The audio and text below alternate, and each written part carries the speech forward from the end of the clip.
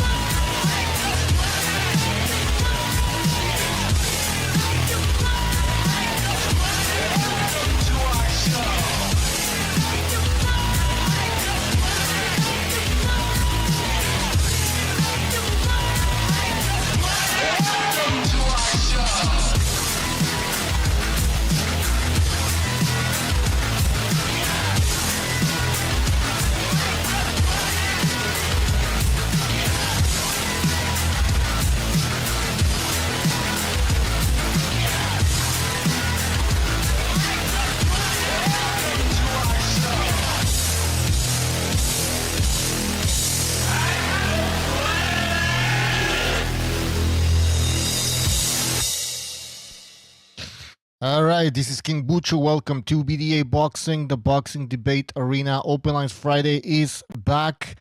Anybody can join. Everybody should join. The link is in the chat, and I'm going to add it to the description of the video as well. Guys, we're going to be talking about, well, the whole Benavidez, Canelo saga, drama. Also, Tyson Fury, apparently he's in shape. I saw a picture. I don't know if it's photoshopped. And I don't know what else there is, but we'll talk about anything that's related to boxing. Guys, jump on. Let's start talking. Now, I'm going to give you guys my opinion on the whole Canelo Benavidez thing. Canelo's making fun of Benavidez, basically. I don't know what the hell they were asking for. I know that the Benavidez's camp wanted to have the TV rights. Complete disrespect. They don't know their place. Why would they even do that? Like, Canelo is the A side. That's how it works. But these guys are acting like they're at the same level as Canelo. And Canelo was negotiating, I guess, right? But these guys from Benavidez's camp seem pretty shady. I mean, you have Lokowitz, I call him Lokowitz, claiming that he made an offer. And then Adrian also said that he never did. Lokowitz fucking tweeted that, and then he removed the tweet. Why would he do that? I don't know. And then, of course, they wanted the TV rights. Lokowitz said that on the Boxing Voice. He wanted the TV rights. So, and God knows how much they were offering Canelo. We don't know. And Canelo, what he has said is that he can make the same amount of money fighting somebody else. That's obviously, I don't think, that's not true, but he's trying to show Benavidez and his camp that, like, you guys are not on my level. Like, how dare you offer me this amount? And then you want this and that as well. He's basically saying that. Obviously, like, that fight, he cannot earn $150 million, $250 million for that fight. But that's what he's trying to do. He's trying to denigrate Benavidez and his camp. All right, we have Mr. BDA. Mr. BDA, what's up? Keep going, man. Keep going, because we never heard your take. No, that's basically clear. I think he's just trying to make fun of these guys. He doesn't really want 150 million. That's ridiculous. But what he's saying is, I can make the same amount of money fighting you if I fight somebody else. But I can make the same amount that I would earn by fighting you with somebody else. That's like a disrespect. Like I should say, that's like an insult. But we'll see what happens. Now, somebody told me that apparently Benavidez cannot demand or try to enforce, I guess, the number one contender. What do you call that again? The mandatory position until a year after the fight that took place with Caleb Plant was in March, I think. So we'll see after that date. I think it was March the 20-something. We'll see if Benavidez actually wants to take that fight. If he's gonna talk to Jose Suleiman and ask him to enforce the mandatory position. All right, we have Ricky Ricardo here. Guys, I encourage anybody to jump in. Let's have a debate. BDA or Ricky, if you want to jump in, go ahead. Hey, can you hear me? Yeah. Okay, good. No, I was just checking the audio. Yeah, so my whole opinion is like this. I don't think Canelo or Benavidez are scared of each other. I think this is all business. So right now, the fight, there's too much money and there's too much demand. Whenever there's a demand, sometimes the prices go up. I think Canelo knows that there's a demand for this fight. Him throwing that out there in public, making a statement, if a promoter wants to offer me X amount of money, 100, 200, okay, let's do the fight. That's a signal saying, hey, I'm a free agent. If somebody really wants to fight this bad, pay me and let's get the fight on. I think it's just marketing. I think it has to do with money. But I don't think either guy's afraid of each other. And it's all business and politics behind all of this. So yeah, that's my opinion on it. Yeah, I agree. I don't think anybody's afraid of anybody. Yeah. But I think maybe Benavidez's camp got a little bit too greedy. And they thought, well, Canelo has nowhere else to go. People are demanding this for this fight. There's, like you said, there's a lot of demand. And they said, oh, well, we'll take advantage of this situation and we'll just, offer him this amount and we want the TV rights. And Canelo said, fuck you. Like, I don't need you. That's what it is. It's like a fuck you. I'll go fight somebody else. And now basically just throwing in. Canelo at this point is just throwing insults at Benavidez and his camp. And somebody's going to end up paying Canelo, and Benavidez will get his little cut. And the fight, in my opinion, I think it most likely happens. Again, this has gone on in boxing for years, guys. This is nothing new, right? The long wait, some longer than others, the back and forth, the shit talking between teams. Somebody trying to expose this person trying to expose that one. Then you got fan bases then you have the extreme fan bases, that are on one side or the other. I'm going to sit back and see what happens in September. That's the way I look at it. I'm all about unifications and being undisputed. Now, if Benavidez, like he's going up to 175 and he wants to fight Vajdik, which I think is a banana peel, damn good fight though. And he wants to go for one of the winners of Better Biev and Bivol. Either way, he's still going to have to work. His team's still going to have to work with another network and another promoter. So, but backing up, I'm going to wait and see what happens. I'm not going to be, fucking hooting and hollering and trying to defend this guy or that guy. I know both guys aren't afraid of each other. It's just a matter of getting the money right and getting the business right. And Canelo getting the most out of this demand that he sees. He sees a window to make a lot of money. He's going to take it. What's interesting about this type of stuff is that people want to take sides.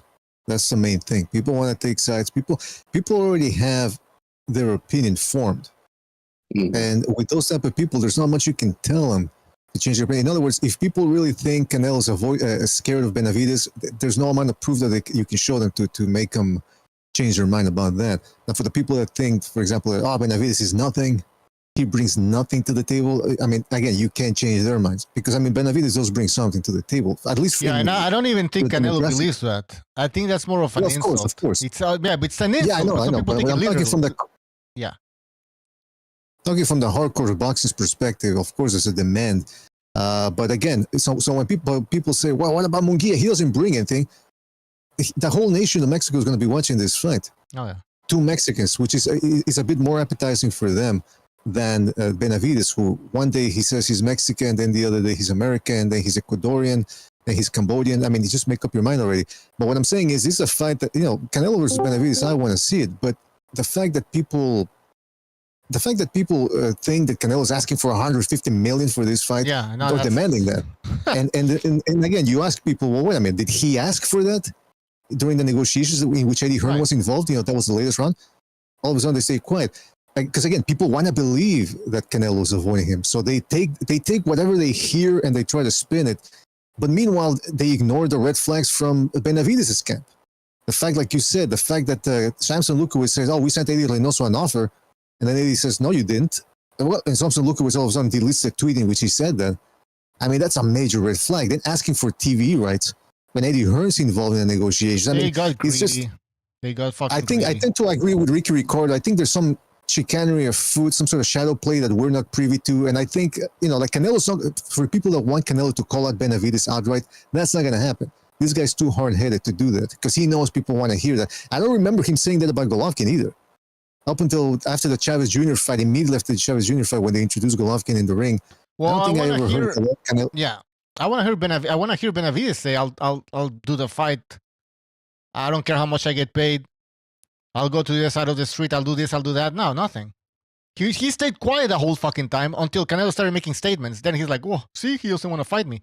I don't know what he was saying before. What was he saying during the negotiations? He was fucking Lukowicz. Well, the fact that he was Lukowicz fucking saying the this fact and that, that and he then said changing his recently, mind. the fact that Benavidez recently said, "Oh, he wants 150 million. He's crazy. If he finds his notes for 150 million, that's fine." The fact that he believes that Canelo's asking that just goes to show also how much disconnect there is between Benavidez and his team. Because he's dealing with a trifecta. He's dealing with his father. He's dealing with Lukowicz, and then he's dealing with Al Heyman, whom he doesn't even really talk to. I don't think. Maybe he said he's talked to him, or he talks to him more than most people. But again, there's a disconnect here between Lukowicz, Heyman, Jose Benavidez Sr., and then David Benavidez. So Nobody sees Al Heyman. He's like that evil moon shit in The Fifth Element. Remember? Yeah. Anyways, well, yeah, I don't know what's going on. We have Gorilla Business. I don't know if you want to jump in here. What's up, guys? What? Yeah, just real quick. I think Canelo is just blatantly avoiding. No, I'm playing. No, honestly, I don't know if Canelo has like a plan of his own. I feel like he kind of has like a vision, at least. Almost how like when fighters retire, they're kind of like, or when people retire in general, they kind of have a plan, like how to go out, And I mean, that could be a part of it too. He's just trying to milk the most he can out of a potential fight with Benavidez. So that's just kind of one of those things where I feel like maybe he's trying to save him for like a final fight or something, a mega fight, and just sell the hell out of it. That could be a possibility as well. I feel like people just got to stay patient and just kind of, stop speculation. And because at this point, it doesn't really matter, it's just, just kind of keep going back and forth, and people are just arguing for no reason. Well, so, hopefully he fights him. But yeah, go ahead. Do you think this drama is bringing more attention to the fight? It definitely can. Any type of drama is, could definitely boost it up in some way, shape, or form. But, I think it just kind of, we just kind of wait. We have to wait and see. And hopefully, there's going to be some signs that they'll start making the fight. Maybe rumors of them talking of making the fight at some point. I guess my question to you guys would be like, if, for example, if Benavidez were to go to like the zone or something, is there a guarantee that Canelo would still even take the fight with Benavidez, or how does that work? Well, I think if he goes to the zone, it's because he has a guarantee that he would face Canelo. Okay. I don't know why he stayed with the PBC, to be honest. I don't know why he resigned with the PBC. Yeah, that's he should have remained a free agent. Yeah, Gorilla brings a good point because the Benavidez. Correct me if I'm wrong. This is his last. The Usyk fight would be his last fight with the PBC outfit, or whatever deal he has that's keeping him over there. So if he beats, I wouldn't be surprised if the PBC they're sweet talking to him thing. Because again, I don't know if you guys first heard, but Reynoso says that they're planning on staying with the PBC, but you just never know what's going to happen from between here and there. They're announcing. I think they're going to be announcing Tank Davis versus Frank Martin for June. So they got a card all the way into June. So and we haven't heard much else. So anything can happen with the PBC. Any sort of surprises, and if it goes wrong over there, then maybe that's enough for Benavidez to go, you know what, I got to get out of here. Mm-hmm. I mean, I think he should have realized that a long time ago. The PBC's a shit. Yeah, I agree. PBC is very inconsistent. Like, like every now and then they'll have some kind of banger, but it's just very, far in between or whatever. It's just I don't know. They've just been a mess for such a long time, to where I don't even understand how some of these fighters kind of just end up seeing some kind of light at the end of the tunnel or something to stay with them. But it's just been crazy.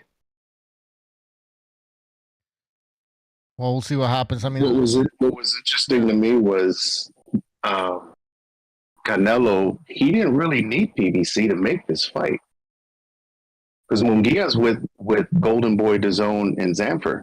So I'm still trying to figure out, why he went through PBC when he could have just stuck with DAZN. The only thing I could think of is there was some kind of disagreement with Hearn. Maybe his team had a disagreement with Hearn on some issues. That's the only thing I could think of. So I thought that was interesting. And then secondly, I thought it was interesting that that Benavidez is fighting a Canelo fighter. Apparently he's fighting under Canelo Promotions. Correct me if I'm wrong. And he trains under Eddie Reynoso. Vojdik does. So I thought that was interesting too. Those are two things that, I thought was interesting. maybe this is all scripted.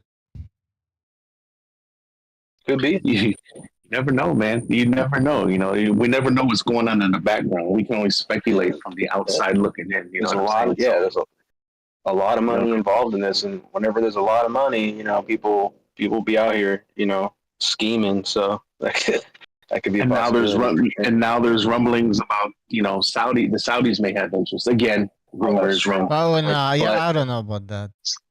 Yeah, I don't either. We have to get Jimmy. Jimmy said something about how Al Haney would never work with the Saudis. I think he said that a long time ago. So I want to get him on so he can clarify that statement. But yeah, of course. Now it seems like the Arabs, these Arabs are always.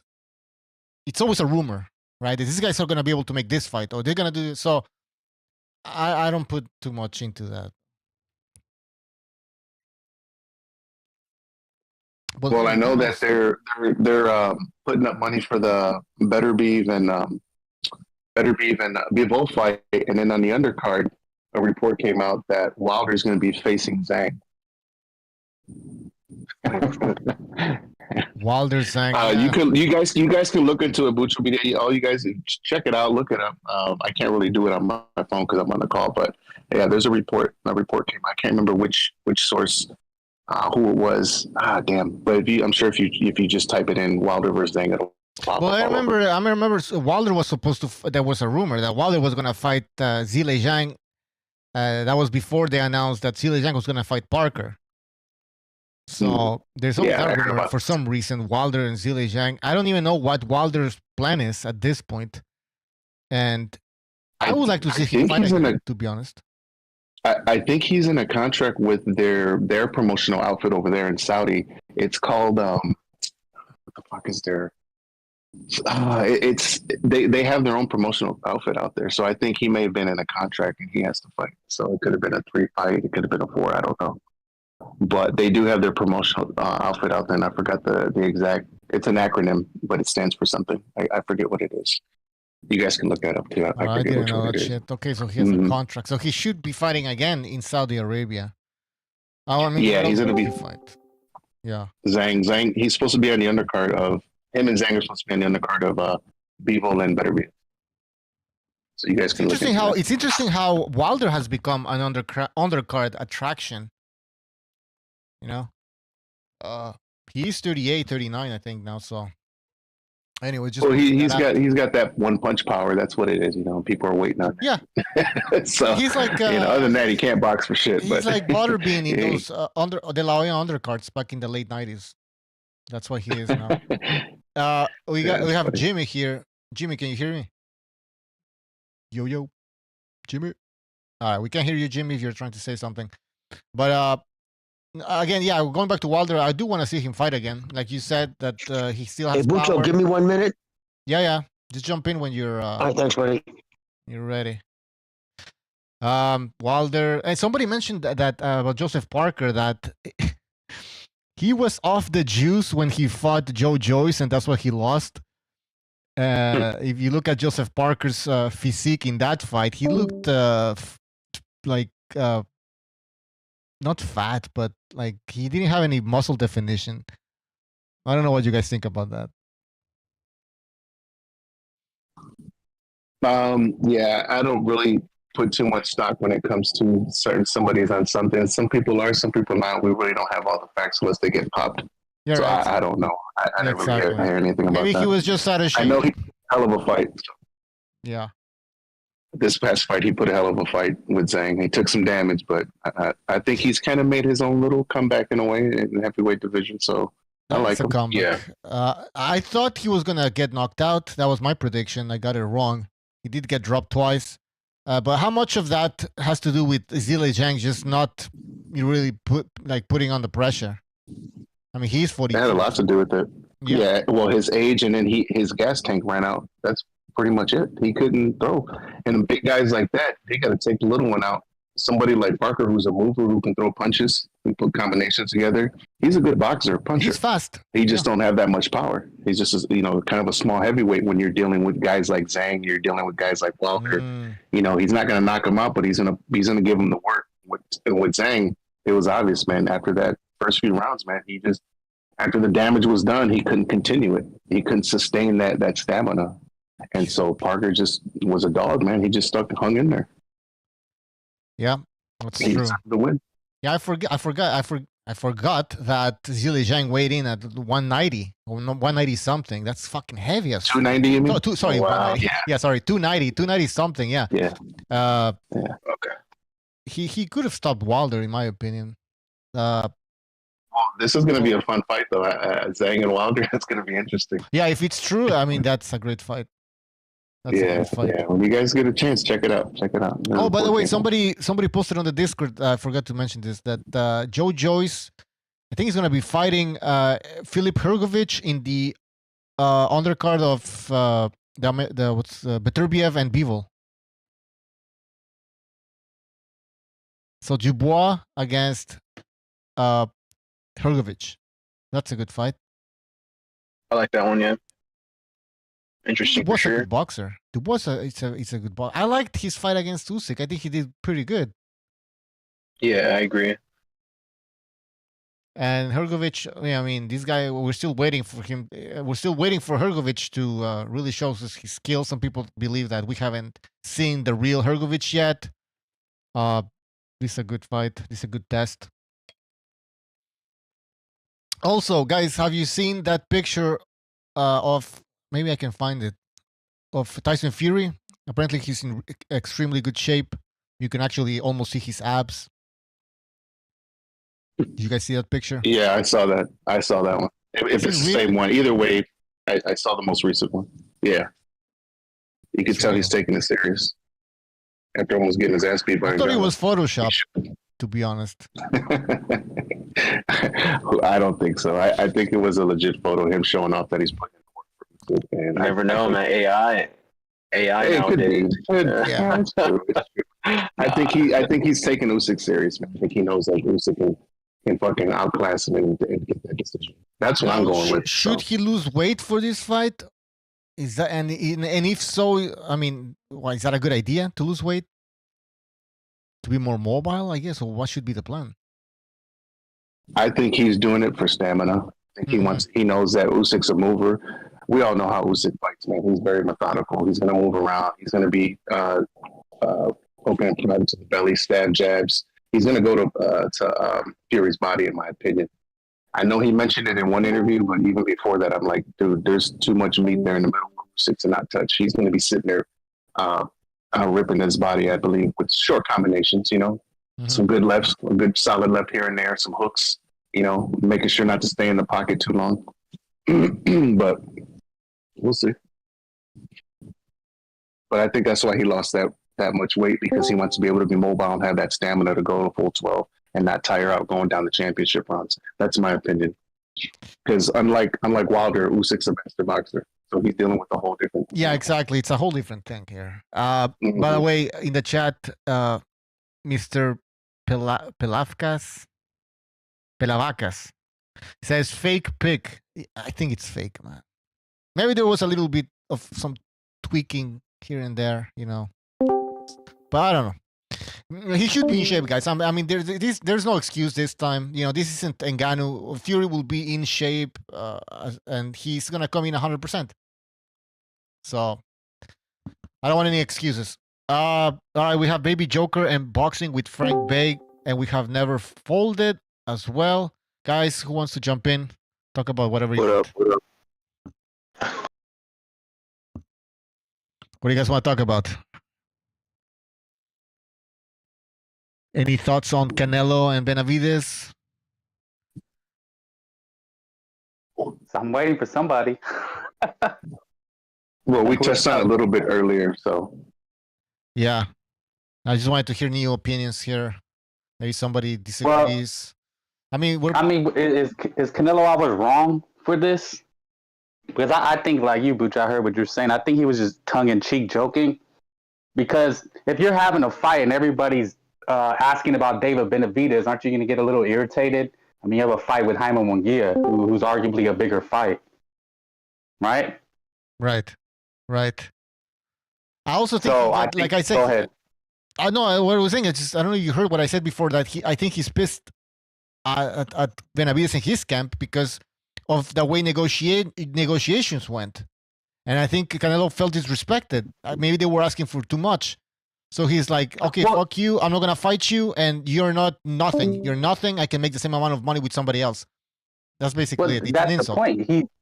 They're trying to sell a Jaime Munguia fight, and all these reporters are asking us about David Benavidez. And he said, look, that's why he said basically you got to put it in his perspective. He's getting irritated trying to sell this fight. And that's why he made it a point to sneak this David and say, this is between two Mexicans. I don't know if anybody caught that. Yeah, I saw that one. Yeah, I heard that. And you're right. He's trying to promote this fight, and these people bring in the Benavidez one. So it's kind of like it's diminishing the appeal of Benavidez, of the Munguia fight. And he's like, nah, this is a better fight, basically. That's what he's saying. That's what I'm saying. Stephen A. Smith was on his platform, and he said, hey, we know this fight is going to do $150 million, $2 million pay-per-views because the Mexicans are going to bring it. He was on TV today saying that as well. So that's why I think he said, hey, look, man, you guys are, that's why he said, I can make money with anybody. But if you guys feel like this is a bigger fight, then have somebody call me. That's exactly what he said. He didn't say, this is only way it's going to happen. He said, if you guys feel, because that's what, okay, hopefully I'm explaining myself clearly. It's like he's trying to sell this fight, but you keep asking me about this guy. Well, if it's such a big fight, somebody call me, make the offer, and I'll fight him tomorrow. Right. He's trying to prove them wrong. He's trying to say, bring me the evidence that fight's bigger, basically. What the thing too, this guy David Benavidez, let me just get this out and the next person go, is fighting on Stank Davis undercard.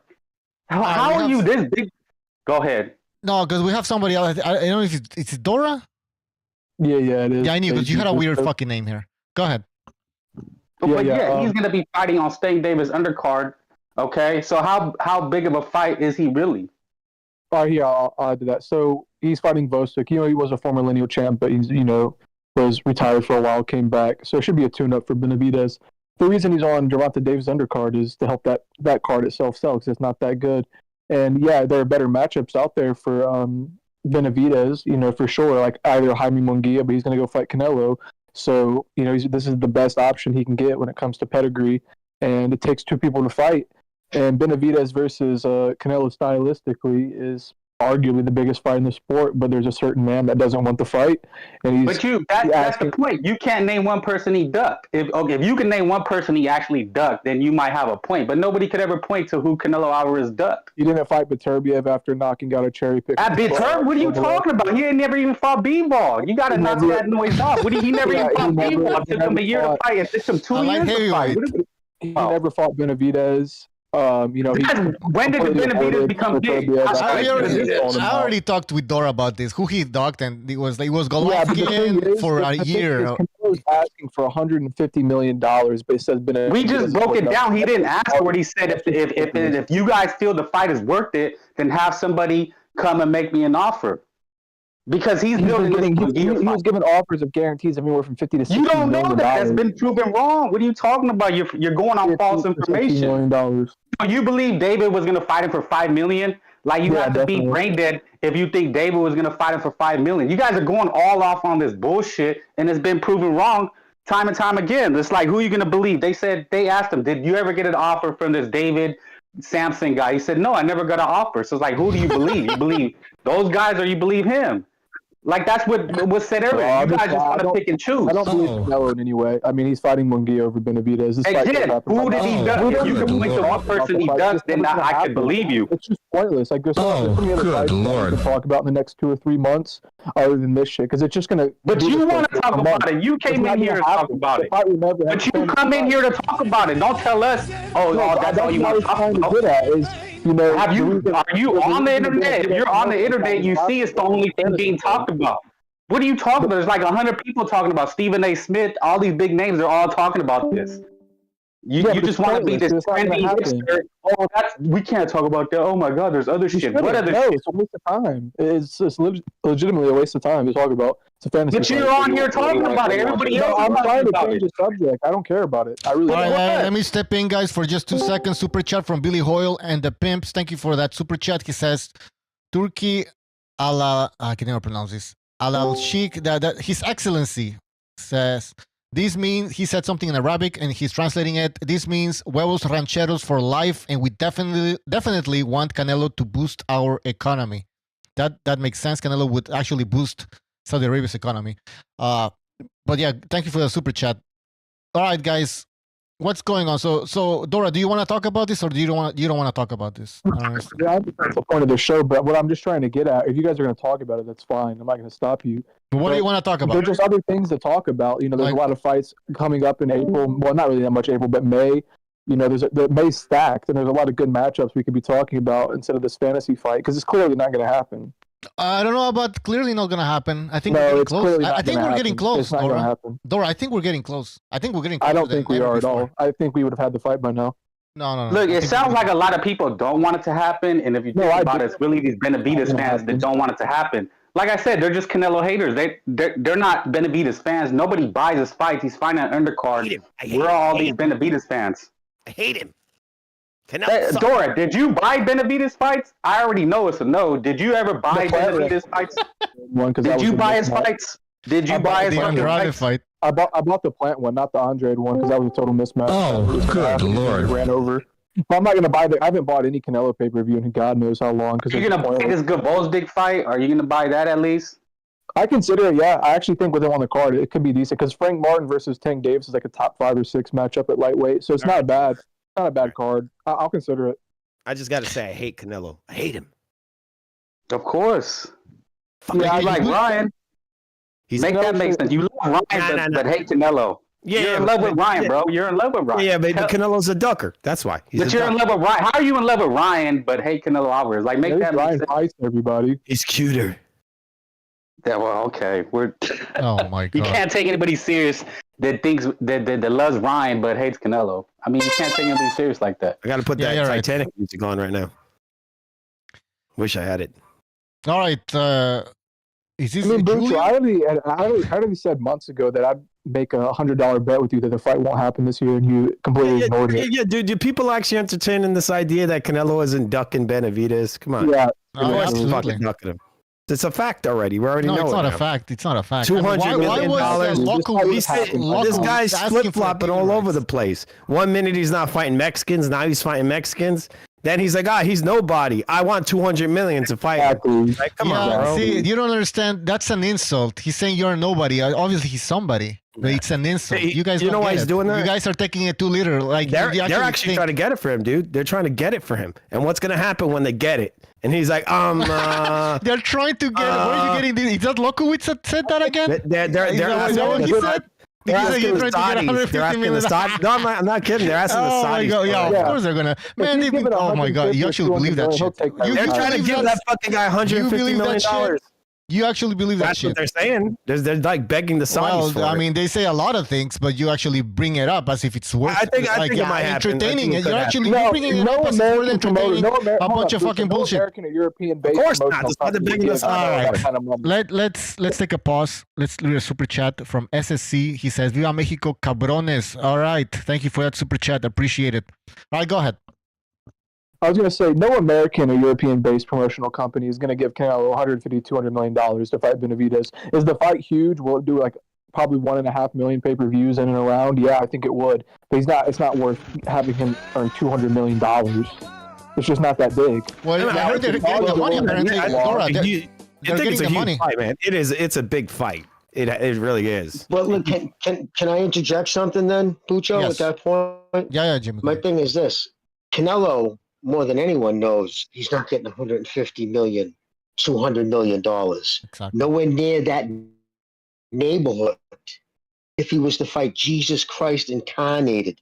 So if he said something so absurd, look, I'm sitting here letting everybody talk, dude. I didn't cut up with anybody. Just give me the fucking respect for 20 seconds. All right. If he said something so obviously absurd, why are people holding him to it? And the thing is this, and my thing is this, if he doesn't fight Benavidez, which this is just my gut opinion, I think he's going to probably fight him this September, and because actually Benavidez just kind of made a weird thing out of nowhere after saying shit about him and turns around, but I wouldn't be surprised if this doesn't happen in September. You know what I mean? So I think behind the scenes, they think they're creating a lot of bullshit because it obviously drives up pay-per-view prices. But my thing is this too. When he said, all right, there was no names to fight. He should have fought Morrell. Morrell was told the fight was made, but the difference is Morrell can crack. I just think I don't like that they're not avoiding the toughest fights he could fight outside of Canelo to stay fresh, so they don't lose that. But here's the thing: if he's able to do it, then fucking good on him. But if he does go up to 175 and does fight Garaginik, coming back down 168 is never easy. And he was already struggling to get back down there on his own. But when you go whole camp to fight at 175, that electric, muscle memory shit, it like resets it at that period. It's going to be very, very hard. Hey, Jimmy, that. Canelo's planning along with it. I don't know, but weight drain him. They'll weight drain his ass. But it's also, yes, it's a weight drain. But I also want to point out that, hey guys, it's Southpaw. I haven't been on here a minute. Hey guys, but the one thing we also got to factor in is that this dude's working with Memo Heredia, so man, it's a free for all. I think Canelo's on his designer stuff. That he can afford. Are you saying you got tainted meat, man? Tainted meat? Yeah, no, I mean, I don't think he was doing Convito on purpose, but we already went through that. But man, I've been seeing so many shows on Canelo, but the thing is, man, this is my thing, guys. It doesn't have to be one or the other. I don't know if it was Steve Kim or Ring IQ that made a good point. Both can be true. Does Canelo want to fight him? No. Is Benavidez making stupid moves and with really bad management? Yes. So both can be true. I don't think Canelo wants to fight him. And no, of course he doesn't, dude. The whole reason that the whole 3-fight deal fell through is because the last fight on the deal was Benavidez. That was it.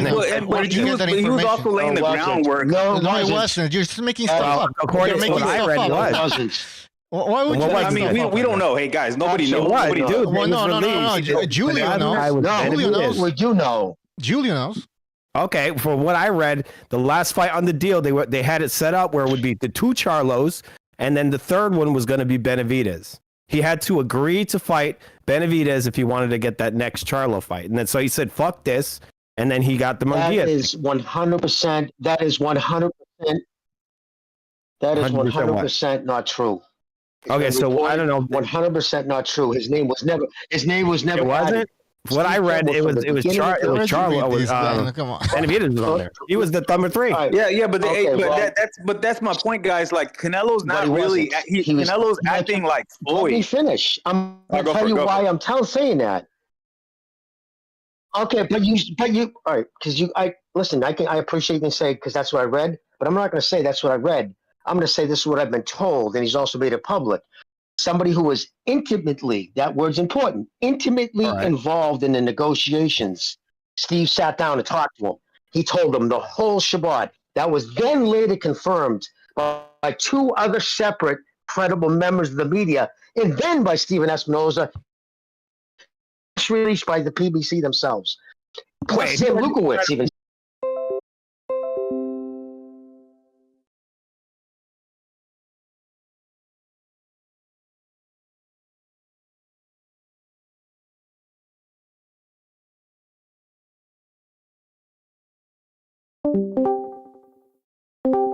I think he doesn't want to have Oscar like involved as least as possible. I think that's kind of what made. That's my thing. I don't know. I think it was a bizarre. I think it was a penalty because he bailed on his original contract, and so they want a cut of this Munguia fight.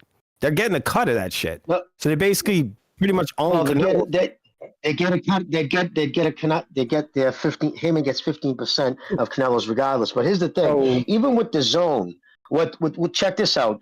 Heyman's Munguia is a DAZN fighter promoted by Golden Boy, so Oscar is thoroughly involved in every aspect of this, and he will be. It's his guy, but right? that's besides the point. But it's his guy. So the thing is, if you're Eddie Hearn, now think about it.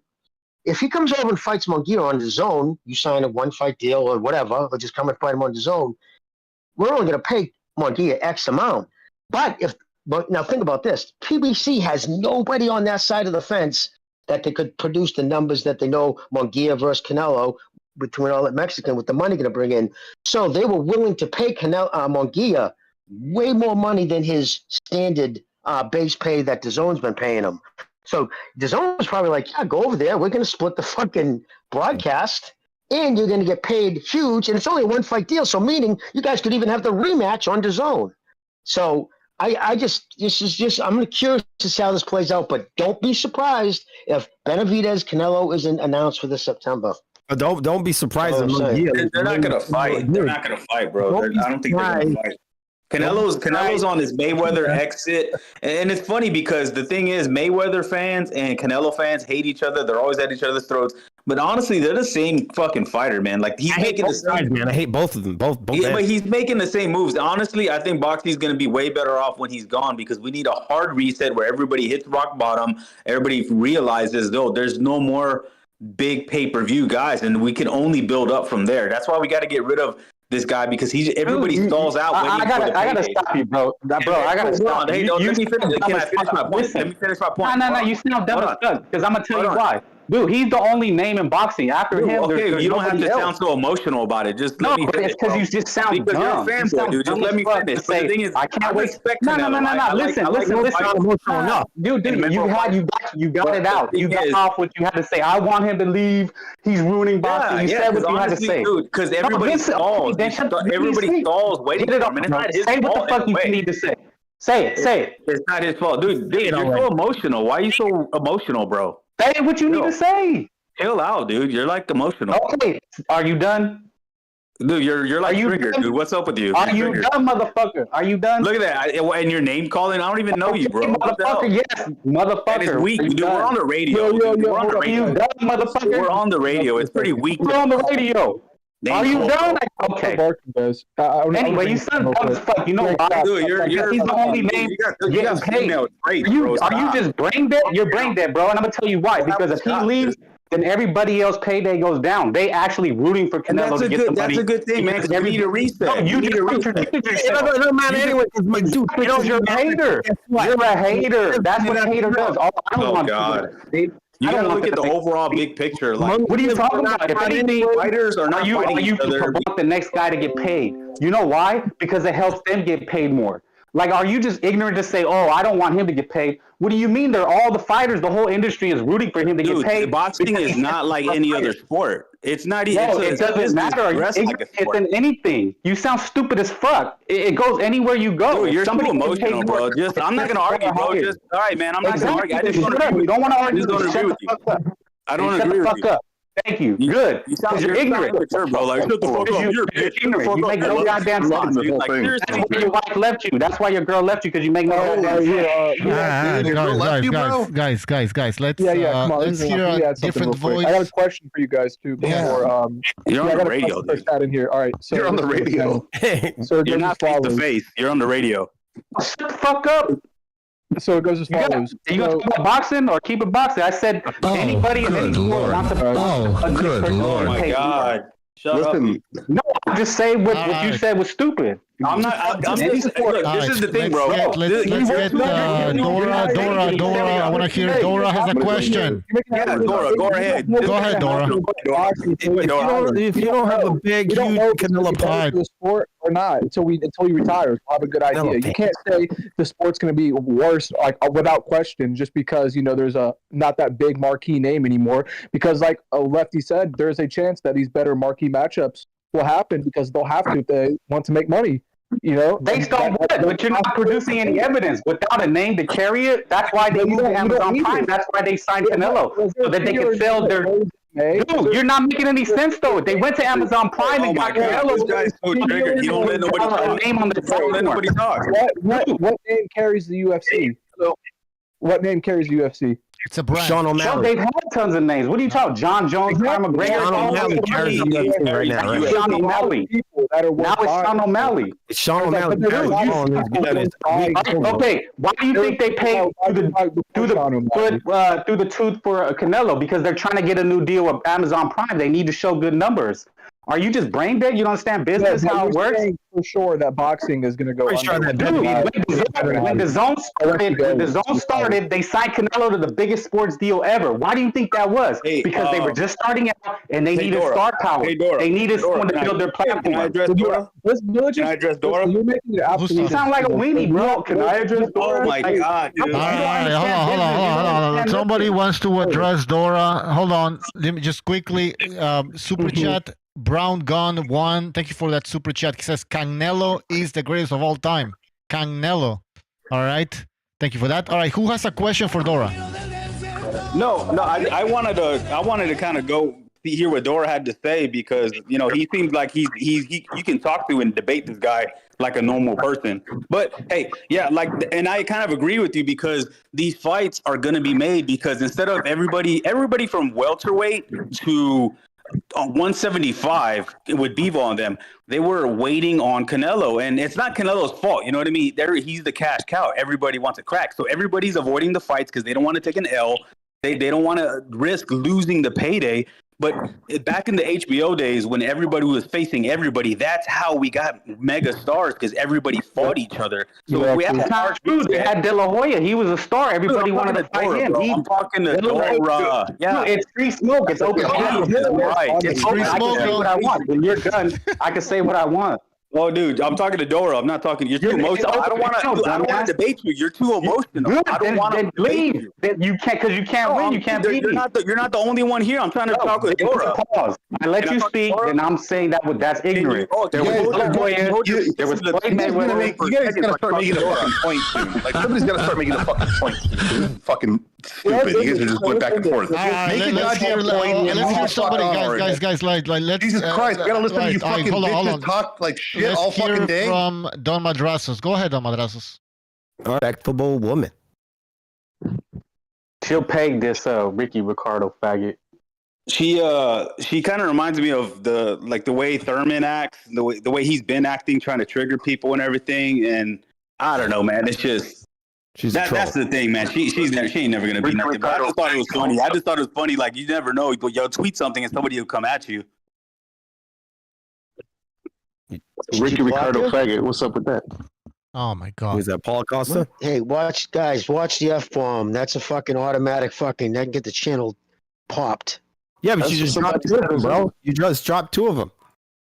Well, I mean, let's just make a pact, y'all. If we don't agree, we don't. I mean, I'm guilty of it before. I'm guilty of it before too. But like, we don't have to name call. It's not like we're face to face. It's really not that important. You know what I mean? It's not that serious. You sound like a simp. That's all. No, because once it goes there, you start going back and forth, and it just starts yelling. It doesn't make any sense to do that. You know what I mean? It's just debate the facts or what you think is your opinion, and that's it. And you don't gotta agree. It's okay. A debate without cuss words is like lemonade without sugar. Well, no, I mean, I'm talking about the name calling. It's like, it's kind of a weak move. You can't call somebody like a faggot and you're not in front of them. Like, dude, like you're on the radio. You know? Sorry, but that's my thing. I'm trying to be a better man on the radio. You know what I mean? Jesus fucking Christ. He just said to stop using that fucking word. Which word? The one you just used? The other F word, not the fuck word, the other one. Oh. All right. Okay. What yeah. the fuck? All right. The channel could go anyways, down. I don't think Munguia has a. I think I'm picking Canelo, but you know what? Oh God. Do any of y'all see the dimensions? Like he has kind of like the B-ball kind of on his toes kind of style. Maybe he might be able to employ that kind of tactic and get some success. I mean, dude, he has power from distance. Munguia's got Freddie Roach in his corner. He's going to tell him exactly how to beat Canelo. The kid's got the tools.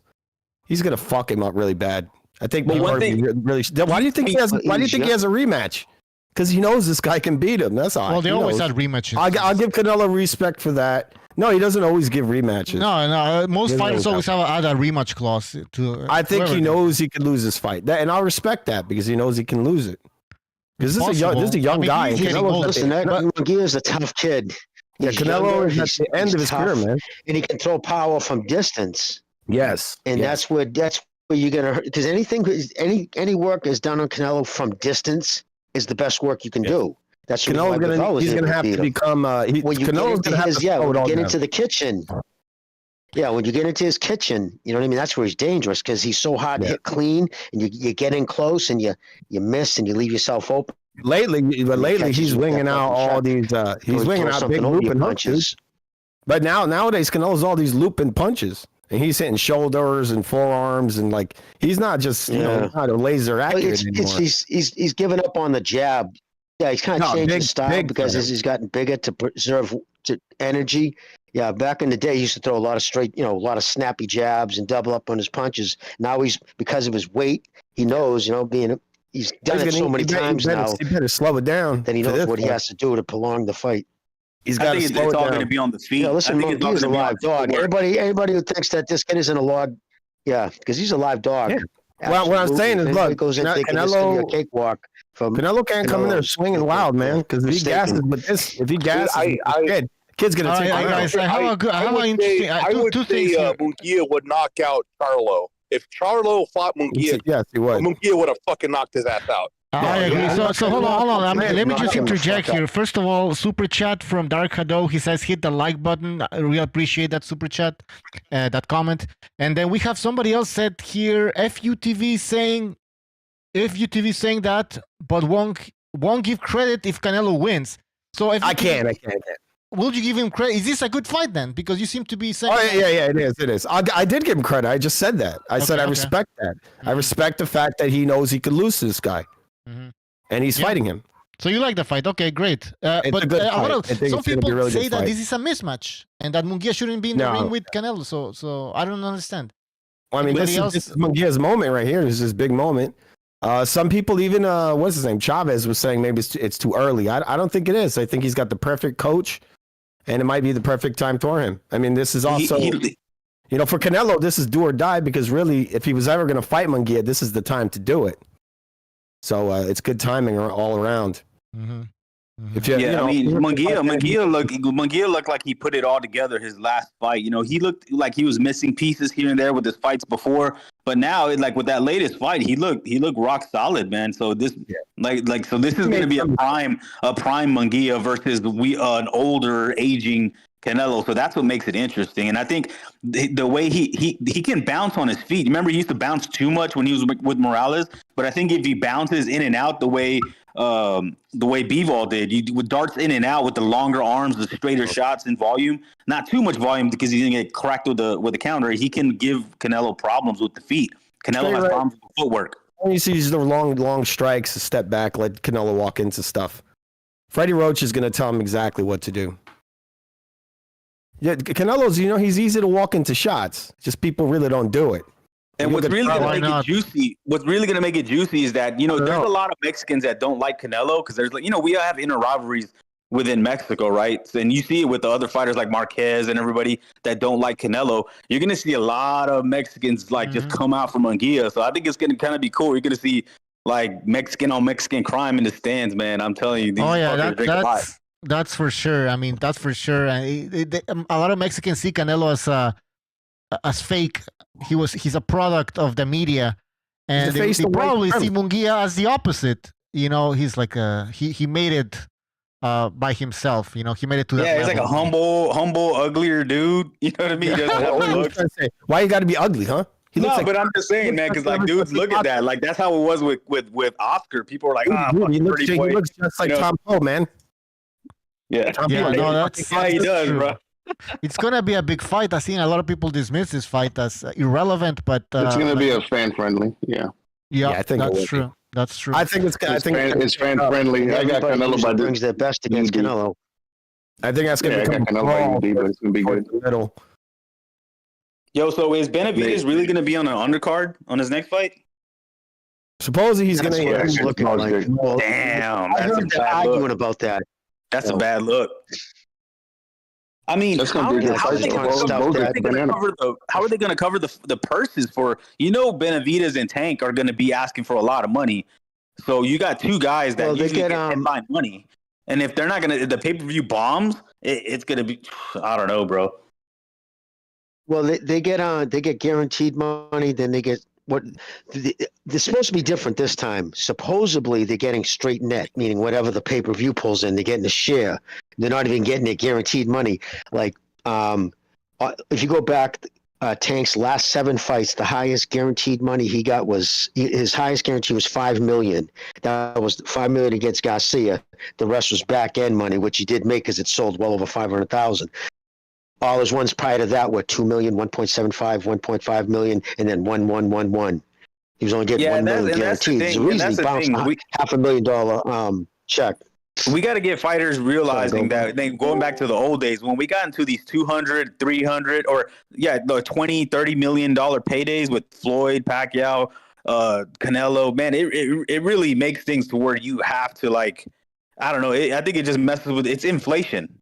You know what I mean? So that's the reason I think we got to reset. That's the reason. Listen, that's the reason why big sponsors don't want to touch this sport. You look at the United States right now, fucking everything costs a car, build a house, anything. Everything's through the fucking roof, right? And when you got guys not fighting the best, and people hear about like $30 million, $20 million paydays, you know what I mean? Like all this crazy shit. And you're like fucking, and you're going to charge and you're going to put that behind a paywall and all this other. The sport is not growing. And until, like somebody said earlier, he does need a reset. Listen, these numbers are ridiculous. Unless you're fighting for a fucking world title, you shouldn't be going anywhere near $5 million. And I agree. I kind of want to, it'll be sucked. The sport, I don't know. It's going to take a big hit when Canelo leaves because this man's fucking, is the sport right now, the face of boxing. But when he leaves, I don't know what's going to happen. Well, some people believe that David Benavidez is going to take over. No. I mean, because Canelo's cut from the HBO cloth. Remember that HBO was the UFC to boxing. That was the respected brand. There wasn't all these apps and different things where people were confused and you got to subscribe. HBO had De La Hoya.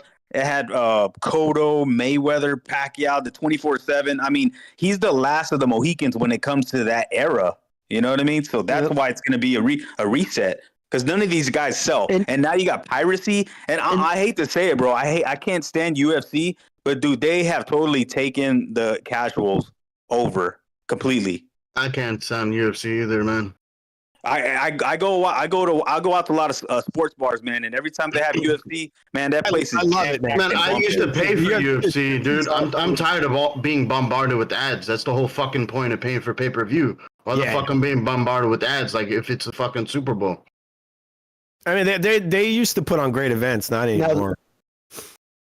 And if you think about it, Canelo's the last usually on pay-per-view on UFC. Is it usually cheaper? The numbers, they're usually really good. They do $1 million on most of their cards. And the reason PBC is hanging by a thread, you know what that thread is named? The price. I'm sorry, the price point. Yeah, how much is the price point? It's like $70, somewhere around there.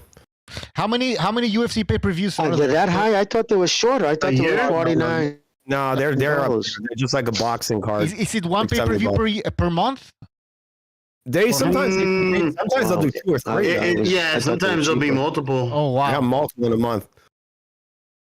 But they have sponsorships and they have partnerships with places like Twin Peaks, where you go and these girls are dressed up like the octagon girls, and I don't know, man. I just think with the casuals, man, they don't even know the names the way. I mean, dude, they don't even know the names. It's not just the casuals. It's the people that love the sport. The big fights happen.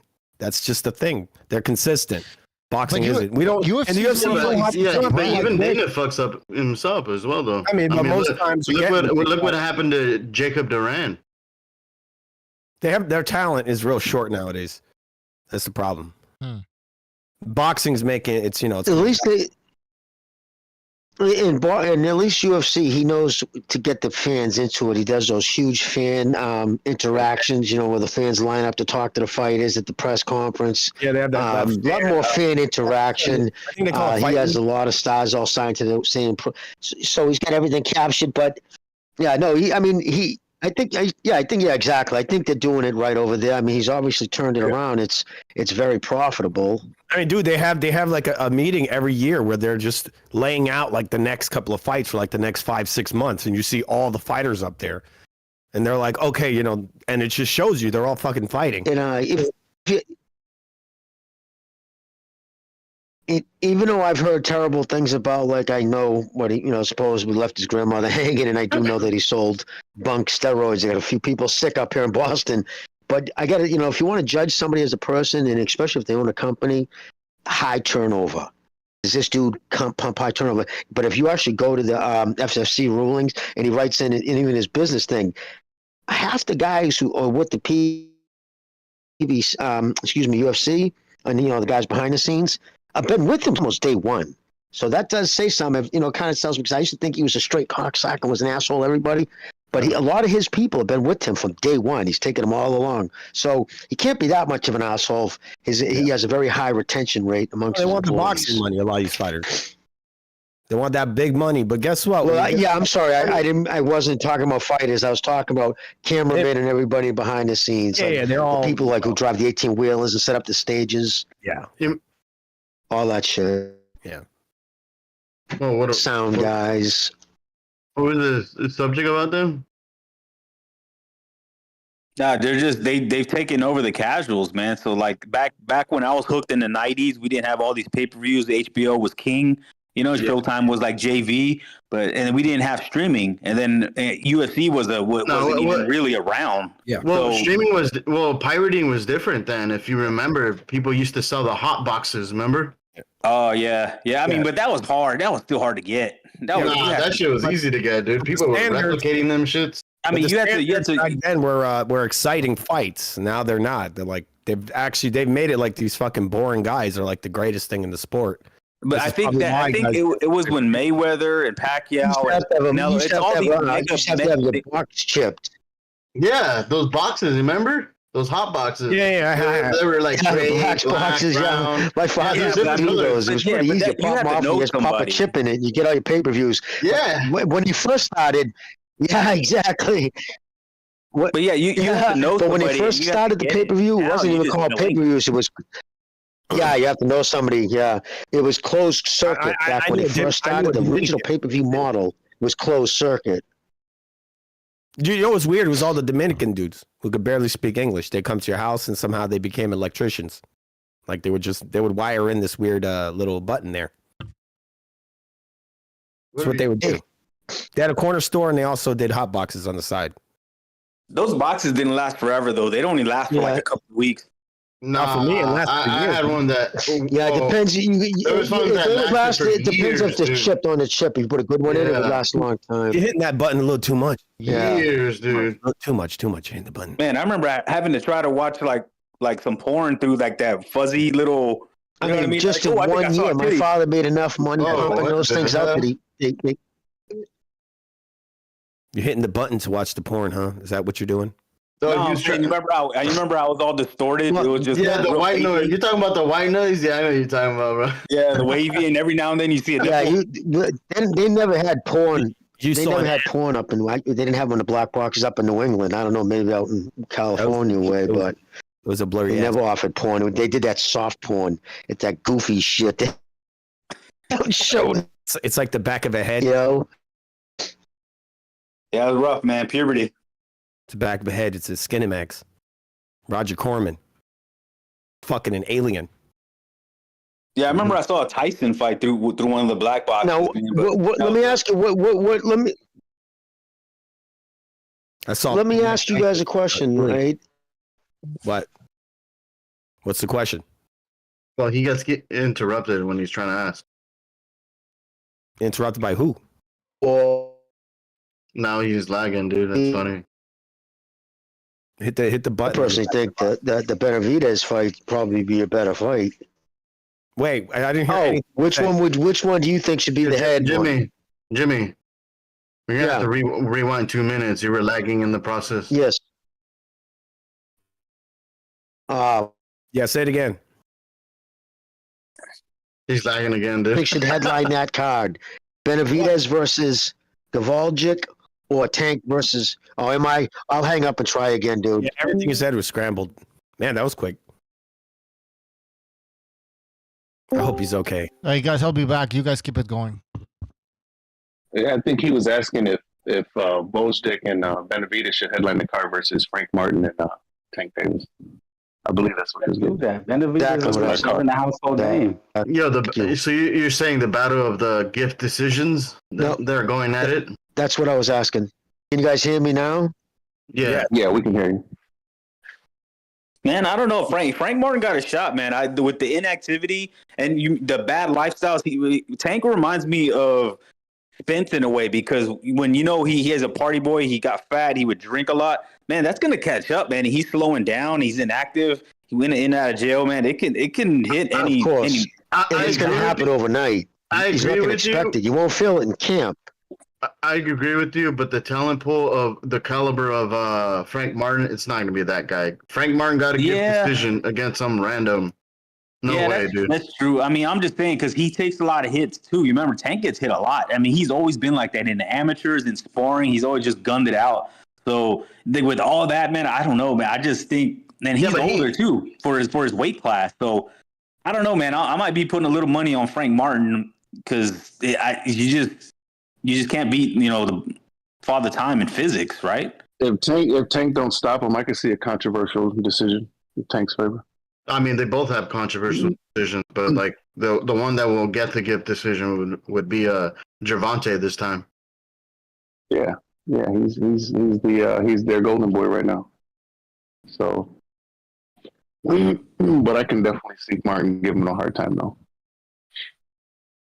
What it sells is going to have a lot going forward, because remember, he came off 1.2 million versus Garcia, or 1.1, whatever. It hit $1 million. Now, if this thing doesn't hit, I don't know, I'd be hard pressed to say it does 200, 225, only because of the Benavidez fight. That's not a good look. Not at all. When you go down 80%, I think it'll be around there. I think it'll be around there. About 250. Because you're throwing Benavidez in there. It's a big, they don't have a choice. And I'm not saying Garcia can do $1 million by himself.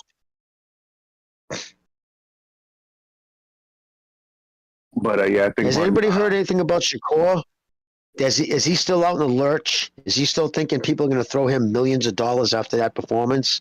I haven't heard anything. He was on a space begging line for a fight.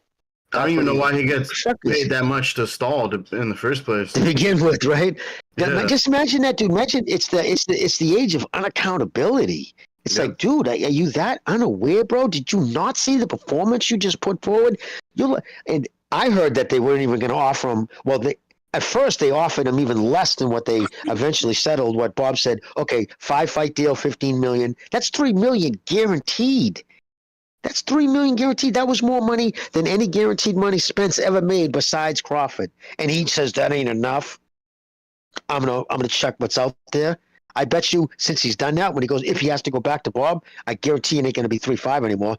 I hope Bob pulls it down to fucking 3 instead of 15, 12. You know what I mean? 2.5 now. You want to go check the waters? Well, clearly you're back at my door, dude. Why should I give you the same money that you turned down? Well, Zepeda's calling him out. We'll see how far that goes. He pressed the action. Now we got the Spanish kid now. Matisse over with DAZN. That's awesome. Now we're going to start seeing that kid getting in the mix. Yeah, but at 135 though, Zepeda and Shakur, because I know Zepeda went against Maxi Hughes. I mean, he would press the action, so he would make a fight. So yeah, the only problem is Shakur has a fight in New Jersey already lined up, so I doubt Zepeda will go to New Jersey. Wait, Haney said it. Haney said that he already has an opponent, Abdulayev. Haney was doing an interview, and he said that he already has an opponent, Abdulayev, who Haney beat. Shakur said that was a lie, but it's not going to be Zepeda. I think if they ever fight, it's going to be in Vegas. There's no way Zepeda goes to his hometown and fights on ESPN card, just to do it. I could be wrong, but I thought it was interesting though because Oscar was talking shit too. Oscar's gonna talk shit, but he's not gonna send Zepeda to Stevenson's backyard to get robbed. That's gonna be in Vegas. If it happens, it'll be in Vegas. To kind of an even playing field. That's my guess. But it's not gonna be next. It may be at the end of the year, maybe. But I would highly doubt Bob Arum feeds him to Zepeda and gets him beat. But we don't even know if he re-signs or not. Who knows? But it's not going to be next, and especially in Stevenson's backyard. So my guess is he's going to fight a lesser opponent, and people are going to be very disappointed. You don't think Bob and Shakur will push for that fight? Zepeda? No, Zepeda wouldn't. No, they're going to call Zepeda deck, but why would he want to go in Shakur's backyard? I wouldn't. No. We're not saying. I'm not going to assume where the fight's going to be at. I'm just saying in terms of them actual getting on the horn and start talking. If the money's there and they have it in Vegas and it's a neutral and Zepeda has a great shot to win a fair, because we've seen what happened to Loma, right, in Haney's backyard. Like, you always got to consider those things. You can call it a duck, but that's just the way it works. Unless you're a super A side, and Shakur is not a super A side where he can get the money and get that opponent. Shakur sucks, man. He's terrible. He's retired already. Well, that what Haney said is why, because they're going at it. Bill Haney and Shakur are going back and forth. Shakur denied the 25% offer, but then he confirmed it. They're all lying. But Haney has said, why don't you know what you need to do? Rematch De Los Santos. Prove that hand wasn't broken. Who the fuck is Haney? Why doesn't Haney fucking rematch Loma, dude? Like, what? He's too big. He can't. He's already. Nah, yeah, he could. He just ducked. He didn't want the rematch. He was literally gonna die. Dude, that's what all the fighters do. They get these fucking. Dude, did you see the way he looked? I don't think you watch boxing. No, yeah, I've been watching boxing my entire life. I know what fighters do. They're trying to make excuses. The guy can make. I'm not a fan of him. I'm not making excuses. All right, dude. What we all see. Haney got a robbery. Okay, can someone pull up a picture? So he went up by one division. I want to remember. I want to recap. Haney would have stayed at 135. They would have said, we want to see that rematch. So what he did, he was going to for Shakira. He left the division to avoid the rematch. No, because Shakira wouldn't fight him. It's the same shit that Tio did, wasn't it? The same thing. He just Tio lost, and he said I'm talking about the Loma. He went up because he didn't want to rematch Loma, so he left the division. Well, no, it's because he was gonna fight Kambosos. He thought Kambosos was an easy lick, and remember, he went to Triller. They were going to pay him $6 million for that fight until they probably didn't have the money, and then he had to go back on the zone. Well, my point is, though, boxers been doing this. No. See, you don't watch boxing. Boxers been doing this for a long time. They get robbed. You overslept the concept of Teofimo going through a midlife crisis in his 20s. Yeah, I know. Well, that's because his wife left him and he went insane. But he went back to her. Well, I mean, based on statistics, it fucks men up. I mean, look, he had a child. Half with their shit. Couldn't see his child. Stole the fucking dog. Yeah, she took his kid and left. He wasn't thinking about boxing. She stole the dog, bro. That's fucking hilarious. She took everything. Yeah, she totally just screwed him, dude. She took his PlayStation. She took, took it all. It's all gone. I don't know about the PlayStation, but the dog thing, I thought that shit was funny. I'm pretty sure she took the PlayStation. No, she took the dog because he was complaining about it. About her taking the dog? Yeah. Yeah, it's messed up. I mean, we don't even know who Teofimo is going to fight next. He was calling out Bud Crawford, which I thought would have been a great fight, but we don't even know who that guy's going to fight. Yeah, but Bud... That's the problem, man. These guys are infrequently fighting. Even fight? What is he? He retired again? Who? Bud Crawford. He's retired, huh? Oh man, he's just trying to cherry pick. I wouldn't doubt if he just retires. I think he's just going to retire. I mean, he's a fucking joke. He might as well just be a PBC fighter. I mean, he's constantly on vacation. Well, they're saying he's going to fight Tim Tszyu next, but I don't know. That's 50-50 to me. It seems like everybody's pulling out on Tim Tszyu. Watch him fight Thurman. That's what's probably going to end the battle. You know what? That would be 154, but it wouldn't be a 147. Well, Thurman was trying to fight at 154. Yeah, but I bet he's going to fight Thurman at 147. And then, I don't think so. Thurman was moving up, remember? Nah, I know. That makes sense. That should look like a bait and switch. That looked like what Oscar did. It was. You know what I think about Thurman? What happened to Ugas Manny fight? Same shit. I thought Thurman I can't prove it, but my idea is that Thurman pulled out was because the tickets weren't really selling. I mean, but at least it's money. It's money in his pocket. I'm pretty sure. That's why he pulled out, because there wasn't enough money for his liking, so he pulled out. You don't think it would? I'm pretty sure it's better than nothing. Bro, look at the ticket seating, dude. I mean, look. Yeah, it wasn't selling, man. It wasn't selling, dude. I thought it would sell. I was wrong. Rolly Pitbull's on there, right? Rolly Romero and Pitbull Cruz are on the undercard. That's probably Fedora was on the undercard. He was supposed to fight some guy, Bocek or something like that, and that's why he's in the main event. It's going to be a decent card, I think, but most people just don't give a shit about that. They don't care. What's there to give a shit about? Why would you care about some Australian Tim Tszyu? Now, I know us as hardcores, of course, but he's not even fighting a credible opponent. Now, I know people are saying, oh, it's a good fight, but how credible is a guy coming off a brutal knockout loss to Brian Mendoza? Like, who the fuck is Brian Mendoza? Yeah, wait. It's ridiculous that Who's he fighting? Yeah, no, it's crazy that they're giving Fundora fucking. Fundora's taking his place. He's fighting Fundora, who just got starched, folded, like knocked the fuck out, and he's coming back to a title fight. That just goes to show you that it's fucking nobody for them to get. It's just ridiculous. Now, if I was Tim Tszyu, I'd be bullshit, because there's 2 belts on the line. Since signing that PBC deal, he's only had PBC do 2 of his fights. The other 3 have been in Australia under his promotion. Like, why didn't he sign with Top Rank of his own? I don't know why he signed with the PBC. Because if you're trying to build your brand in the United States, why would you sell with somebody who's going to put your fights behind a paywall? But it just doesn't make any sense. Hey, Jimmy, think about the optics. We talked about the casuals. With the casuals that do watch it, they're going to watch this tall, skinny, freaking praying mantis looking dude get laid out. And they're going to be like, man, this is pay-per-view doing this guy beating up this twig. It's just the optics are bad, man, on top of that.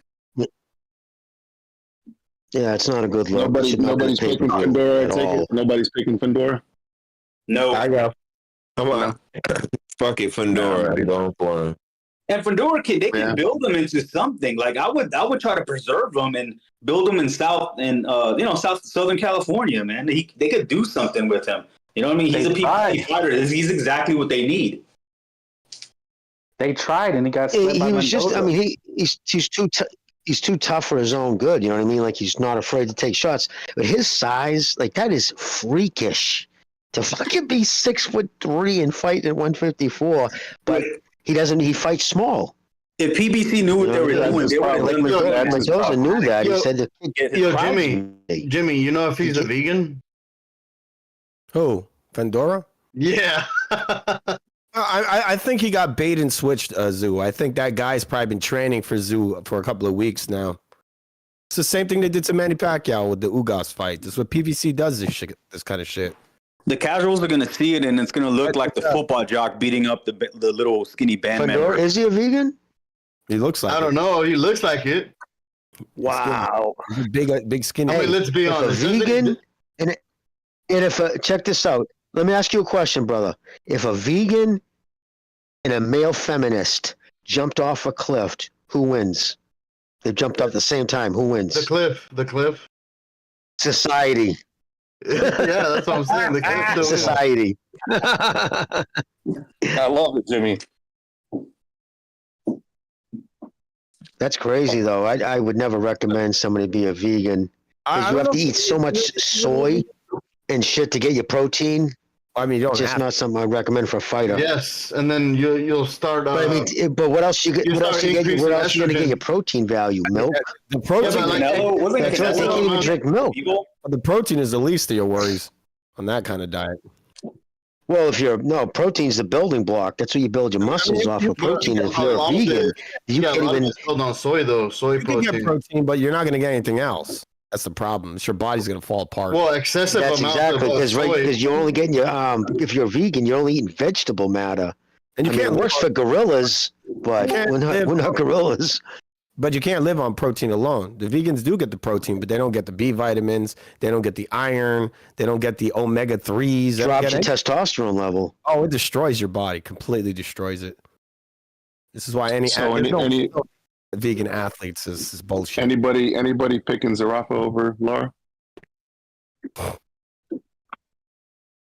I got him. What about Devin Haney's hair? What do you think about that? Yeah, his hairline. It comes down to this. Well, his hairline. It comes down to Zarafa. Comes down to this. How old is Lara? Because a prime Lara would beat him. And so really, this fight comes down to how old is how much is his age affecting him? We're going to see what he has left. Yeah. Lara's age. I always thought he exactly. older That's than all this fight is. I always thought they looked older than what he claimed. Is anyone buying the fight? What fight? The Tinzu Fandora. No. I always go. I live down here in Texas, and they don't enforce shit down here. So I always go to Twin Peaks so I can have some good ice cold draft beers, some hot chicks serving it up, and they don't charge. That's what I do. Is that a pay-per-view? Yeah. What? How much does that cost? That's what's fucked up. Yeah. Crazy. That pay-per-view is so fucked up. That should be offering a 100% rebate. They lower the price. Is it a full-blown pay-per-view like 80, 85, It's 90 a bucks? yes, it's a pay-per-view on Prime. That's what Heyman did. He put up a paywall. How much Pretty much what happened to Showtime. They're bringing it over to fucking Prime. What are they charging? That's what sucks. $70? Something like that. Oh, it's not going to be $40. It's not going to be $50. Not like it's going to be a straight up Jimmy, 74.99.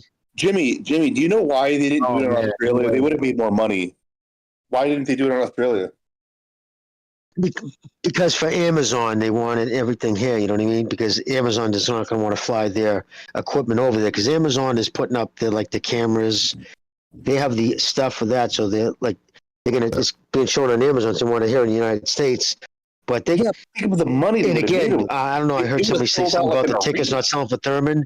I think what happened is, the Fandora fight is actually, I think, a more exciting fight. I mean, Thurman's so past it. Fucking give me a break. But I think one of the reasons they say he's injured, but that thing would have been such a dog. The ticket sales weren't doing. I don't believe it either. The ticket sales were tanking, dude, and nobody was asking. Yeah, nobody wanted to see that. Because it's a mismatch. Because it was a mismatch. That's why. Thurman and Zoo was a mismatch. That's all it is. It was just a showcase fight. Did you hear Sean Porter? Did you hear Sean Porter going to bat for his? This is kind of a mismatch too. Did you hear Sean Porter going for bat for his PBC? Sorry. Yeah. Oh yeah. Yeah. That was pathetic. Pro Box. No, Sean Porter's always told the line, man. I can't stand that. He's corny, man. I liked him as a fighter, but him trying to pull off this personality, he just doesn't have it. You know. Yeah, I don't get that pro box. I think that's thing, man. It's if you're trying to show fights and promote fights, why would you then alienate half of your boxing audience? I just don't understand their politics over there. It's so fucking. Yeah, well then just look at what it looks like for them too. Go past go to their picks over the last 15 months or so, last year and a half. They've been horrible. They're barely 50-50. No, I know. They were wrong on Fulton. They were wrong on Spence. They were fucking wrong on everything. It's like it's too political. I don't know what they're doing. They're whoever said towing the line. I think they're all towing the line there. It's so weird. I don't know what the fuck they're doing over there. It makes them look like a bunch of bumbling idiots. Believe me, I like what they're doing. I like the fact that they're putting on fights. They're putting on fights every Wednesday night, and some of those fights are really good. But you're kind of ruining it with all this political jargon when you get into the PBC. I don't know. are they PBC shills? Is that what it is? Yeah. Paulie is. Paulie Malignaggi is. That's what it looks like. And it's like, why would you alienate half your audience? You're fucking yourself over. You're fucking everybody else over by over. Go ahead. What I was going to say, did you see Mike Hoppinger, fucking from ESPN, announced that Steven Espinoza finally has got a job description? He's been hired as a consultant for the PBC, from the president of Showtime Sports to a PBC consultant. You know what's funny? That was just reported on this past week. I said that on this show 2 months ago. That's what I was told. Wasn't that Heyman's job? I thought he already had. I think when you said that made a lot of sense. Well, he's a consultant to Heyman. He's like he's like Heyman's consigliere. He's working for he brings a coffee and everything. Basically, what Heyman needs him for is his connections, because his connection to Showtime Sports. What's that, Bucho? Oh no, he brings a coffee or what? Like, I don't understand. Yes, I think he's more. Well, it's his connections to other networks. It's in his. Heyman don't come out. It was actually his connection. It was his connection that landed the Amazon deal. Because the guys who were fired from Paramount, the guys he worked with at Paramount, or Showtime, a lot of them left, including his. I mean, it was pretty obvious they were going to go to Amazon. Well, at least laying off hundreds of employees. Who was the guy in Casino, like the fake boss or whatever? The guy that they hired just to like be the face. Mo Green. Was it Mo? Was it Green? No, Mo Green. That's the guy from Godfather. Yeah. Had this one guy, and he was like, he was just a mouth on the media. That's what that guy reminds me of. It's just like, he's a mouthpiece. Yeah. He's just like he just needed somebody. They needed somebody to get a license. They needed someone to clear. Someone who wasn't a felon in order to get a license. That's it. That's it. The game's completely useless. Every time I see. Well, that's what Tom Brown is. That's what Tom Brown. That's what Lou DiBella before PBC fired him. That's what these shill promoters are. And every one of them, after they stop working for the PBC, have come out and said it. His name is signed with Boots. He came out and said it, although he did go back and work for Al, but he said it. He goes, listen, he just wanted us for our license. We go there, we sign the deal, we sign the deal with whatever arena we're doing it for, and that's it. Our work is done. He takes completely over, including ticket sales, concessions. That's all Al Heyman. He micromanages every promoter in the manager of a fighter. That's two different things. You're competing against each other for the same dollar. This is the reason why he talked fucking dum-dum fucking Bruner not to take that $45 million check from Rock Nation. He talked Wilder out of taking $120 million from DAZN for a 3-fight deal. And then these guys that he does that to never makes that money back. Mayweather was the guy that sold all the fighters into thinking this. He made it. Mayweather was like the guy who really put propaganda out there with the racial stuff, and Al Heyman's the best, and he painted Bob Arum as the bad guy, and all the other guys, Oscar's the bad guy. When really, and he just repeated it, and people just started saying it, and and the dum-dums followed. You know what I mean? So he had a henchman, he had a plan, and it worked. But I'm just waiting for him to get out. I mean, what I've noticed, a lot of his fighters are leaving. Look at Matias. Matias is not with DAZN, so slowly some of the guys are seeing the shit. They're taking off. So it's gonna take the new generation that hasn't really been through this to make us move forward, because with all the Danny Garcias, all the guys that are still lingering, the Charlos and all them, they're over. We gotta get past it. They were just. That was a test of what happens when you overpay your fighters. They don't give a fuck. You give them this giant paycheck. What do? They take a 4-year vacation, and then they come back and they run out of money. And the reason he overpaid him because he was trying to lure all the other fighters. Yeah, it was a honeypot. That's all it was a fucking honeypot. He got everybody, but we saw the outcome. When the fighters make too much, they all get fucking lazy, and the sport suffers for it. So it's not a good business model with the Okay, back to my point. We need a reset. Yeah, we need a reset. Well, they're signing new people all the time. It's just that You know, I still think Top Rank is matching up pretty well, and I think Matchroom matches up pretty well. Not the greatest, but it's way better than the PBC. Yeah, I agree to Well, that. you also have activity when you have fighters not fighting. Yeah, there's a guy in my town. There's a guy that lives in my town down the street from me that's signed to Top Rank, and he's been fighting 2-3 times a year. He's a prospect, and he's doing great. And Top Rank doesn't put up with bullshit. When Ramirez was turning down fights because his wife was telling him to, Top Rank said kick rocks. When Andy Ruiz was acting like an idiot, they told him kick rocks, man.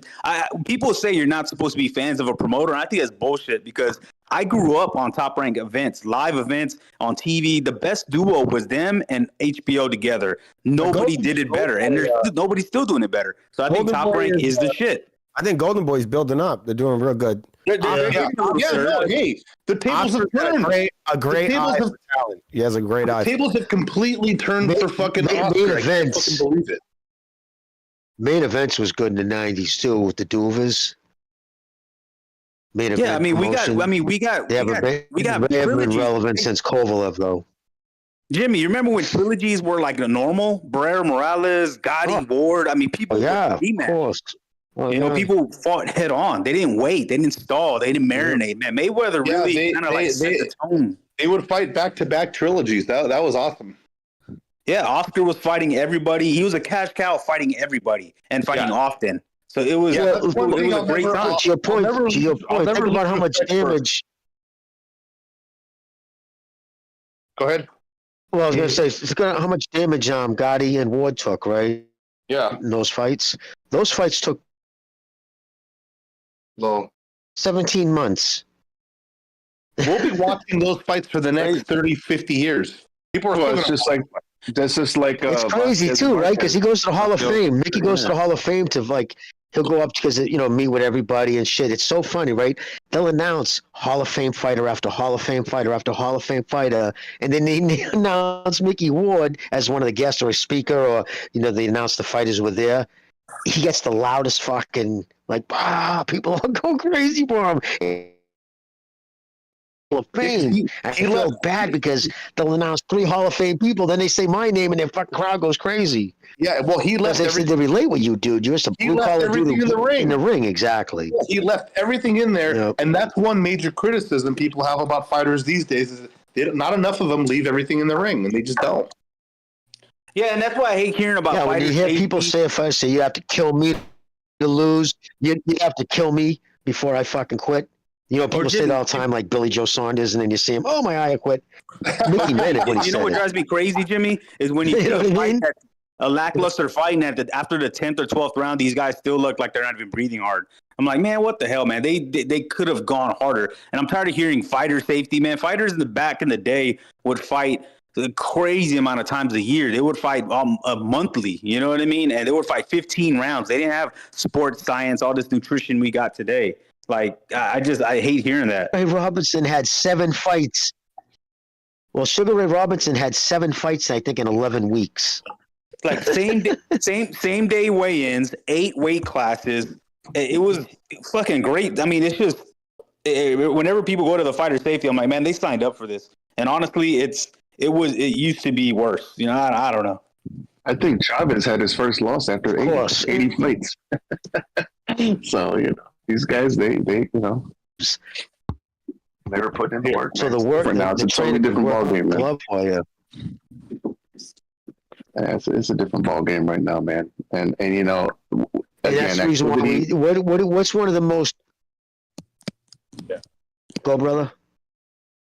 No, I was saying activity is one of the most crucial things in boxing to me at this point. It's like, you got guys just sitting on the shelf and they're just wasting their career away. 100%.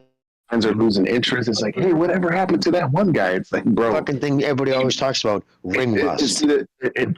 People know me, at least within my circle. Hey, this is the boxing guy. And I'm like, you know what, man? I don't even fucking know. You know what I mean? There's just so many fighters that have fell off. It's like, I don't know what happened to these guys. Whatever happened to Leo Santa Cruz, whatever happened to Peter Quillen, whatever, just names just drop off. It's like, what the fuck? And I know some things happen in life in some people's lives, right? So, I remember what's his name that beat Danny Jacobs, Dimitri Pirog. This guy was rising, man. I was like, oh shit. And then all of a sudden I found out later on, I think he got in like an accident or, something like that. But anyways, I went too far back. But inactivity is pretty much what I'm getting at. It's like, dude. Yeah, and that's why I hope Bob Arum lives another 50 years, man, because like with Jermaine Ortiz, when he stunk up the joint, that's his fighter. He said it. Hey, this guy stunk up the joint. Like he's like the Dana White, where he's not going to sugarcoat it. If you suck, he's going to tell you suck. And then you have fans that are triggered because they're fans of the fighter. Oh, how can you say that? Promoters shouldn't say that. I'm like, it's easy for you to say that because it's not.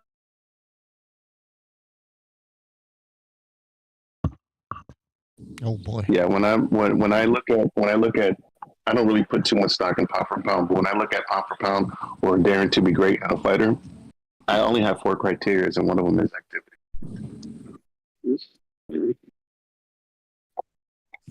Yeah, they need to cut the fighter pay. That's it. Guys make too much fucking money.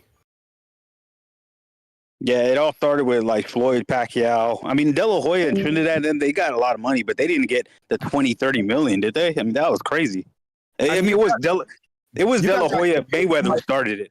It was De La Hoya Mayweather. 5. These guys make these giant paydays to fight bums. It's like, what? They should look. Even Floyd should get chump. Like guys, like even Canelo should get chump change for fighting. It should be based on the fight you're having, not.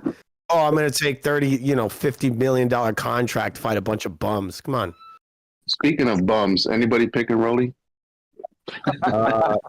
Dude, I want to see a rematch with him and the Mummy, bro.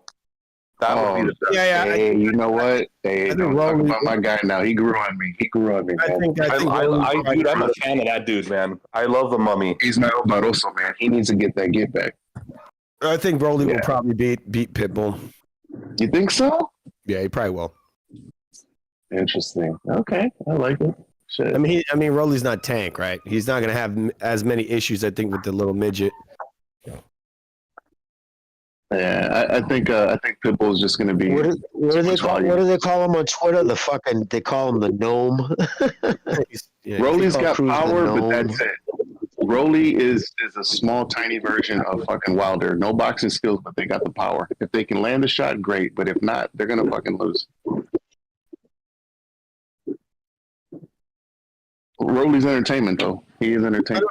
This guy in the comments saying that Rolly's chin is soft. I don't think it's soft. I don't think he has a soft chin. I think I've ever really seen him fight anybody in that fucking Tank fight. He didn't look other than Tank. He didn't look knocked out in that fight. The way they stopped that shit, and he wasn't even disappointed when they stopped it. Weird. Yeah, he wasn't disappointed when they stopped it. Also, too, whooping his ass. Well, that guy was actually beating his ass. Yeah, man, that fucking poor dude, man. I hope he gets his shot again. Halsey, that dude could punches real hard. Well, you saw what he did to Homeboy right after. Who did he fight? He took him out, in the first and second round? Who the fuck? You ever saw Creep Show 2? He looked. All right, guys, hold on, because my Discord fucked up. Let me just restart it. 2 seconds. 2 seconds. It got stuck on loading for some reason. Yeah, it's still. Okay. 2 seconds. All right. What the fuck? I'm back. Contract. So I remember being at the fights and they were fighting on the same card, watching this guy warm up, and this dude can fucking crack, man. But he's humble. He comes from a crazy background where I think his wife was murdered. You know what I mean? Like it's just so you kind of feel good about seeing him get his get back a little bit. Yeah. I just wish he would have got that Rolly rematch though. So my picks for that is going to be Zoo, and then I got Pitbull, and I got a lot of 50-50 maybe, see where he's at. But I'm going to go with a lot of see what's around. Yeah, because even Tank, who's supposedly a precision counter puncher or a precision puncher, he couldn't lay a hand on Pitbull. So I'm like, how the fuck is this sloppy ass dude gonna hit him? And he's not. Rolly did surprise me when he fought Tank though, up until he got knocked out. I think, and some people who was winning in the cards, man. So he's just an fighter, shit talker. He's entertainment. He's almost like the Mayorga this day, a little bit. This shit talking. This is how watered down boxing is had, because Ryan is like the watered down version of Oscar, and he's like the watered down version of Mayorga. Mayorga actually had a big win versus Vernon Forrest, and that's what put him on the map. And that's how he got all those fights. He talked shit, but he actually beat the guy who beat the guy who beat the guy.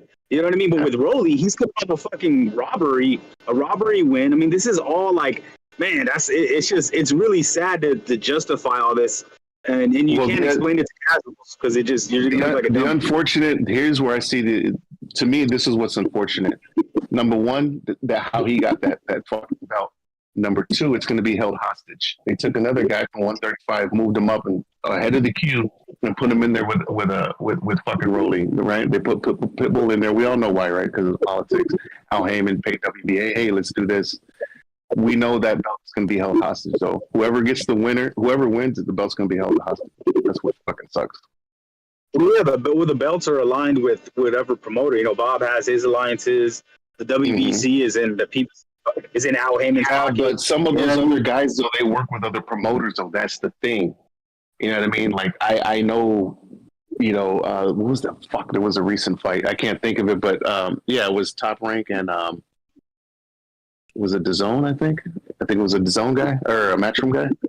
Just recently, fuck. Anyway, you're most likely going to get cross-promotional fights with Bob, with De La Hoya, with Eddie, than you would with somebody from the PBC. That's where I'm going at.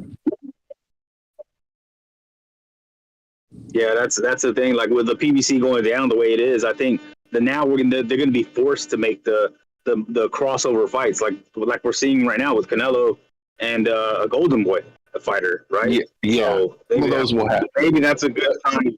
We'll see. Well, that belt at 140, right? Let's say the one that Rolly has or Pitbull fights for. I could see Gervonta jumping up to 140 and doing a rematch with Pitbull and Rolly. Exactly, bro. The winner and then being claimed and then being claimed another weight division, a champion at another. You know what I mean? It's like belt for Tank at 140. It's a sham. Yeah. Belt at 140. It's easy. It's all set up. That's why they gave him the robbery versus Barroso in the first place, so they could give Gervonta that belt later on.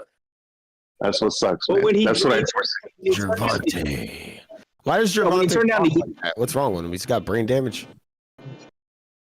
You ever heard him talk? Sounds. He reminds me of Spence. Yeah, I mean, he reminds me of Spence in a lot of ways, and that's another way. Why are you talking the same point 3 times? Yeah, he's a little punch drunk. And, some fighters, they get that. That's not a good sign either. So, going down the stretch. You see, who should he want to be friends? Soft. He's like, I don't know. He sounds fucked up, man. You saw that video of Puff Daddy lifting him up? Lifted him up in the air. He looks so pissed off. Don't ever listen. That's another problem, man. These American fighters, man, there's a bunch of brats, all of them. I mean, it's a bit embarrassing, Guy just picks you up off the ground like you're a fucking lady. Well, he's small, dude. Like you just got back from the war. Just embracing. I think he's like 5'5". I think 5'4.5". 5'5". I feel like he's smaller. Yeah, he's somewhere around there, 5'4.5", 5'5". But he feels like. And I saw a cringy video where he was getting interviewed by some skinny white kid. It was like a YouTuber, and he was in a locker room. And it just the way he was crossing his feet and looking at him with his arms crossed, it looked fucking cringe, bro. Like I wonder about Tank. He's just so little. I told you guys a while ago, the dude used to wear purses, dude. Dude had a fucking designer purse matching his gloves. The dude sits in the rest. The nails and his feet don't even touch. I don't know about that. But I wouldn't doubt it. I don't give a fuck what he does, as long as he fights somebody like Lomachenko, fight a Shakur, fight somebody that's a competitive fight, unify a title, do something. He's not. I mean, Temba Farmer wanted to fight him. Russell Jr. wanted to fight him. Lomachenko wanted to fight him. The list goes on, man. Tevin Farmer. I remember when Eddie tried to set that up. Well, there was an article that came out. I don't know if it was him that said it. It said that his fans will support whoever he picks. Did y'all see that? That was pretty recent. No, I don't need to read it to know that, but I'm sure.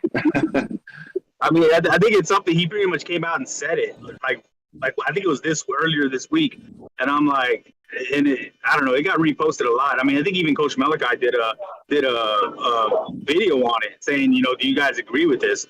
And it's pretty much, you know, confirming he's not going to fight anybody. Yeah, no, well, they're content with money that they're getting at the gate. They're not. I don't think they're really concerned with pay-per-views. I think they're concerned more with the gate and what they're getting at the gate, because he's not really a pay-per-view star. He averages around 200-something thousand maybe, and the only time he ever went over $1 million was with Ryan Garcia. So that tells you everything right there. Yep. So I don't have, my expectations are always low. You know what I'm saying? The kid has potential. These other guys, yes, but his handlers, maybe himself, they're just not interested. So it's unfortunate. Because to me, the whole point of the sport is to unify or become undisputed. Crawford's like, I'll fight him. And I know a bunch of casuals, man, and it's funny because the power of social media, they think he's the man. They think he's unbeatable. It's crazy. Oh yeah. Well, it's perception. Well, I mean, he has a controversial win against Cruz. Yeah, he does. That was very. They might try and sell that rematch at 140. That's what I was saying earlier. I'm picking Pitbull to win that. I can definitely see them trying to sell that at 140 for that belt. And then he won't fight nobody at 140. He won't fight nobody at 140, and it's just going to be held out. Pitbull's small for that weight class, let alone fucking 40. Yeah, but look who they're putting him in there with. That's why he's up there. So it ain't like he's gonna fight Matias. He's not gonna fight fucking Haney. He's not gonna fight any of these other. Maybe Garcia because it's a money fight, but he ain't gonna fight any of the other top dogs, man. So that's what sucks. So now these belts are gonna be held up, or at least an undisputed champion. Good afternoon, fellow. Salute. Good afternoon. Yo, what are you guys talking about? Right now we're talking about Tank Davis and where he's at. What he's doing and not doing. I was at work and I couldn't talk, but I heard some people over here, you know, crying about the Canelo asking too much money. That's crazy. Growing up as a kid, he's just ducking. Yeah, he's ducking. That's all it is. Hey, growing up as a kid, my dad taught me two things, bro. You'll never count no man's pockets. You don't interrupt to talk for another man. It's kind of wild that you motherfuckers out here are pissed that this dude values himself at $200 million. Y'all don't even have like fucking $500 to get out the bank. Y'all crying about this dude. Whoa! Who don't? The people that cry about it, bro. No, people are just pissed that the guy's ducking the fight. That's the problem. I'm going. It's not a duck, though. It's not a duck, bro. Look, it's not. You gotta read between the lines, bro. The dude keep coming up with a new excuse every time. You gotta read between the lines. He told you. We get mad as the fan base. We get mad because he doesn't come out and say anything, and now we're mad because he came out and told you, "I'm not fighting him unless you pay me, but I'm still willing to fight him." Yeah, but you know what that means? When he wants that big paycheck, that means he knows he's probably gonna lose. That's what he said. You guys, he's manipulating everybody. No, but the fact that he made the paycheck that big. We praise Ryan, bro, for doing this crazy shit. Mm-hmm. All Canelo has to do is come out and act scared, and he has the entire boxing world in a fucking flurry, bro. I think it's fucked up. I think people are sick of this whole run around with every fucking fight. It's always a fight. Oh, it's a hard fight. Gotta duck that one. Give me 200 You can't say who he dug. You're just talking about one dude. No, this is she did with Triple G. Who has he ever ducked? That's the point. Who has he ever ducked? The monster with David thing, I don't understand it. The dude was a champion so common. 2017. Oh, hold on, bro. He's been a champion since 2017. You know, the youngest 168 pounder since 2017 until now. He's only fought 2 top 10 ranked 168 pounders. I don't get the monster thing. I don't get it. Go to 2017 and look at the rankings. Go to 2018, 19, 20, 21, 22, 23, 24. He hasn't fought no fucking top 10. Okay, well, Joker, which rankings? At 168 or 175? No, 160. Man, he's not even there. Yeah, but he missed weight and he was ranked at 175. People forget about that. Yeah, well, they forget that he was a light heavyweight champion. He won that NF belt in 2015. That's the same belt that Zurdo won and then defended against Sullivan Barrera and eventually got on the Bivol fight. Like this dude won that vacant. Like he's that fucking vacant, undisputed vacant monster. Yeah, 1-2. What's crazy? That's actually true. That's actually true. And he's a good fighter. No, he's a great fighter. He's a good fighter. No. People are saying he's a bum, right? That he didn't fought anybody. All right. Yeah, what I'm saying is, look, they're saying he's a bum and he hasn't fought anybody. But look, this motherfucker wants $200 million to fight him. What does that tell you? That tells you he knows he's gonna fucking So lose. it's okay for David to do it when he was trying to price himself out against Morrell. Dude, he wanted $5 million. Bro, like the 168 division stacked, and he only fought 2 dudes. They were gonna give Canelo $6 million. And then listen to this, bro. Listen to this. It makes no fucking sense to me, right? He could have stayed at 68 and fought the Bazinians that he's ranked in the top 5 in all sanctioning bodies. The Lelesajos, the Membilis, but he's not doing that. He's moving up to give you a fight versus a David Lemieux type of guy in Vosdik, a dude that was fucking out, retired, came back and then fought a couple bum ass motherfuckers, and now he's ranked. It's too much politics. There's money involved. And then his dad on Mill City Boxing, bro, he tells me in a question that I asked that after Vosdik, they're moving back down to 68. So this is a fucking pointless, meaningless ass fucking fight. You could have stayed at 68. He's probably testing the waters. That's what he's doing. He's not going to go out there and fight the biggest guy in the division. Why not? Man, there's a lot of guys at 168, and he randomly decides to move up. Exactly. Like, You're making excuses for him not finding the top guys.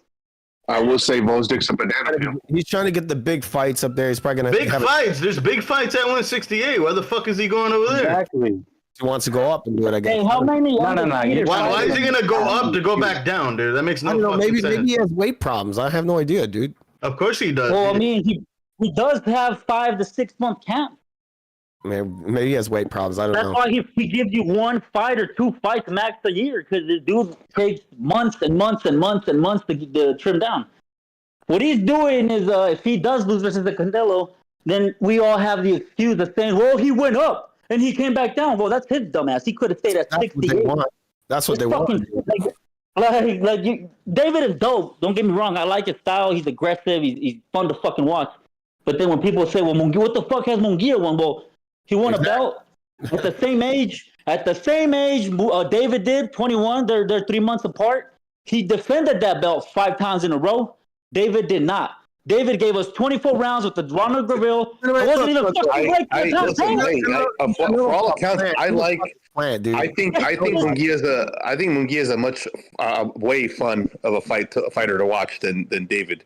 And then I agree to that. It's way more entertaining to see that because he gets hit and he hits hard and it's fucking. He's a samurai, dude. Samurai style. Nah, David. The funny thing is, Canelo's gonna knock out Munguia because Derevyanchenko hurt him. And then I would rather get cracked by Derevyanchenko and look like that than get dropped by Graville and give you 24 fucking rounds of who has he fought? Derevyanchenko has gave you tough fights versus the best. The Triple T's, your Thomases, your Charlos, he's fought everybody, bro. The dude wants $200 million to fight a bum. You're saying? Is that what that's your guys' fault? You're painting David as a fucking undefeated monster that's gonna walk through him. Now you gotta pay for it. FUTV never make no point. You just keep harping on the same point, and this guy's cooking you. Like, look, bro, you keep saying the same thing. He's definitely cooking you. It's crazy. Everybody thought that AJ was gonna knock out Andy Ruiz, and what happened? That's not true. I was on the stream in the chat giving Ruiz Jr. a chance. Okay, good. But who did he fight before he fought AJ? He fought Parker, and he actually beat him, but Parker got the decision. Right? Yes. Parker got the hometown decision, dude. But he lost on record. He lost. So but see, that's what I don't get. Like some fans diminish fighters, bro. A win is subjective. It's whoever fought. Like Haney Loma. Haney Loma is the perfect example, bro. It's split. The world. Some people think Loma won. Some people think Haney won. It doesn't matter, right? To me, Loma did not devalue for that loss. He's still a fucking great fighter. But a lot of you guys want to cry after someone loses, despite giving you a very competitive fight. And some people might think Derevyanchenko beat Triple G. Some do not. Just like some people think Triple G beat Canelo. some do not. It doesn't devalue you, bro. The fact stands is that most people wanted to see Benavidez versus Canelo over Munguia versus Canelo. Who's everybody? Just the Americans. Yeah, it was everybody. People were shitting on Canelo because supposedly he wouldn't want to fight a Mexican. Well, he fought Chavez Jr. and now he's gonna fight fucking Munguia. Like, hey, you know what the funny thing about that? Making any sense because the motherfucker said you don't fight Mexicans and now he's fighting a Mexican. What does that tell you? Well, half his fucking career is fighting Mexicans. The dude is on scared. top of that, he fought Chavez Jr. That big motherfucker is gonna walk up to him and be like, "Holy shit, this dude's gonna knock me the fuck out," and that's what would happen, and he knows it. But what's telling you that he's scared, bro? Like I've never seen because he never fought a beast like that ever. Never. Why would I be? Why would I be scared when I stepped in the ring with Caleb Plant? Caleb Plant's listen, bro. Caleb Plant flatlined Darrell and fucking David did not. David has never flatlined anybody. Like he's only, bro. Look, he's picking on fucking Kyron Davis, Ronald Ellis. Fucking a 36-year-old Andrade that never did anything besides fucking chase Canelo and not fight nobody. Bro, like you're painting me the picture of a monster. Canelo obviously doesn't want to fight the guy. He doesn't. I mean, he's cool, bro. You're not making any points. It's obvious. He's cooking you with facts, and you're not saying anything. I'm gonna cook you with facts. I would rather face. He said no. You need to shut the fuck up because you're not making no point. You just keep saying, "Oh, he's scared." No, I'm cooking you right now. He said he's cooking you with facts. I might as well name drop Saul because he's ducking me, bro. He won't He's ducking me, bro. Canelo ducking me right now, dude. I called him out. He said you don't fight Mexicans, bro. Why is he fighting a Mexican right now? No, he don't fight that Mexican. He fights this one. You keep saying the same thing over and over. What do you mean Munguia is a real Mexican? What the fuck are you talking about? You can't piss in the air and tell me it's raining. You keep saying the same thing, but make a point. Munguia is a real Mexican. I made my point already. Fight him, and He's contradicting himself. I think the fight's going to happen because look, you have to think about this. Why is he making arrangements with a Eddie Reynoso fighter in Vosnik? Those arrangements were happening long before this whole contractual obligation fell through. They had to talk about who he was going to fight next, and obviously they were in negotiations. So I don't think there's a lot of animosity, and I've said it before, and I'll say it again. Whatever animosity you think these two teams have towards each other, I don't think it's really there. I don't think so either. I think they're cooking it up for either a really good fight down the road because why would they negotiate with Vosnik and then all this talk about an offer and an offer? Why would you be sending an offer to fight another? What are you going to fight him at the same time on the same day? Like it makes absolutely no sense. Is anybody not questioning the obvious here? He's fighting a stable fighter of Canelo. Why are you guys getting all hopped up? These guys are Canelo haters. Yeah, because these guys are the boxing hipsters. It makes absolutely no sense. I gotta tell you right now, I wouldn't be surprised if these guys are just cracking jokes, laughing at the whole thing, laughing at everybody just doing all this bullshit. I wouldn't doubt it. I agree with you. It's more bullshit. You know what? You know what it is. It's like if you're gonna fight Vosnik, you got to make plans to move up to another weight. They didn't announce it. They didn't make any stink of it. And for a while, Benavidez Sr. was really quiet and didn't say anything. And that motherfucker has a motor mouth. I think that they're both in on it. I think it's just to fuel the flames for a nice big fight down the road. Because listen, David's fighting on an undercard. Get the fuck out of here, dude. Exactly. That makes absolutely no fucking sense at all. None of this makes sense to me. It makes sense to me. You know why it makes sense to me? Because that dude's the D side like Wilder was against AJ. And it's funny because they're trying to A-side the A-side. A-side by asking for $5 million? They're trying to A-side the A-side, bro. Imagine that. Canelo gets $60 million, he gets $5 million. That's A-siding him? Come on, man. That's like you going to your boss right now and trying to A-side him for no reason, dude. $5 million never happened. Didn't Canelo get $5 million to fight Cotto because Cotto was the A-side? He said he would take $5 million, man. Canelo was getting he was getting all the money, Canelo. No, not against Cotto. He wasn't the champion against Cotto. He took the $5 million to fight Cotto. Cotto was the A side. Cotto put the catch weight for that fucking middleweight belt. Like some people gotta bow down sometimes, bro. Canelo wasn't superior to Cotto at the time because he didn't have a belt. Cotto was the dude there.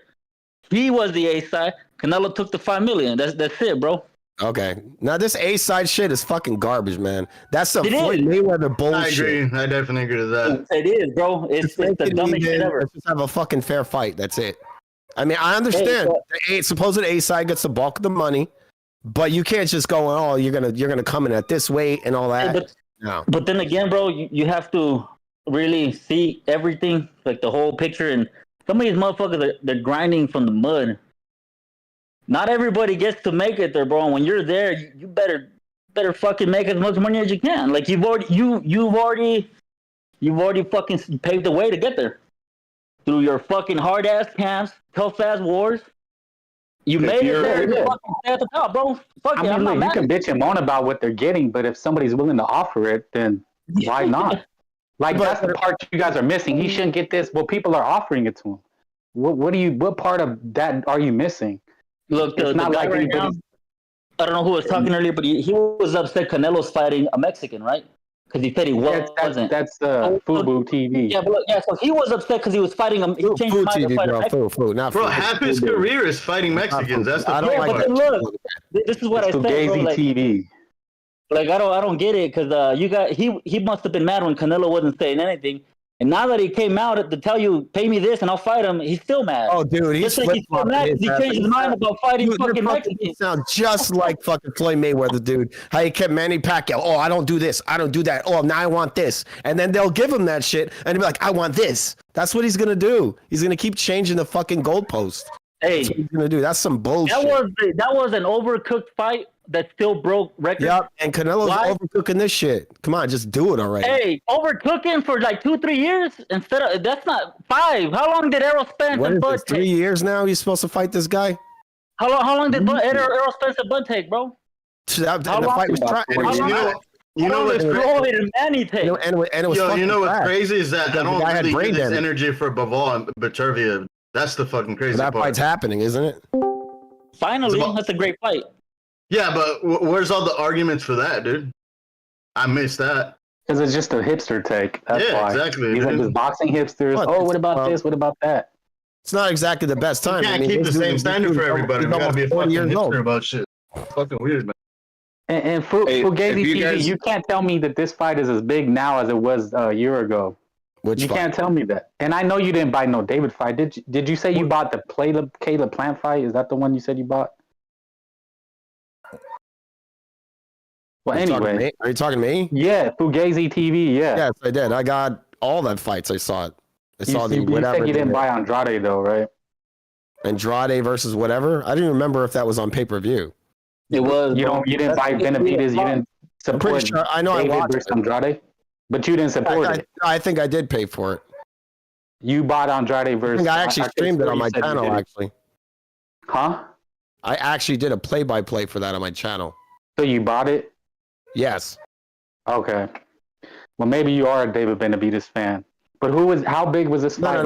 No, I'm a boxing fan. I'm not like a fanboy. No, but I'm asking you a logical question. Whoa, dude, you're stretching right now, bro. I buy a lot of fights, and I'm with the caller here. I'm a boxing fan.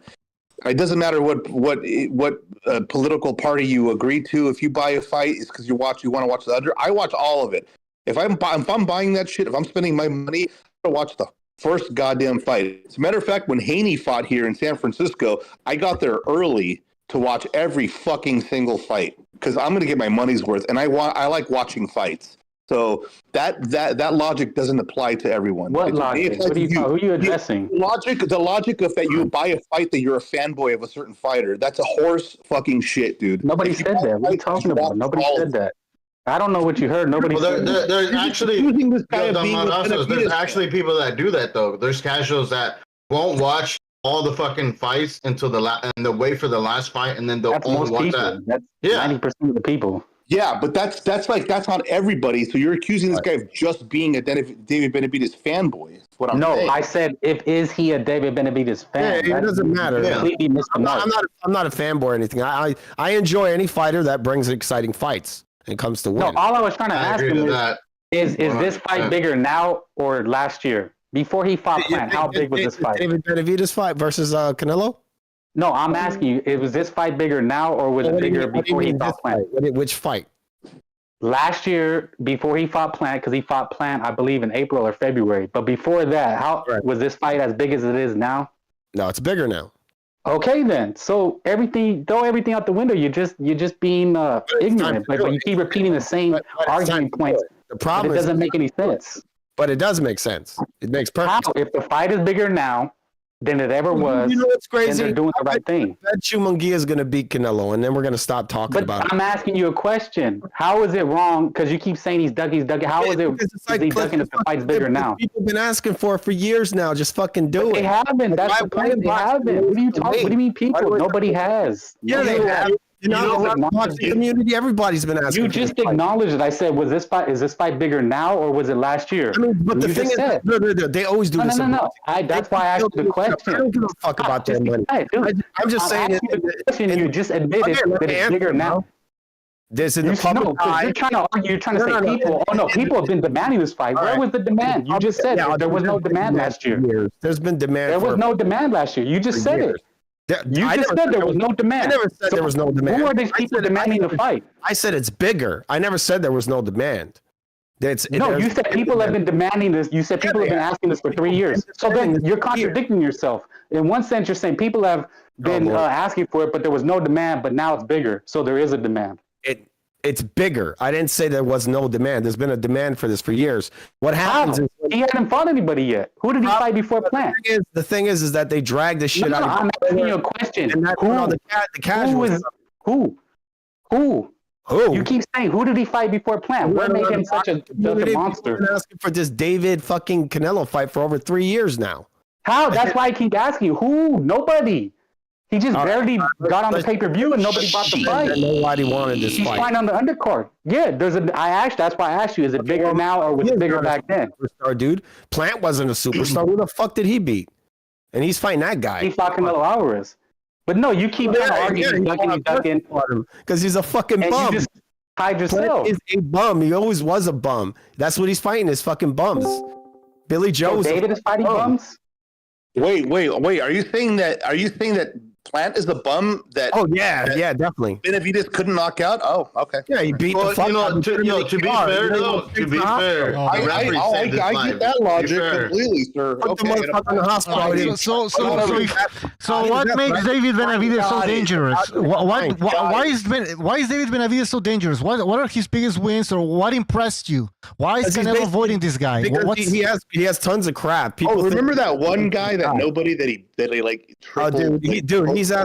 He's avoiding him for a reason, man. For a reason. You want to pretend he's just gonna do this? Yeah. Why doesn't he do this? So you're saying Beterbiev and Bivol are avoiding him? Why is this the guy that is that what you're saying, Julio?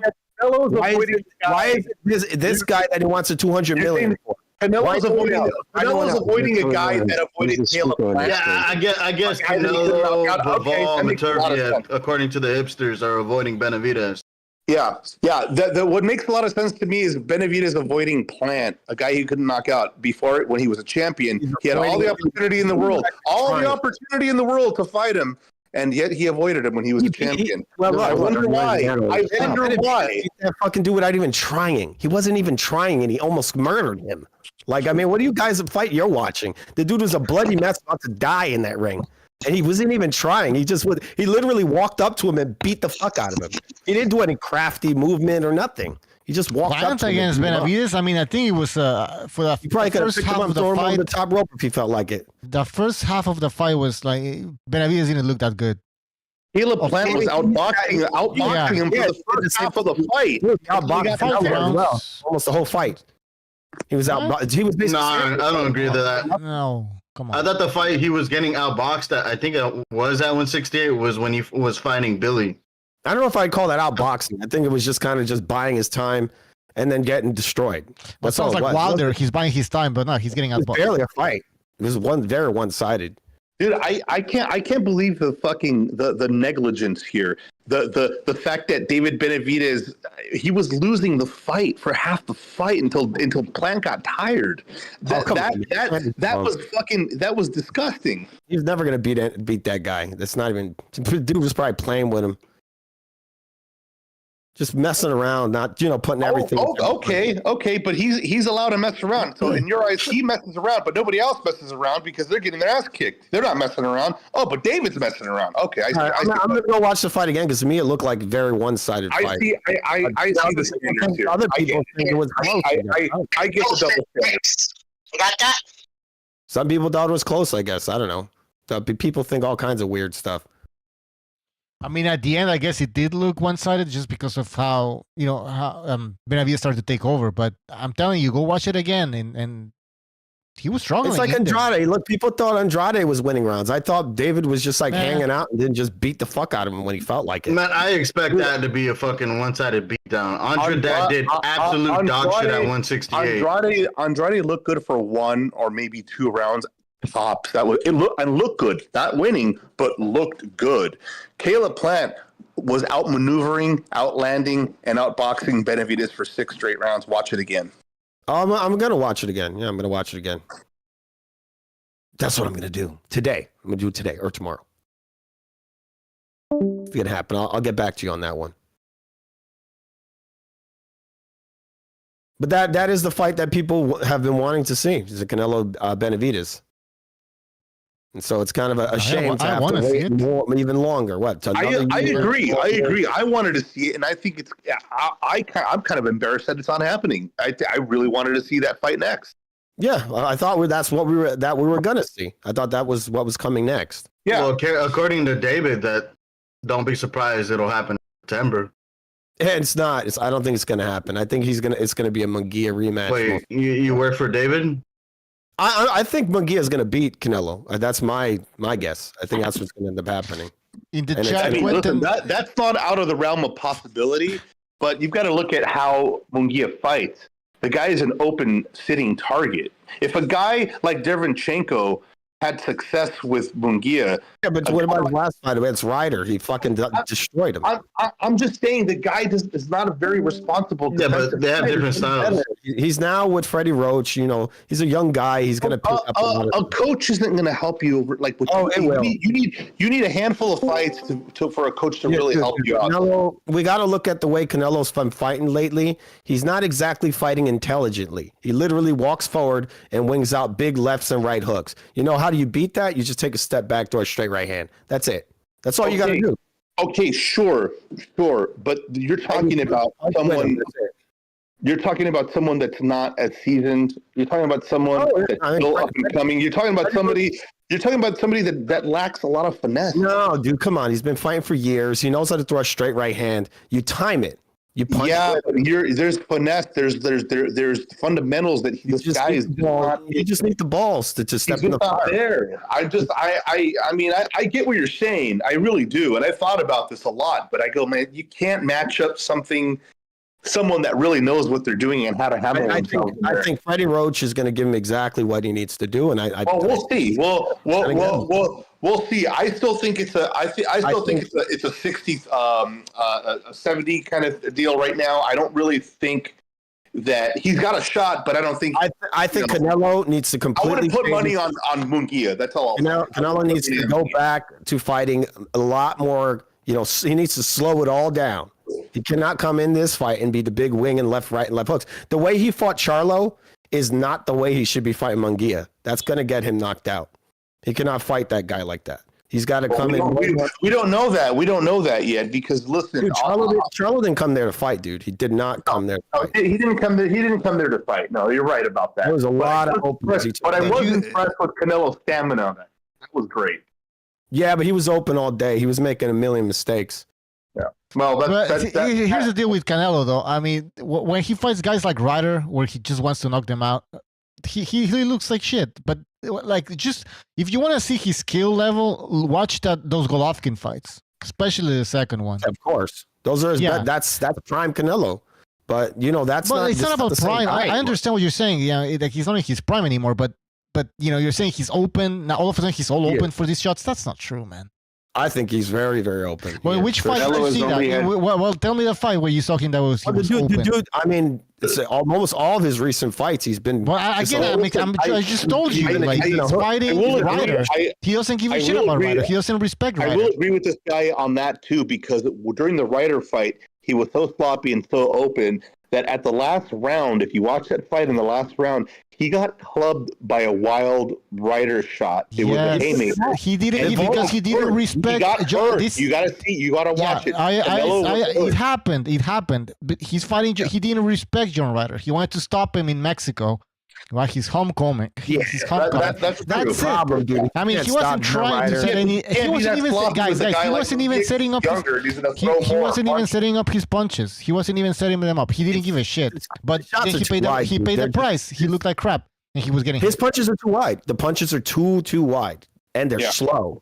They're slow. They're not nowhere near. People look at that fight, and then they say, "Well, when he fights Benavidez," I'm like, "You're out of your mind if you think he's gonna fight like that." Oh, he definitely can't. Benavidez will put him away if he thinks he can wing out. Well, Benavidez doesn't have that's not the real Canelo. So we agree that that's not. So we agree that he's not Canelo. Benavidez would have to land like 100 punches to get him out. Benavidez is not he's not a power. He's not a one-hitter quitter, bro. Benavidez is not. He just doesn't have that power. When he lays down in his shots, he can punch. He can hurt you real bad. He does. You know what? He uses volume, dude, and his footwork is telegraphed, man. No, his footwork is crap. His footwork. He has telegraphed footwork, dude. Bro, his footwork is so telegraphed. You can tell by looking at his fucking hips where he's gonna punch. He has better shots on the inside than Canelo does. His power on the inside and his arms are long. Dude, Benavidez should be an Uber driver. You can tell where he's coming from. No. He's got very short hooks. His hooks on the inside are real short and they're fast. They're really fast. Dude, that has got to be some of the fucking most lethargic footwork for a guy people consider a monster. When he wants to have the footwork, he does have it. I've seen him. When? He does have it. He takes it back. He wants it. Okay, can you tell me an incident when he had that? He's skipping leg day like Deontay Wilder, dude. Okay, but not against a tired fighter. This guy, a tired fighter. This guy, these dudes a fighter that's spry and quick.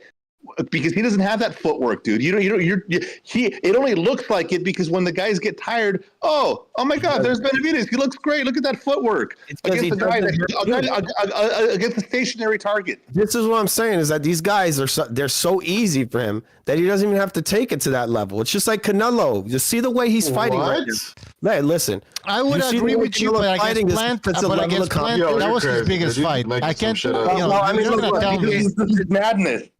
He's fighting to the level of his competition. That's I would agree with that against Lemieux and these fuckers, but not against Plant. He looked like not in that fight. And he didn't look good in the first half. Yeah, but what do you do to a fighter like Plant? You don't box him. You walk down and beat his ass. That's all you do. Well, he did at the end, yeah. But the Canelo is gonna be a different story, though. If he fights like that, if he fights like that against Canelo. No, but wait. When has Benavidez fought a puncher? A question. When was the last time Benavidez fought a puncher? Somebody that hits hard. Never. I don't know. I mean, when was the last time Canelo fought a puncher? Well, I'll ask you a question. So you don't know? So that means no. I haven't seen it. I mean, all these guys can punch, but I don't think he's really fought. Well, I mean, you know what I mean. I haven't seen him fight a big puncher, like a Triple G type. He hasn't. That's Benavidez's problem. That's one of the questions people have on him. But like at every turn, he always goes with the guy, the least puncher. When you had Andrade, right? You could have fought Andrade or Morel. You go with the fucking undersized guy who's known as a light puncher. Morel was right there, man, begging for the fight. Yep. Yeah, but who's him, man? He what does he have? He has like no fight. What do you mean? They both have like fucking thin resumes. What are you talking about? He can fight him, but there's nothing there. I mean, it's not. But what's there for? But what's? And I can turn around and say the same thing about Benavidez. I mean, no. Jimmy, hold on. Morel has a better resume at 168 than Lemieux did.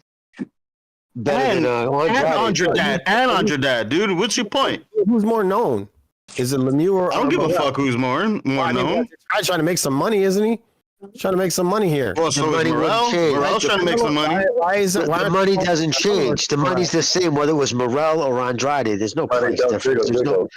There's no money difference for him. He's going to get the straight money. Nobody wants to see fucking Andrade snooze the fight, dude. Bozdik's got power. I wouldn't shock me if he fights Morrell. Bostic has power, yeah. Bostic does have power.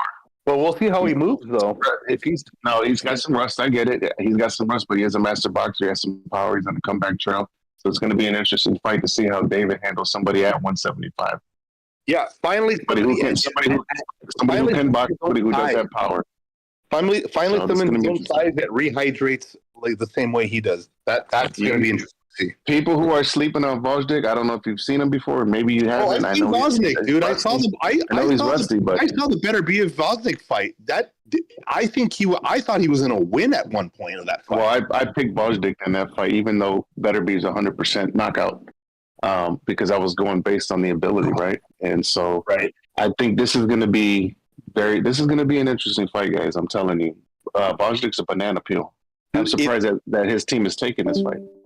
Well, that's a Canelo team.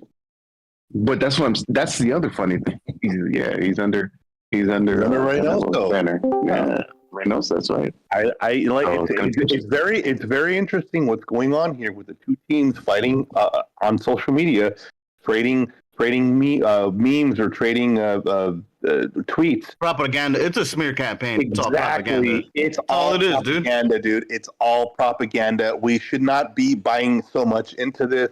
There's no ducking. There's no this. If he really wanted to fight him, he would beat Mauricio Suleiman's ass and demanding, suing, doing legal action, proceeding, going mandating the fight. I said this many fucking years ago, dude. Okay, so Dillian White does this. Dillian White counts the days. Dillian White says, my title shot's 200 days plus title shot. He puts the pressure on. Then I don't see Benavidez doing that. I don't see Benavidez saying, "Hey, I brought that up too. And I was considered a Canelo lover, Canelo. I think Benavidez, according to Suleiman, he never even requested the mandate.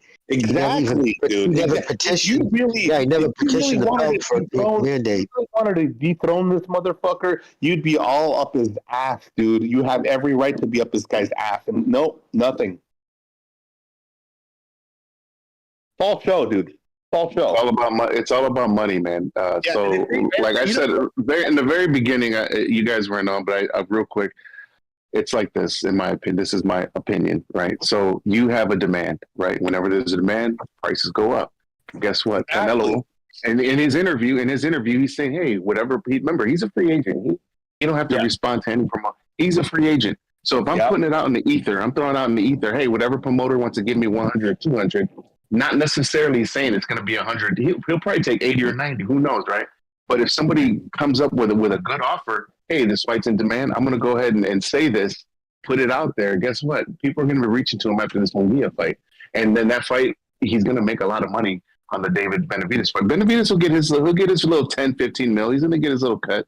I think there's just too much demand for this fight. I think there's a high probability it does happen, probably in September. Yeah. But we'll see how things go. And that's the way I'm looking. Nobody's afraid of nobody. Because if Canelo's fighting Bivol, if he's fighting Bivol, Bivol's a more dangerous fight than Benavidez. If I'm a fighter or I'm a coach, I'm going to be like 100,000%.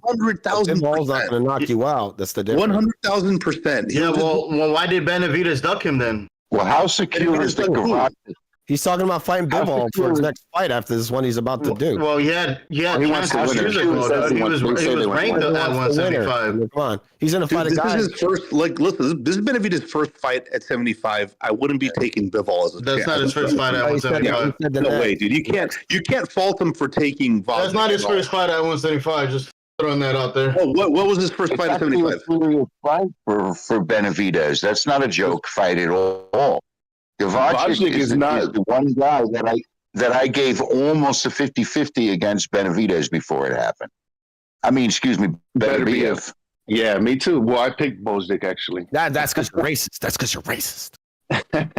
Well, no, I'm telling you, Bozdik is going to be a dangerous fight. I actually like this fight. I like this fight. This is going to be a good fight, and it's going to be. That's why. And what? Vozdik's a good fighter. This has nothing to do with me being I'm a fight fan. No, I'm messing around. I'm messing around. Oh, okay. Well, no, because Vozdik is a dangerous fight. So to me, it's a good fight. We're going to see what Benavidez has against somebody who can box, who can move, who can, you know what I mean? He's not going to steamroll. I don't think. Let me say, I don't think. You know, who knows? Maybe Vozdik shows his age and he gets fucking steamrolled. I don't know. But based on what I've known from the guy, he's going to be a challenge. He's not going to just stand there. He's going to box, move, hang in the pocket, throw jabs. He goes to the body, and he's got power. He's probably got like an 80% knockout ratio, somewhere around there. So this is going to be a very tough fight. So he's used to 175 punches, right? He's faced guys his whole career at 175 that can handle themselves. Yes, exactly. Whatever Benavidez brings, he's faced power like that before. Benavidez at 168. He used to train with Triple G when he was like a little kid, didn't he? I'm trying to think of who he's been in the ring with good power like that. I don't know off the top of my head, but he's gonna feel some power when he goes up against Vozdik. I'm not saying Vozdik's gonna win. It's gonna be a tough fight. And when is that fight happening? It's gonna be on the undercard of Tank Davis and Frank Martin. Frank Martin's another banana peel, possibly. We'll see. If Tank don't take him out early, I can see that being a controversial fight, even though it's in house. But Martin, I can see him pose a problem.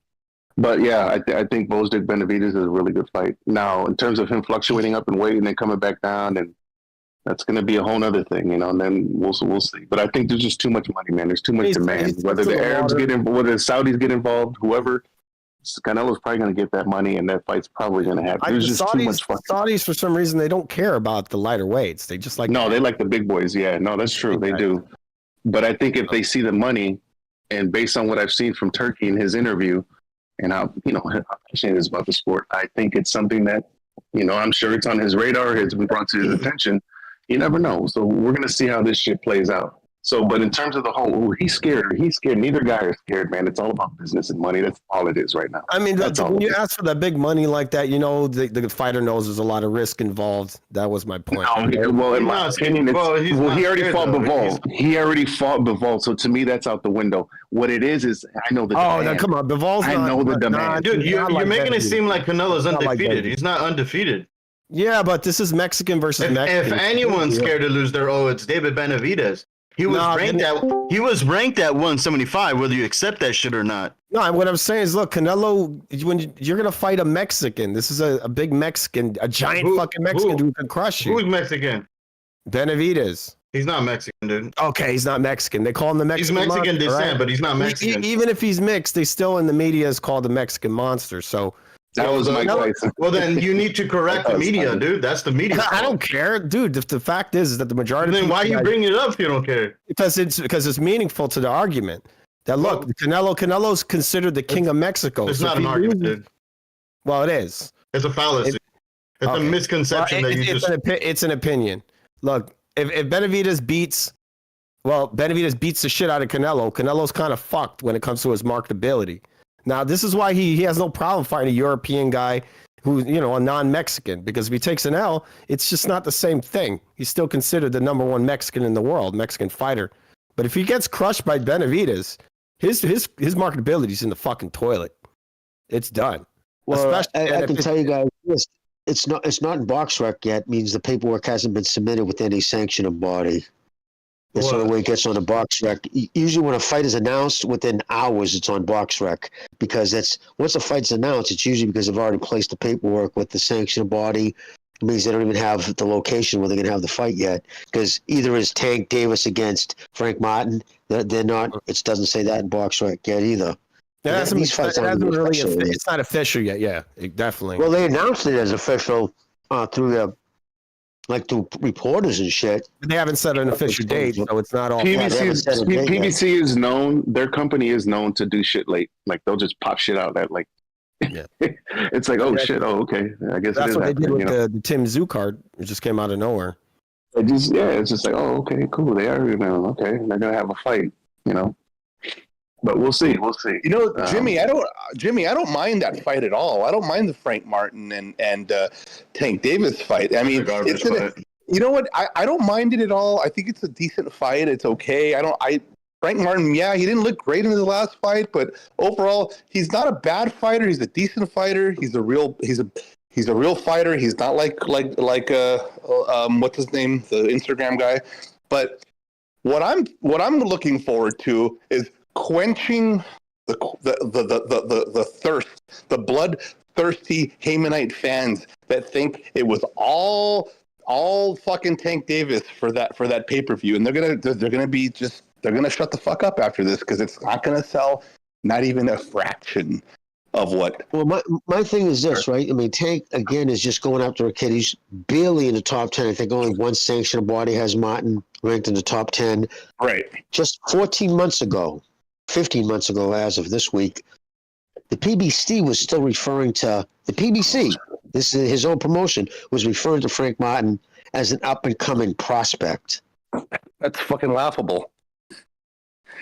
You know what I mean? So 30 years old. Because his best opponent is Rivera. And before that, I mean, in his last outing, he looked like shit. Yeah, he didn't look great. Who was that guy you got a gift decision to? What was that guy's name? Oh, I can't, was it Armenian? Was it an Armenian guy or some shit? Yeah, it was an Eastern guy, but he wasn't he was an Eastern European guy, yeah. I don't know. I think it's a shit fight. People were shitting on Canelo versus Ryder. This fight's much worse. Well, listen, I don't mind the fight because the guy also, I don't know, man. Like, you got to think about the crop this Davis has been fighting. Think about the crop this guy's been fighting. Rolly Romero. Was he even ranked? What the fuck? Did anybody actually have the goal to rank Rolly anywhere? Yeah, but those wins are aging good. Some of those wins are aging good. How is Rolly Romero aging good? He lost against a champion right now. 4,000-year-old mummy. He's a champion that got a fake stoppage against the grandpa. He lost against grandpa. Yeah, robbery champion, dude. Dude, he's not. On paper. I mean, well, that's not a good win. And then look at Garcia. That's not aging well, dude. Look at Garcia. What about Cruz, though? Usyk Cruz, he's a limited like shit in his last fight, too. Like he was getting ready for it. Nah, he still looked like shit though. No, I had that fight a draw, dude. Look at how Usyk Cruz was fighting in that last fight he had. He looked like complete garbage, dude. I mean, come on. What was his last fight? This one is Pedraza, my opinion. I forgot. Yeah, that was in 2018, bro. So what about Ryder? And that fight hasn't aged well at all because Pedraza's lost 4 of his last 6 fights. Exactly. So listen, you got to look at Pedraza's. You got to look at Tank's record here. None of his defeats look good. None of the people have moved on to do nothing. They've done nothing. They've done absolutely nothing. One guy lost to a 4,000-year-old mummy, and they gave him it's like, come on, man. What the fuck are we doing here? Who are we hyping up here? Why the fuck are they wasting their time on this little fucking midget? Like, why? I don't understand it. It's a fucking reality. Here's the thing, though. Would you really pick Frank Martin to beat Cruz or Rolly Romero? Yes, of course. I would not. I would. Frank Martin could be. He's not that good. Could beat Cruz. He's not that good. I'm not saying he's that good, but he's better than those two. He's way better than those. Cabrera to be fucking Frank Martin. That's how terrible that dude is. If you're going based on the last fight, yes, I concur. I think that's a fair assessment if you're going off his last fight. But a lot of guys have off nights. Even prospects, even guys that are ranked at number 5, number 10. I mean, listen, Tim Tszyu didn't knock out Mendoza, but I'm not holding it against him. You know what I'm saying? It's like just... Yeah, but the people forget there was a giant size difference. It looked like an adult versus a high school student. Why don't y'all look at it this way? Why don't y'all just say, okay, that's good. That's good, dude. We're not gonna get the fights from the American fighters, but we got, thank God for foreigners, right?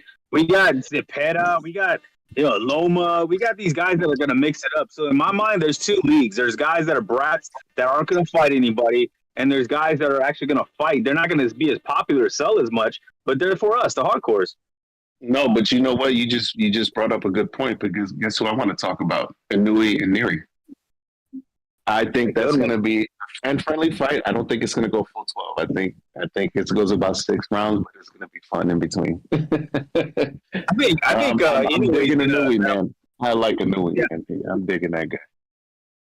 Yeah, yo, man, you know that? Yo, why are you talking about Frank Martin like that? The guy fought Muhammad Ali, man. He's their best in-house fighter that they can give Tank. That's why he got the fight. Boxing is going more and more soccer, because in America, our guys just don't cut it no more, man. They're too Kardashian. They're too Kardashian-like. So I think we're gonna be more of like a global thing, and we're gonna lose. You know, I don't mind. Guess what? I'm still gonna watch fights. Yeah, UFC is gonna be the premier fight league here in America, which I don't like. I can't stand MMA. I watch it, but I just come to that reality, man. That's just, it is what is it. Well, no, I mean the UFC right now is in a weak point. They don't have much talent.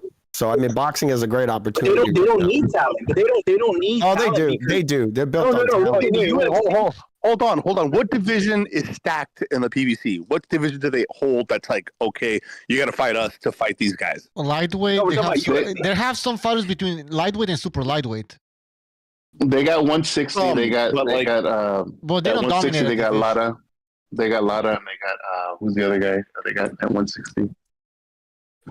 Lara's, come on, dude. Lara's a fucking. No. You were asking who they have. They have. I'm saying. No. What I'm saying. Okay, let me rephrase. Who does the PBC have right now that they're telling everybody, fuck you. We are the A side. You have to do what we say to fight our top guys because they hold the belt and they're the only one they have is Davis, and then they got to a contract with Canelo and Terrence, and that's it. But Davis, they don't have anybody else. Davis has one. Hey, you asked me who they got. That's the name I'm giving you. They don't even have Canelo, man. Okay, so that's nothing. Other than that, they hold belt hostages. That's it. Yeah. Oh, okay, but is Tank Davis a name? Is Tank Davis something that? Is he? How popular is he? Does he have pull leverage? He's only popular in the U.S. and it's within a pocket, right? That's why his pay-per-views aren't out there. Exactly. He's so good at the game. Okay, somebody if I was Gervonta Davis, I'd be sponsoring Amazon Fire Stick. Because a lot of his fans be buying that shit. Yeah. Oh, that was a good one. Oh, this guy, that was good. That was good. But you know what's crazy is the PBC actually admitted in the beginning when they're like they were pretty much saying most people steal the fight when it wasn't true. It's only true about the people they're pandering to, the certain segment, the certain demographic that they're pandering to. Those are the ones who steal the fight. You know, but it's crazy that they came out and admitted it and made it sound like it's just across the sport when it's really just this new wave of PBC American fighters. Well, they said that the only thing they have is Davis. Oh, I'm sorry. Go ahead, bro. No, I was just saying that was just, they said that just to cover up the fact that they're doing terrible in the fights, right? The numbers are terrible. Okay, so they're like, yeah, that was. Inactivity is one of them. Inactivity.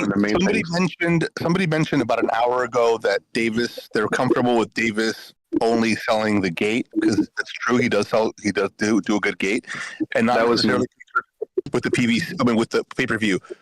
So I would say to that caller, whoever said that, that was me. Ricky, it's you again, huh? Yep.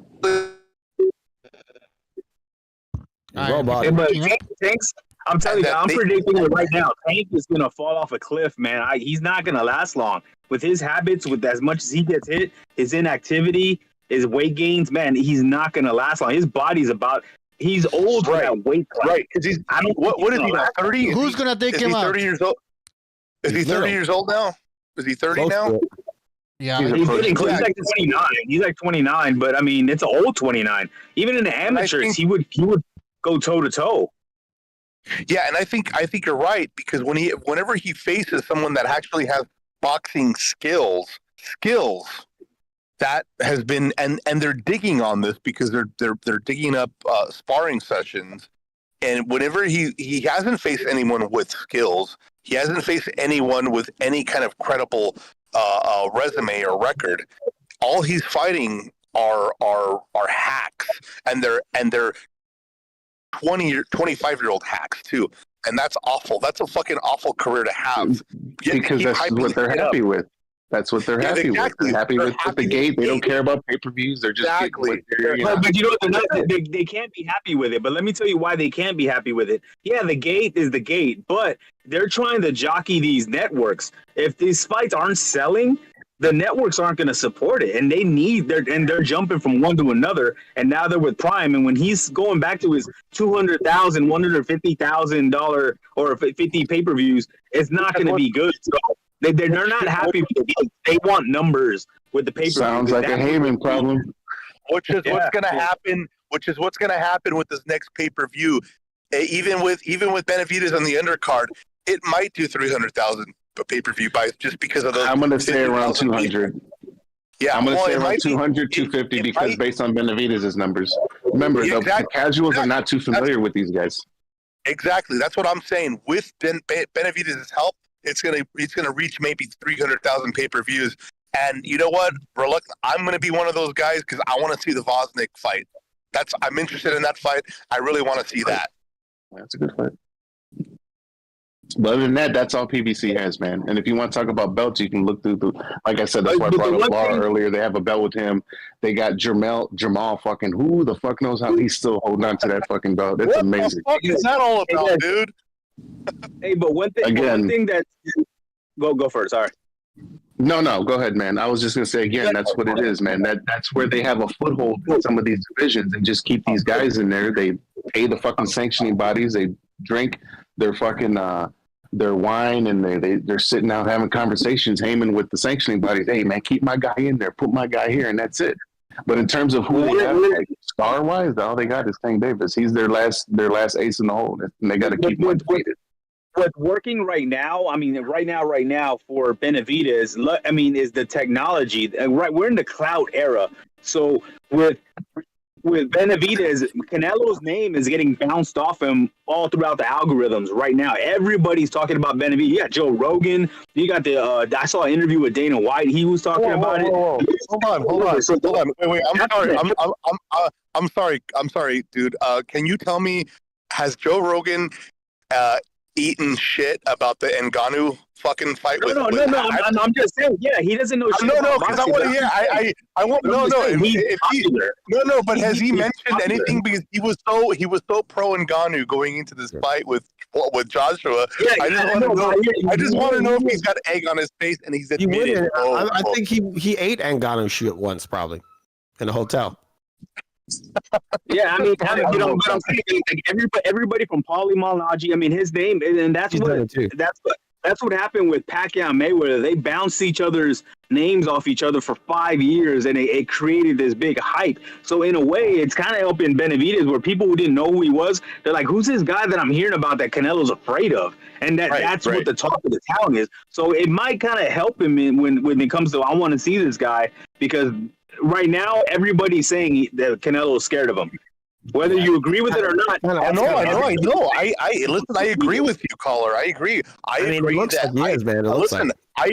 agree that everyone's perception right now, the majority of the people perceive this as a duck, and they don't know what's going on. They don't know the negotiations. We don't know the negotiations, but we can put two and two together. Why would they be talking to Canelo's team about fighting a guy in their stable? That doesn't make any sense. I think it's a bunch of horseshit. But not everybody reads into that because they don't know that. A lot of people are thinking they're going to fight this guy at 175. Who is this guy? He's from Eastern Europe. Oh, he's far removed. Nobody knows who this guy is. That's the casuals. But we know. And Canelo is feeding into it because he's answering all these questions. Well, all the interviews, the interviews are more about Benavidez than they are about Munguia right now. So it's creating more. If the PBC wanted to do something with Benavidez right now, is the time to do it because he's getting a lot of clout on the algorithm across all social media. They're fueling the flames for a juicy fight down the line. That's what I've been saying. I think they're fueling their flames. I think it's a mistake for Canelo, that's for sure. Dude's already old, man. I think it's a mistake for PBC. They're marinating fucking spam, dude. Big problem. Canelo's a little worn torn, but he's not old age wise, but he does have some miles, of course. But you know what he does? He's not an old guy, but he's old in the fights. He's got a lot of miles. That's what I'm saying. He's a little war torn. Yeah, he's war torn. Been in some tough fights. Listen, how much do you want to bet the guy has a shoulder problem and he's got knee problems already, like bad, severe knee problems? Well, I mean, think about some of the fights he's won. A lot of the fights he won versus B-level guys, he was losing the fight, but his power bailed him out. So yeah, but how much do you guys want to bet that this guy has severe fucking knee problems? Yeah. We've seen it. You're talking about Tank. You're talking about Tank? I guess no. Canelo. Oh, Canelo has all kinds of problems, man. He's all Canelo's got he's got shoulder issues. He's got knee problems. His heart's three times the size it should be from the PEDs. You know, he's gonna find out. Maybe. I mean, if we're gonna talk PEDs, a lot of these guys are on PEDs. I know. I'm just saying. I don't even care. What I'm saying is, I'm not saying they're not. What I'm saying is that when you take that shit for so many years, it starts to destroy your body. It does the opposite. I don't know. If you have money, you have doctors that could monitor you. Now when you have all these injuries. No, you're gonna actually the stuff Canelo's taking is actually good for you if you take it right. If you're trying to bro science the whole that's thing, not good for you. If you're trying to bro science PED, then you're not going to do well. Clan in his system. What did he have in his system? Didn't he have clenbuterol in his system? Yeah. Take it.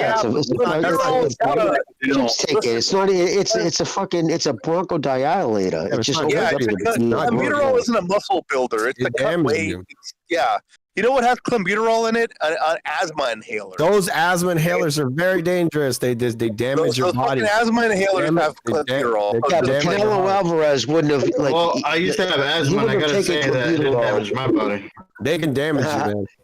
I don't know he wouldn't take. Listen, Canelo Alvarez, somebody worth hundreds of millions of dollars, jumps on a private plane and flies to Germany, has blood work done, and a team of the best fucking doctors create GH, especially for your body. I'll tell you right now, he's not worried about his hematocrit. You know what? He's not worried. If he's on PEDs, Canelo's not worried about his hematocrit level. Or his high blood count or high iron, none of that. High blood pressure. Monitor all that shit. He's doing just fine. Yeah, he's not taking clenbuterol. He's that's gassing fat his New Jersey off. housewives. He's gassing out real quick nowadays. You saw him watch that Bivol fight again. He's gassing 3 rounds in 3. Well, that's because he's putting too much excessive weight for his small little he was on a vegan diet. Yeah, vegan. Oh, yeah. Are you forgetting the vegan diet? Yeah. Also, his last fight, he was gassed out, dude, in the 6th. Yeah, because he has a lot of excessive mass for his little frame, dude. Are you talking with Jamal Charlo? Yeah, he's starting to gas early in these fights. Charlo didn't do anything with him. I thought his conditioning was really good for the last fight. I mean, the fight before that, the Ryder fight. Well, yeah, with Ryder, yeah. Yeah, and I don't know if they were at elevation. I don't know if they were at elevation because they were in Mexico, but they may have been at elevation also. But with Jamal Charlo, he had a great gas tank. I mean, there was no resistance. I mean, the guy didn't do anything. He didn't. True, but he had to chase him around the whole fucking ring. Yeah. I don't think it had easy too. That was like a fucking punching bag he was hitting. There's nothing. Yeah, a punching bag that was moving from corner to corner. Yeah, he gassed in the 3rd Triple G fight as well, hardcore.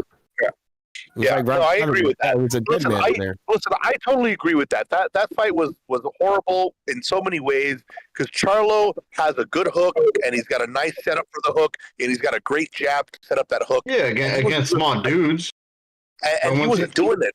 What small dudes? Like Canelo's a small dude. I'm just saying it's not looking like the stuff isn't working anymore. Jamal's the same size as fucking Bivol, and he was hiding at 154. Oh yeah, but there's people. There's something called effective weight. Like whatever weight you're effective at. There's people that are big, but that doesn't mean they're better at being bigger. They might be better when they're at a smaller weight. Canelo's not effective at 168. I think he's too small for 168. Yeah, I think he was better at 160. All I'm saying is that it's a misconception that Jermell was moving up. He stopped killing him himself to stop moving down. But that's the problem today, because we have the 30-day, 30-hour weigh-in, so you don't know how big or small people are because of the weigh-in times and just the excessive amount of weight. We got too many weight classes, man. Like, it just... it's ridiculous. I agree. Dude, I totally agree. The weight classes are too much. Listen, the gap between 175 and cruiserweight is a nice fucking gap. And we should have a nice gap between middleweight and lightweight. That should be a really nice gap right there. Welterweight, there should be lightweight, welterweight, and middleweight. And then See, I don't know. So you're saying like increments of 10? Something. You don't want any middle points. At least 10 to 12. You don't want any more 10 to 12 welterweight or any of that stuff? Look at the weight distribution between 175 and 200. That's 25 fucking pounds. What the fuck is that? Like, we should have that. Why don't we have more of that? That's what we need. We need less weight titles because titles make money, so they like to have all these fucking titles. I know that. I know. Listen. I know that part of it. That's why it got so fucked up. What about that new weight class? What is that shit called again? Bridger. What called? That one, dude. Yeah, that's titles sell fights. A lot of times people see the title. Yeah, I know that. Listen. That's why we have all these. That's why we have so many belts. That these sanctioning bodies are making so much money. There's so many weight classes. They have interim titles now. It's fucking what? You know what? There are parts of the UFC I like. One belt, and then they have the one interim belt, and they have the one other championship. That's it. We shouldn't have it. They don't have any. They don't have 5 championship belts. They have one championship belt, and that's how it should be. And then maybe it should be the lineal, or it should be the Ring magazine, and that's it. Get rid of all the other bullshit and have the Ring magazine and the lineal if you're going to have 2 belts. Make it that, and I'll be happy with that. Well, maybe you could still have the. I think most of you could agree with the WBO, IBF, and WBC, all that bullshit. It's horseshit. You know what? If I never had to hear Mauricio Suleiman's name again, I would be so happy. I wouldn't even miss it. I mean, you can still have. There's too much money involved, man. No, there's just too much money involved. I know there's too much money involved now. That's the fucking horrors of what we're watching now. We're watching all these guys killing themselves to make this weight and essentially weight bullying all the other guys that are naturally at that weight. And then we're watching these other guys that can't handle, that don't have the skills to move up. When once they move up, they get fucked up. I mean, I don't know, man. Like, I would be happy if Crawford just stayed at welterweight and just defended the titles. I want to see him fighting Tim, dude. I want to see him at 154, actually. I think you want to see him fight Tim Tszyu? Who's the guy you want to see Crawford fight? Really? I want Crawford to fight Tim Tszyu, dude. I want him to get a few good fights so he could adjust to the weight class, you know? And then I want him to fight. Is Tim Tszyu the guy you want to see him adjust to the weight class? Because Tim Tszyu is not going to lie down for him. I know, but I still want to see it though, man. I want to see two. Yeah, but I don't want to. I don't want to see that as his first fight in there because. No, that's not what I'm saying. I'm saying he needs a few fights, a few gimme fights, so he can adjust to the weight, adjust to the competition at that weight, and then fight the top. Yeah, then fight the top dog. Well, I would. You know what I would love to see? I would love to see Crawford fight Tim Tszyu, and I would love to see him fight Virgil Ortiz at 154. Those would be great fights. Yeah, I agree. Yeah. Yeah, those would be like, that's where I don't want to see him fight Canelo for a paycheck, dude. We all know what that bullshit is. I want to see you fight the real dogs. Just like we want to see Canelo fight whoever is the big dogs or the young up and coming guys at 168. Like, that's what I'm saying. That's what I want to see. I don't want to see this horse shit. I don't want to see these fantasy fights come true.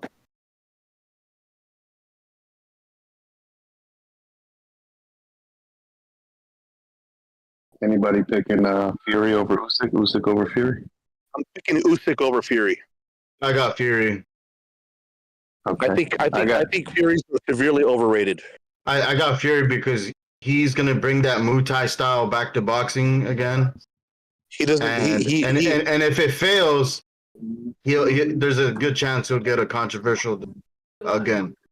I don't know. I think Usyk's way too much of a precision fighter and a striker for that. Are they going to give him if it's a close fight? Are they going to give him the decision? I don't know. Is it in Saudi Arabia? I think Fury's going to get dropped. I mean, Fury has a give decision. Dude, he's going to get dropped. Watch, Fury's going to get dropped. It's going to drop more than once in that fight. I think Fury already got dropped in Saudi. He's going to get dropped. He's going to get hurt. He got dropped and a give decision over there. So he's a confused fighter, good against lethargic, slow, big fighters. He looks good against lethargic fighters. He looks good because he could move good for a big guy, and he looks good against lethargic fighters. But I don't know, man. I haven't been sold on Fury for years. He's never been for a long time. I've been saying it for a long time. I just don't buy it. I don't buy the Fury pod. Yeah, he's not. I think Usyk's gonna soften him up to the body, and I think he's gonna outbox him and take a decision. Exactly. I think Usyk's inside game is gonna get him where he wants to be.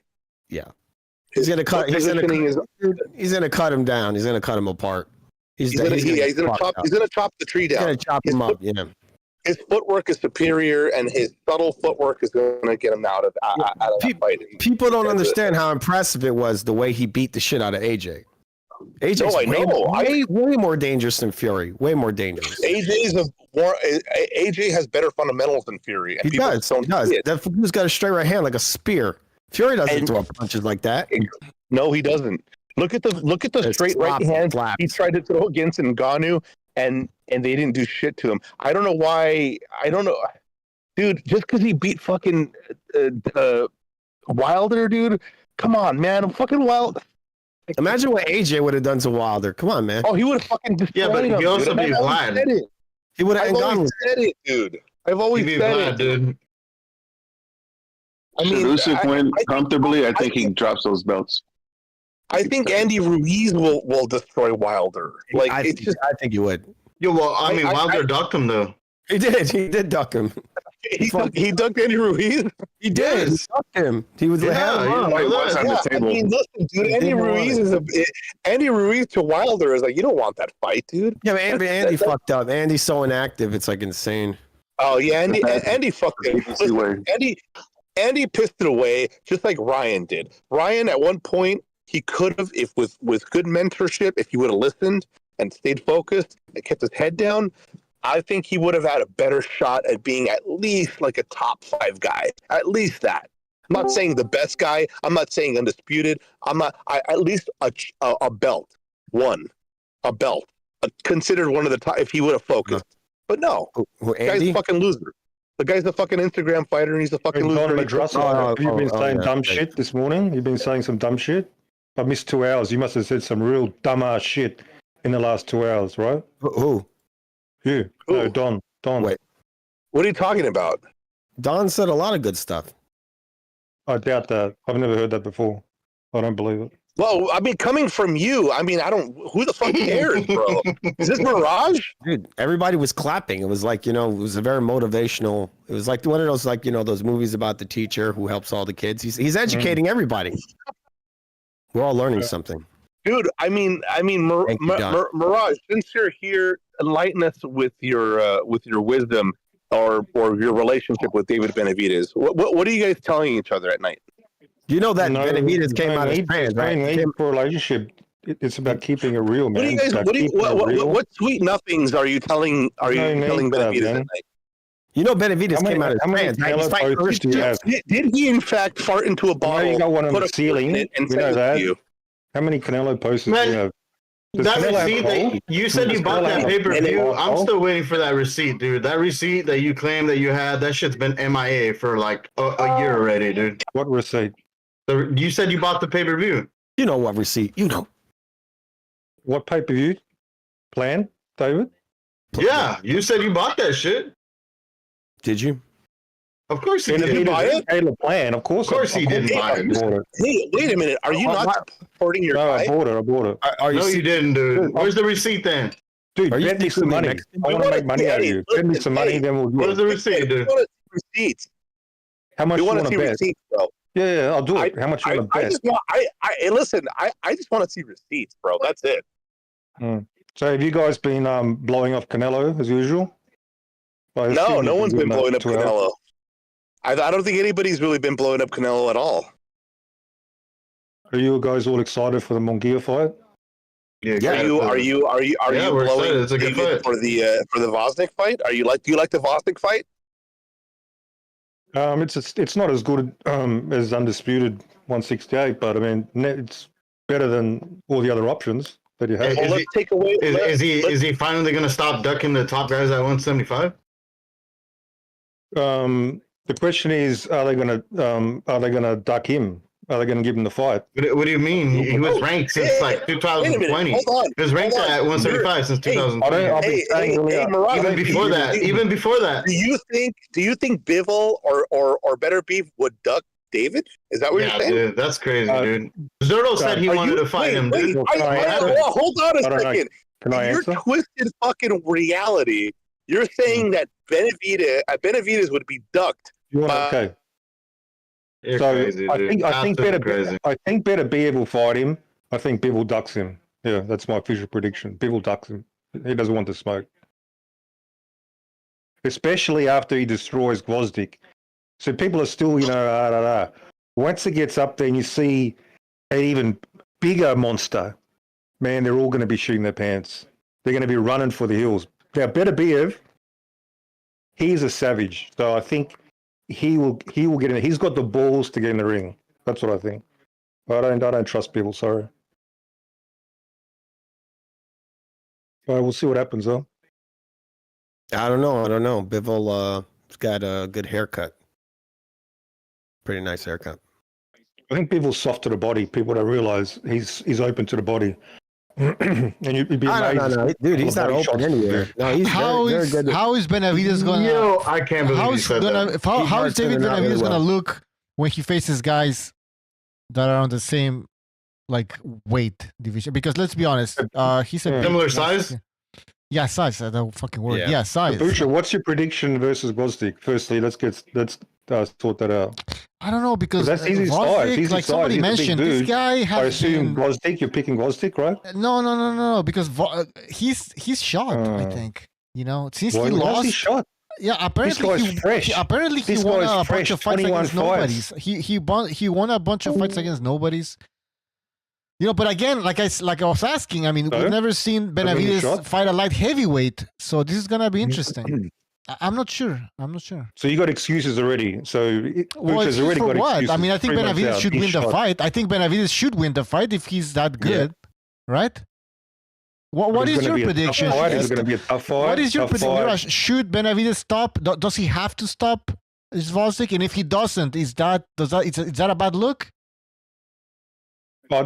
No, he has to beat him up. He has to beat the crap out of him. I mean, whether he stops somebody, I think he will stop him, but he has to dominate. Yeah, he has to be dominant. Yeah. Now, why is he moving up to 175? Because Canelo ducked him at 168. But why move to 170? Is he struggling to make weight? He supposedly wants to fight the winner of the Bivol fight. I'll tell you why. That's what they've been saying. It takes effort to make 168. So unless it's worth the effort, well, he said he's going back down. He's not going to do it. He's not going to do it. Like he's going to make the weight to what? Beat up Carlos Adams or something? There's no point. So he's unable to make the weight. There's a lot of it takes a lot of work, right? It's a struggle. A lot of work. It's a struggle. Well, he wants to make a big fight, dude. That's why he's going down. I mean, he's going up to make a big fight. That's a big fight. Now you're criticizing him for moving up. No. The next fight. Why is that a big fight? I even forgot. He's stopping to move down. Nobody was talking, guys. Nobody was talking about Gvozdyk. Nobody was talking about him since he was mentioned again. Right? It's a stay busy fight. Who should be fighting? Nobody cares about Gvozdyk. Nobody cares. Who should they be fighting? Come on, you're the manager. Who should he be fighting in June? There's a bunch of... let me go through the list of 168. I mean, Morale is there, I believe. Yeah. Morale, Billy, Shishkin, Bazignan, Pacheco, Munguia, But he wants a big fight, man. He wants to fight the winner. Vosik, of course. Yeah, remember Vosik? Remember Vosik? I remember. Yeah, well, I mean, if we're gonna play that game, David is a nobody. No, Vosik's a world champion. David's a nobody, world dude. champion. Casuals don't know who David is. He's a former world champion, guys. You listed Shishkin. They're going to put Shishkin on pay-per-view. He's not. I mean, with David. Mirage, really? It's not a big fight. Oh, okay. It's not a big so, fight. so what was David's last pay-per-view then? Who was it? Don't you watch boxing? No, you watch boxing? Yeah, it was against fucking Andre. Where's that receipt then? Former world champion. On your dad, who'd he beat at 168? Oh, come on. You asked. Now you're asking a different question. You asked Exactly. You're the one that brought him up. Who was David's last pay-per-view? I told you. You can't put Shishkin former world and champion on pay-per-view, man, with David. Former world champion. They're more proven than Lemieux and Andrade. Okay, they're not world champions. Those guys were world champions. Neither was Andrade. Yeah. Is Munguia proven? Was Charlo proven at 168? Yeah, he just beat Ryder. Dude, what do you mean? He just beat Ryder. Proven? Was Lemieux proven? Was Lemieux proven? Was Andrade proven? No, they weren't proven. Shit, Ryder's more proven than them two. Ryder's more proven than them two. All right, listen, Mirage, let's cut the crap. The Vosik fight, whatever, it's not a big fight. He's not a. I mean, he was a former world champion, but he was a former world champion. See the difference? He was. He's rushed up. Nobody has heard about Vosik since he lost against Beterbiev. And all of a sudden, there's no big fights available. That's the problem.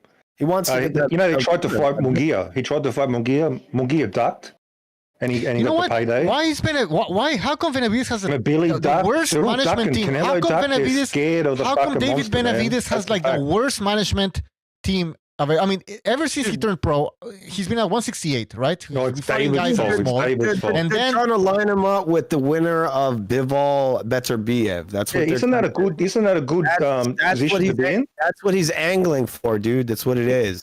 He's going to be number one ranked. We'll see to if he fight even for gets those fights made. 175, and you're criticizing him? Are you serious? The fight he's taking in June is just a stay busy fight. That's all it is, and he's going to try to fight. No, it's become mandatory for undisputed. What do you mean? Are you kidding? He's going to fight this guy, and then he's going to have the big fight after because he's not getting Canelo. It's not happening. Well, we don't even know that. And by the way, we don't even know if he's going to be fighting the winner of Beterbiev against Bivol because he has to work with other promoters. What did David say? He's going to have to work with other promoters, and the PBC is unable to do that for the most part. And the PBC is unable to do that. That's why his career has been shit because he's been with a shitty promotional company with shitty managers. Isn't the PBC he can never get the fight. He can never get the fights. He's always a victim, and he's probably going to be the victim again if he tries to negotiate a fight with the winner of Bivol and Beterbiev. So you guys are so he's gonna fight them, but I'm telling you, look at the history.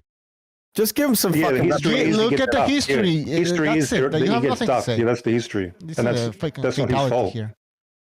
Hey, Bucho, are you still confident how you were telling me he's going to fight David in September? Are you still confident? You're right, bro. You're right. David gets stuck. You know what? I don't know. When I hear Bivol ducked him, Zerto ducked him. He's the bigger guy, but let me cook Bucho. So bad for me because I didn't get the fight. Cook me, man. You're cooking yourself, dude. You're fucking crazy, man. Bucho, do you want me to repeat the question? Yeah, I understood the question. I just couldn't answer it because people are talking. Like, let me tell you this. Tell them to shut up. I'm not sure because you know what I heard that you're not sure. Lukowitz, I call him. He wanted the TV rights. What's going on? I don't even know. These negotiations. I don't even think Benavidez wants to fight. To be honest, or his team. Okay, so that's your analysis of all this time. Your conclusion: David Benavidez doesn't want to fight. Well, his team or something. But to be honest, Mirage, I think the fight will happen. I think the fight will happen because Benavidez will realize. Sherlock Holmes analysis. Benavidez will realize he has no other option. White pressures the WBC to get his mandatory. Are you like some sort of Dillian White does whatever he can to get the fight. I don't see David Benavidez doing that. I don't see Benavidez doing that shit at all. Dillian White will crawl up Mauricio Suleiman's ass to get a fight because he's a mandatory. So every fight on planet Earth, hang on. How do you justify that? Chasing the Canelo sweepstakes for like 7 years. How do you justify that, idiot? Tell me. Tell us all how you justify that. In your logic, 147 pounders are calling out Canelo. They're chasing the Canelo sweepstakes. I'm asking you to justify Tim this Zoo's fact. chasing. Tim Zoo said, "Oh fuck you, I'll How fight do him you in a second." justify the fact that Benavidez will not pressure the WBC, yet Dillian White, because he wants to fight so bad, he will do so. How did that work out Dillian for White Dillian will White? Dillian White will pressure the WBC to get his mandatory, but I don't see Benavidez doing that. How do you justify that? Again, do you understand how brain dead? How brain dead that take is? That David doesn't want the Canelo fight. You're brain dead. That's so brain dead. They don't want the fight. It doesn't deserve a response. Mirage, look at Benavidez' career. Look at Benavidez. Look at what Canelo. Look, Mirage. You've got to be one of the most delusional fans. Hold on. Let me talk. Are you up to medication? Let me talk. Again, Hold on. Let Bucho talk, guys. Mirage, look at Canelo's career. What he accomplished when he was the same age as David Benavidez, right? What's that got to do with Canelo's fighting Munguia? Benavidez is such a victim that he's unable to get any fucking sort of fights, and he has to get a Canelo fight. If he doesn't get a Canelo fight, there's nothing else he can do. There's nothing, there's no big challenges out there, right? Yeah. Now, he's moving up to 175. What's moving up to? What are you talking about? How long did he wait for that? Let's be honest. So he was waiting for Canelo all these years, right? While Canelo was hold on. While Canelo was unifying, this guy's not doing shit. He's getting coked up. And then all of a sudden, like, oh, give me the fight. I'm asking for this amount. Why is Canelo says, fuck you. And then he's like, oh, well, I'm gonna fight with Usyk. Let's not say that Canelo isn't doing coke, because we know that. No, you have to say. All right, so Mirage, that's the reality of the situation. In the ring with the Monster. Why 200? Did he demand it, or did he say a ridiculous sum of money that no fighter would ever get? The fact that he said 150 million, 200 million, which no fighter on the face of the planet would remotely even get scratched the surface. So if you say something, a number that is so ridiculously absurd that it would never happen, it's obviously he was just being a fucking knucklehead. And at that point, he was just being an asshole. He was kind of whipping his dick out. At that point, he was kind of throwing shit at David for like, really, what have you done? Because regardless of who I fight, his mind is the money's the same. You bring nothing financially to this fight, David. Whether I fight you, Munguia, or fucking that post out back, the money doesn't change for me because the promotion is off my back. And I don't know why you just call that dude an idiot or call him brain dead, because somebody brought up the fact that Benavidez never petitioned the WBC to make him mandatory, a mandate to fight. He never did. You reckon that'll do anything? And said that. You reckon that'll do anything? Well, I can tell you what it does do. I'm just telling you what happens if you petition the fucking WBC to be a mandate fight. If the WBC says, I will mandate after his next fight, which they did say, Suleiman said, I will mandate. Why is Mike Tyson's not even Mexican? It doesn't matter when Mike Tyson. The person watching it would have preferred Munguia. Outselling Benavidez in his hometown? Tell me why Munguia outsells Benavidez in his hometown. You made it up because you made it up. I don't know. Well, who was he fighting? Okay, Munguia sold out fucking in Arizona. David sold out in Vegas. And you're comparing him? Are you serious? Dude, David's definitely worth more money. Caleb Plant against Plant was sold out 13,500 versus Caleb Plant. Yeah, what was the pay-per-view numbers against Plant? Dan Raphael said, okay, they were bigger than Munguia's. They were bigger than Munguia's. That's what. Munguia didn't have a pay-per-view. Well, that's the point. Exactly. He's not even at pay-per-view level. Yeah. Oh my God, that's fucking stupid. He fights for $10 tickets. Yeah, see the other promotional companies. Munguia's a people's champion. He wants to give his people some free fights. You see him up on stage, man. That's a boy. Thank you, Mr. Canelo. You're my hero. You're my hero. I always wanted. Get that shit out of there. It's obvious. Let me just say something. Get out of there. He knows there's a lot of danger in that Benavidez fight. There's not a lot of danger in that Benavidez fight. Hey, he better not struggle. Look again, guys. I'm gonna repeat this because some people don't understand. Look at Canelo, what he accomplished at age 27, 28, 29. Look at what Benavidez has accomplished. Who was the coward? Who's the coward? Seriously. David. Well, he's trying to hold on to what he had. Benavidez hasn't done shit. That's the answer. That's the correct answer. That is the correct answer. You know, like his biggest win is Caleb Plant. His biggest win is Caleb Plant, who had already lost to Canelo. And you know, and now finally he's like, well, I'm gonna move to 175 because he can't even make weight. He can't even make 168. He cannot make 168. I mean, So the weight bully is moving up in weight. He's gonna probably, start to fight guys his own size. Canelo's pretty he's gonna big, start man. to have a career. He's gonna start to have a career. And maybe he'll understand that he shouldn't be. Maybe now he will learn. Maybe now he will learn that he shouldn't be asking all these things again when he's negotiating with Canelo. Like, he hasn't done anything. He wants the TV rights. He wants this and that. Like, Canelo is telling him, "Fuck you, know your place." His management company asked for the TV rights, and like Eddie Hearn says, "Who are you to even ask that? Why? You know how this business runs." He says, "That's if Canelo was signed back with the Zone. He's not with the Zone, but he's not with the Zone now. At the time, he wasn't with anybody. This was after the free fight deal was over. So he was talking to Eddie. So Eddie called his camp, and Lukowitz said, "Yeah, dude, we want the fight, but here's the thing: I need the TV rights for the Amazon." And Eddie was like, "Dude, you've been in this game for 20 years. That's hypothetical. That never happened. He's back." But no, the fight, but the negotiations ended right there when he said, "I would need the TV rights, though, Eddie." That's like saying, that's like you. Let's like me going to your house to buy a car, right? And I say, "Okay, dude, I will give you. What are you asking? 10? All right, I'll give you 10. But your girlfriend's got to give me a reach around." You would pretty much say the deal's done. Fuck off. Yeah, so that was telling Eddie Hearn to fuck off. Canelo doesn't. He's not even signed with Eddie. Well, Hearn. Jimmy, to Mirage. At the time, he wasn't sold with anybody. Eddie Hearn actually he phrased it like that. He said, "If this is what he said to him, if I have the pleasure to fucking." And he did suck up one with that language. "If I have the pleasure to represent him again, we could make the fight. What do we have to get it done?" He said, "The money's all there, blah, blah." And then he said he wants the TV rights. And you can't do that. You cannot ask Canelo now? Who's Canelo fighting for now? With the PBC. And who did the PBC say we want to make the fight? Not David Benavidez. They're fighting for Amazon. Munguia. Okay. You really reckon PBC preferred Munguia? Yes. Yes, that's the one. That was the fight. That was the fight they came back to. They preferred to do business with the Zone, split it. Then David Benavidez, who's the right. You really believe that? That was the fight they wanted. That's the fight they asked to make. Let me tell you, in Mexico, everybody's talking about this fight. In Mexico, people are talking about this fight. In Mexico, they're talking about this fight again. Munguia is a guy that's coming up. He's the fight in Mexico. He's not. No, but there's a lot of fans. The fan base is on pay-per-view in the Mexico? United States, mate. It's Mexico. No. Oh my God. So who gives a shit? Nobody gives a shit about Benavidez. What do you mean? They're two Mexican fighters. That's why they care.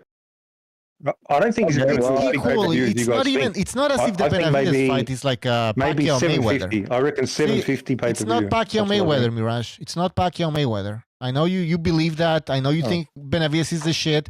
He hasn't done anything. But I want to see the fight. Most people see. I think most people in the boxing community rather see that Benavidez fight. I understand that, but I mean, at the same time, Munguia is the cherry pick. That's what people are saying.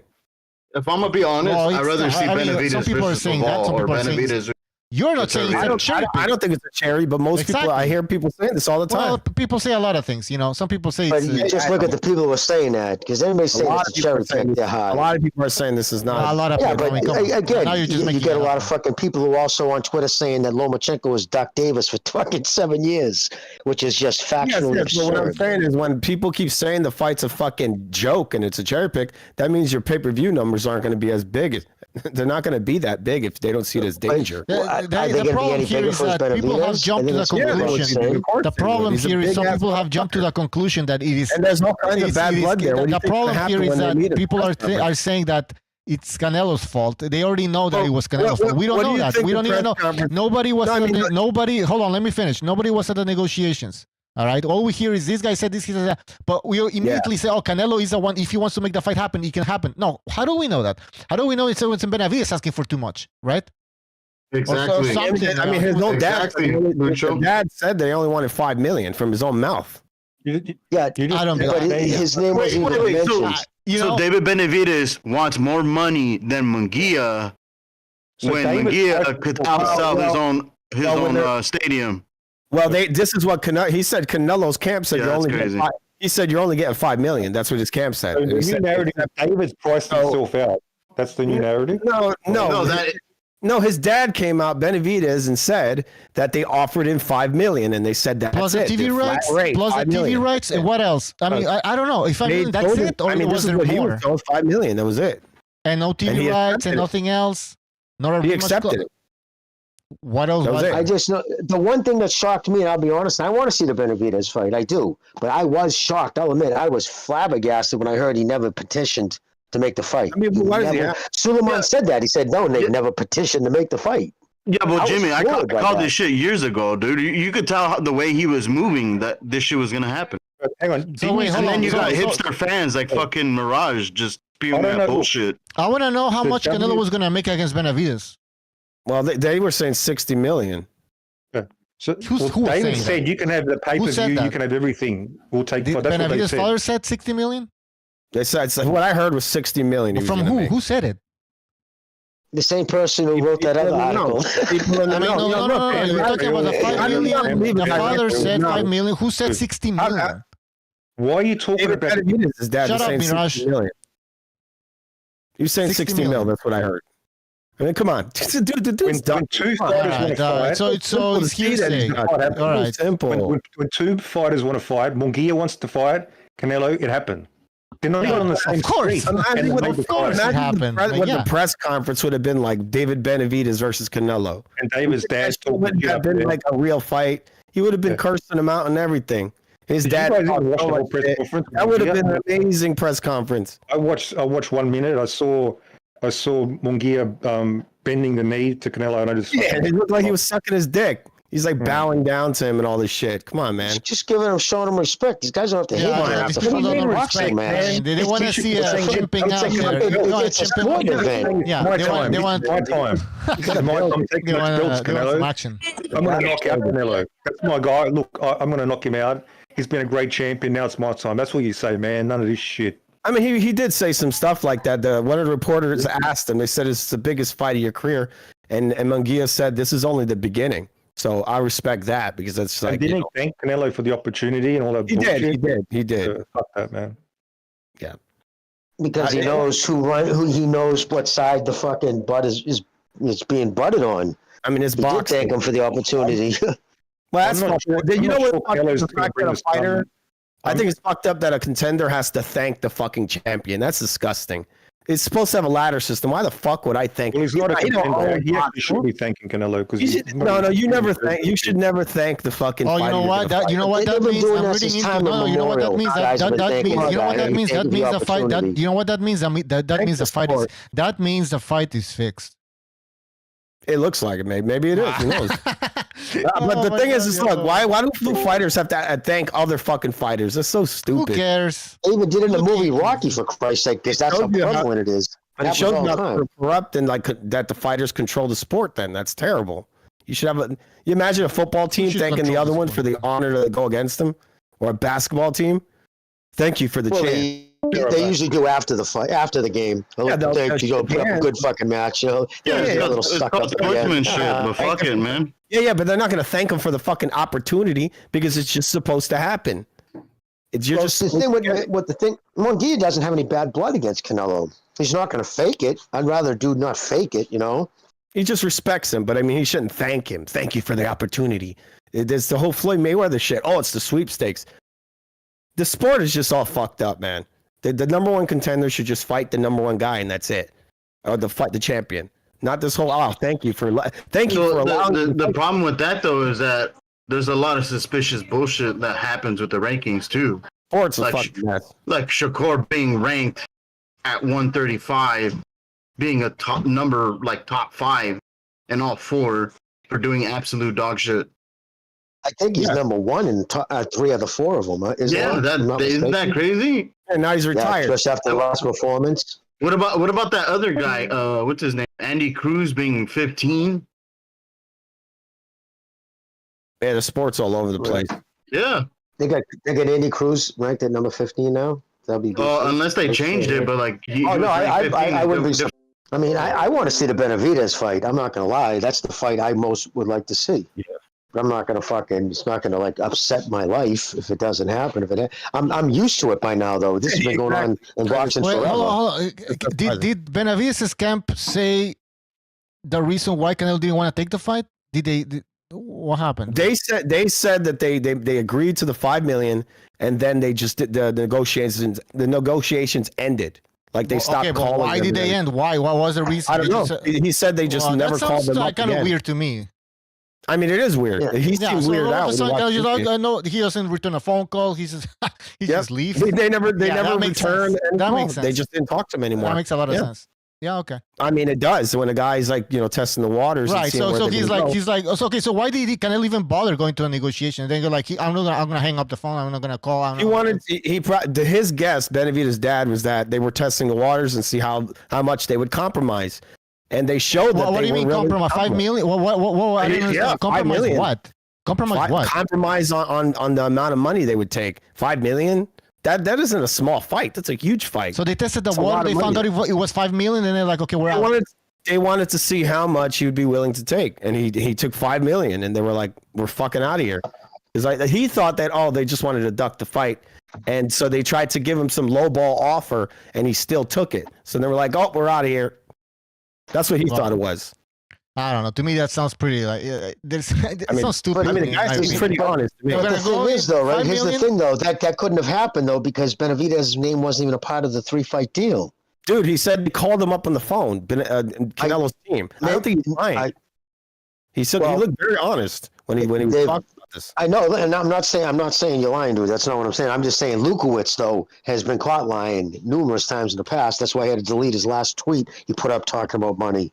He's done it twice now. I'm just saying, and I'm not saying either one of them are afraid of each other. Of course, they both want to fight each other. I hope it happens. I think David's being silly going up to 175 and then coming back down to 168. He's only going to weaken it. He said what his plans were. He wants to fight the winner of that bivouac. I know. And listen, hey, all the props to him. If he goes up there, fights Gavajic and comes back down to 168, good on him. But I'm just saying, it just doesn't historically work out very well. His dad said they're only going to come. They're going to come down again if Canelo changes his mind. But they're going to wait, and he's going to try to get that light heavyweight title. That's what. I mean, it's not a good look when the division's looking stack and he's moving up.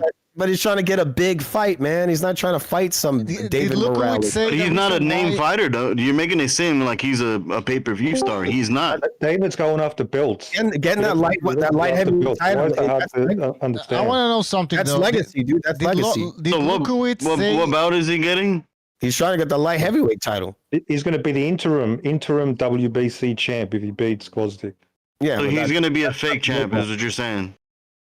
Yeah, it is, but it's going to be in position to fight for the undisputed. He already has a fake bout, so like, what's the point? Because so what's the Canelo's point? hogging all the belts. Canelo's hogging all the belts. That's why. The point is also to beat the guy that beat Canelo, possibly, or the guy. So he's running from a stacked division. Saying. No, he can't make the weight. He's gonna fight two guys his own size. So that's good, though. That's a good. So he's running once the division's getting stacked. Is what I'm hearing. I don't think you need to clean your ears out. I'm hearing a muck capping for Canelo again. Yeah. How is that, man?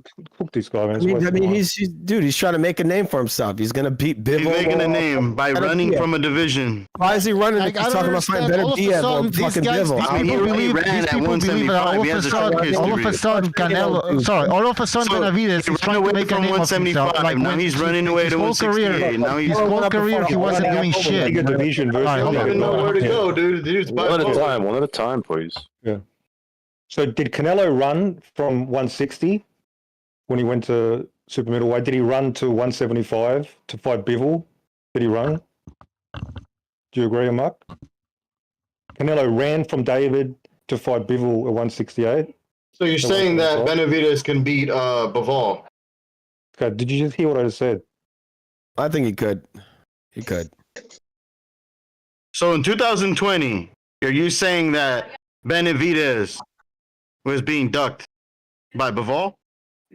No, man. You need to. I don't know. You've been drinking. Okay, so was David fighting at 175 in 2020? Is it no? No, he's at super middleweight, but Canelo went to 175. Was he ranked there? Yes or no? Did Canelo run from David when he went to 175? That's your logic. David's running now, apparently. Yeah. Well, he's been running. He was ranked at 175. Yeah, David. Was he a yes or no? Am I lying? No, he hasn't fought at 175. Okay, notice that you didn't say I didn't lie. Thank you. That's all I want to hear. Hey, Mark, why did Canelo ask for 150 million to fight? So, Alan. So was David ranked at 175? Yes or no? How was he ranked when he never fought there? How's he ranked? He missed weight. Did you forget? So oh yeah, that's right. All right, that's right. You don't know. You don't really watch his fights. You just claim he bought his pay-per-view. I don't know. Makes you ranked automatically. I don't know how you can defend Canelo and talk shit about Benavidez, man. I don't give a fuck. It's just like you guys are boxing hipsters creating this fucking narrative, and it's so fucking weird. Everyone can see Canelo's ducking that fight, dude. It's not even hard to see. It's obvious. Like, why wouldn't we even argue? Why did he ask for 150? So you're saying David Benavidez could beat Bivol, is what you're saying? Yeah, see, he probably could beat Bivol. You're fucking crazy. Don't be shocked, man. He probably could beat him. Does anybody really he's ducking one fighter to fight a better fighter? Yeah, that makes sense. He's got a lot more craft than you think. He went 12 rounds with Canelo. Dude, come on. Benavidez is a fucking chainsaw. Canelo shot. And he went 12 rounds with Canelo. Unless you're telling me he took it easy on Canelo. But if he goes 12 with that Canelo, who was tired in the third round, what the fuck you think Benavidez is going to do to him? It's definitely going to be a lot harder fight than the Canelo fight. That's for damn sure. A lot harder. What were you saying, Jimmy? What's that, brother? What were you saying before? Oh, I don't know. Now I forgot. Sorry. It'll come back to me. I didn't hear you. I didn't hear you. Is Canelo going to stop Munguia? Is he going to stop him? Is he going to beat him up and stop him? Lomachenko almost did, so Canelo's going to stop him, right? Munguia's a punching bag. Exactly. Munguia's good. He's good. Huh? That's gonna be a good fight. It's gonna be a really good fight. But if he eats the number of shots from Canelo that he did from Derevyanchenko, I don't see him finishing that fight, man. Man, this is coming from the guy that said that Smith is a good fight when he fought Beterbiev, man. Fuck out of here with that bullshit. I mean, you saw the last fight. He fought really well versus Ryder. He didn't get hurt. Ryder's a punching bag. Yeah, he is. But look what he did with Canelo. That was a fucking war. Went to war with him. A war? I mean, hey, you're out of your fucking mind. A war. Now you're just fucking lying. Yeah, it's crazy. The Euro lovers are in full effect right now, man. The fact that you have to lie to prove a point is pathetic. No. He went to war. A war. A 50-50 fight. A war. Canelo was gassed. Seriously, guys, man, you gotta step it up here. Dude, you have to go record it. I'll tell you what it was a war. I think it was pretty one-sided. And if that was a war, then what the fuck was Benavidez against Plant? The first 6 rounds, man. That was losing the fight. Canelo was getting his fucking head popped up over and over again, left hook after left hook after left hook. Oh my god, you kidding me? Yeah, and he had Canelo back, and Canelo was backing up because he was hitting it so much. Was Canelo backing up because he was hitting it so much? Like, was he in danger? Was that a clean win? Man. You're just making shit up at this point. Was that a clean win from Canelo? You're pathetic, man. Like, come on. At least be honest if you're going to I am being honest. We got a war. I mean, shut up. Yeah. Juan Rambo in the chat with a super chat. Juan Rambo with a super chat. He says, if you are a Canelo, a super chat. Juan Rambo says, if you're a Canelo hater, your mom loves big black meat. All right. So both super chat is that. Anyways. Dude, both guys are fucking covered in blood. Canelo was eating hooks and uppercuts, everything. He was eating punches. Oh, my God. Dude, he ate a lot of punches. A lot of punches. Yeah, it was just such a close fight. I remember that at some point Canelo got hit and he had to take a step back because he was like, this is fucking too much. Since nobody I'm going to make a highlight video. I'm going to show all the times that dude got hit in that fight. And I bet you. Everybody saw the fight. Nobody said he was a war. How many rounds except you, of course. You're going to see his head. Those dudes went forehead. I don't know what. I didn't count the rounds. I'm just saying those dudes. Didn't win any. Those dudes are going. No, you're not hearing me. I think it was like Gatti Ward. The dudes are going forehead to forehead, just fucking beating the fuck out of each other in that fight. My goodness gracious. Yeah, Canelo didn't just not get hit in that fight. Dude, he got hit a lot. He got hit. I told you that, but he wasn't in danger. I mean, that's you know what?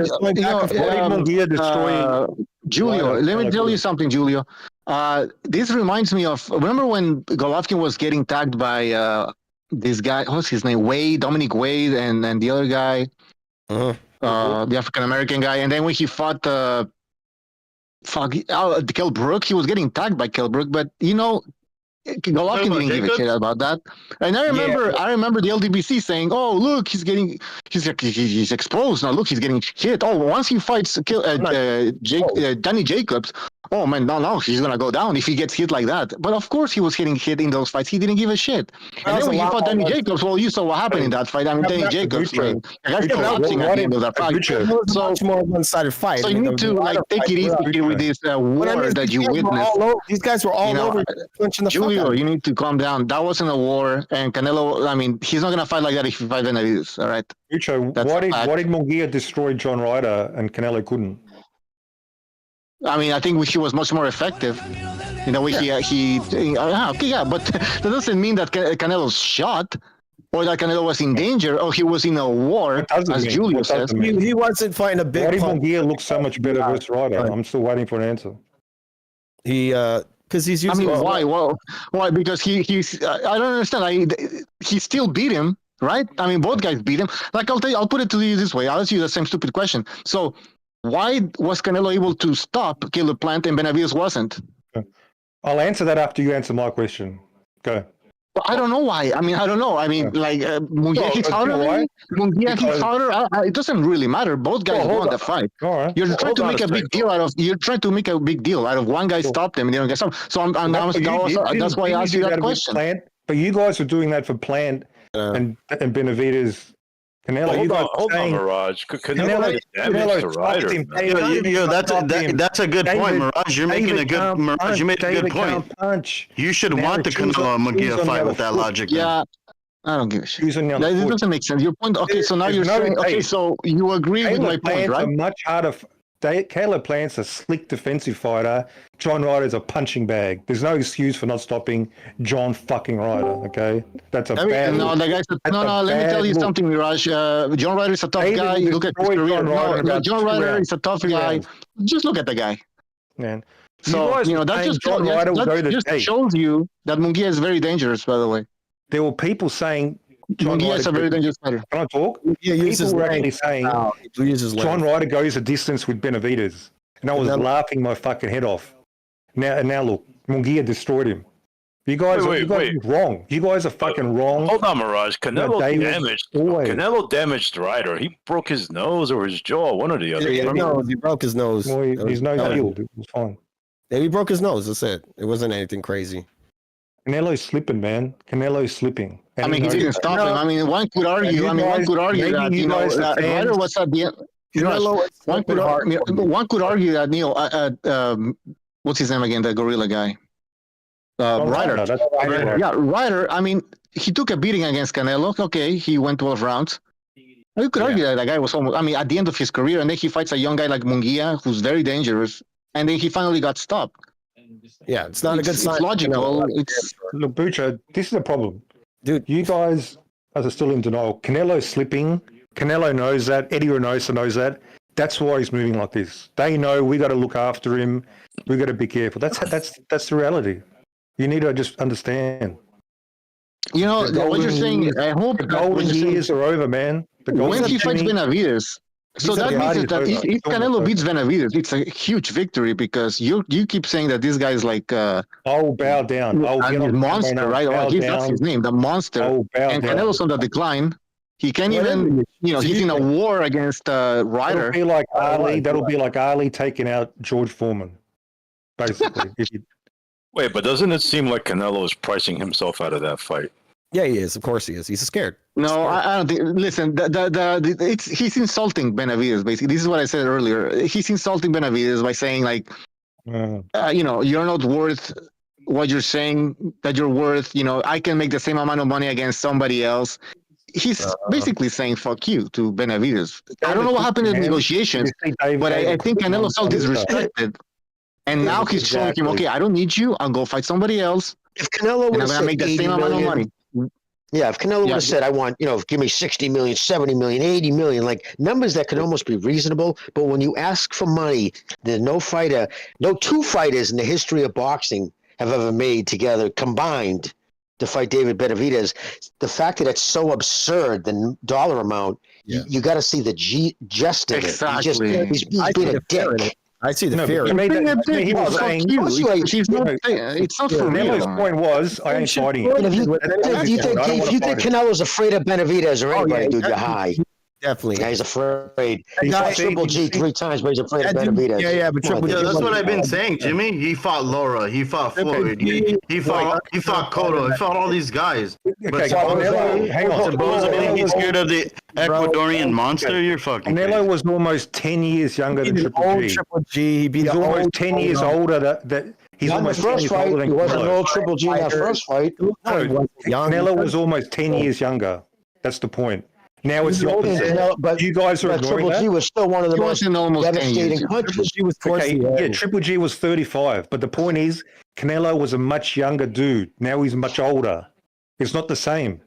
Well, that Triple G would still beat that Wash Lemieux. But that's not evidence that he's ducking Benavidez. I mean, that's just showing us, okay, there's an age difference, fine. Yeah.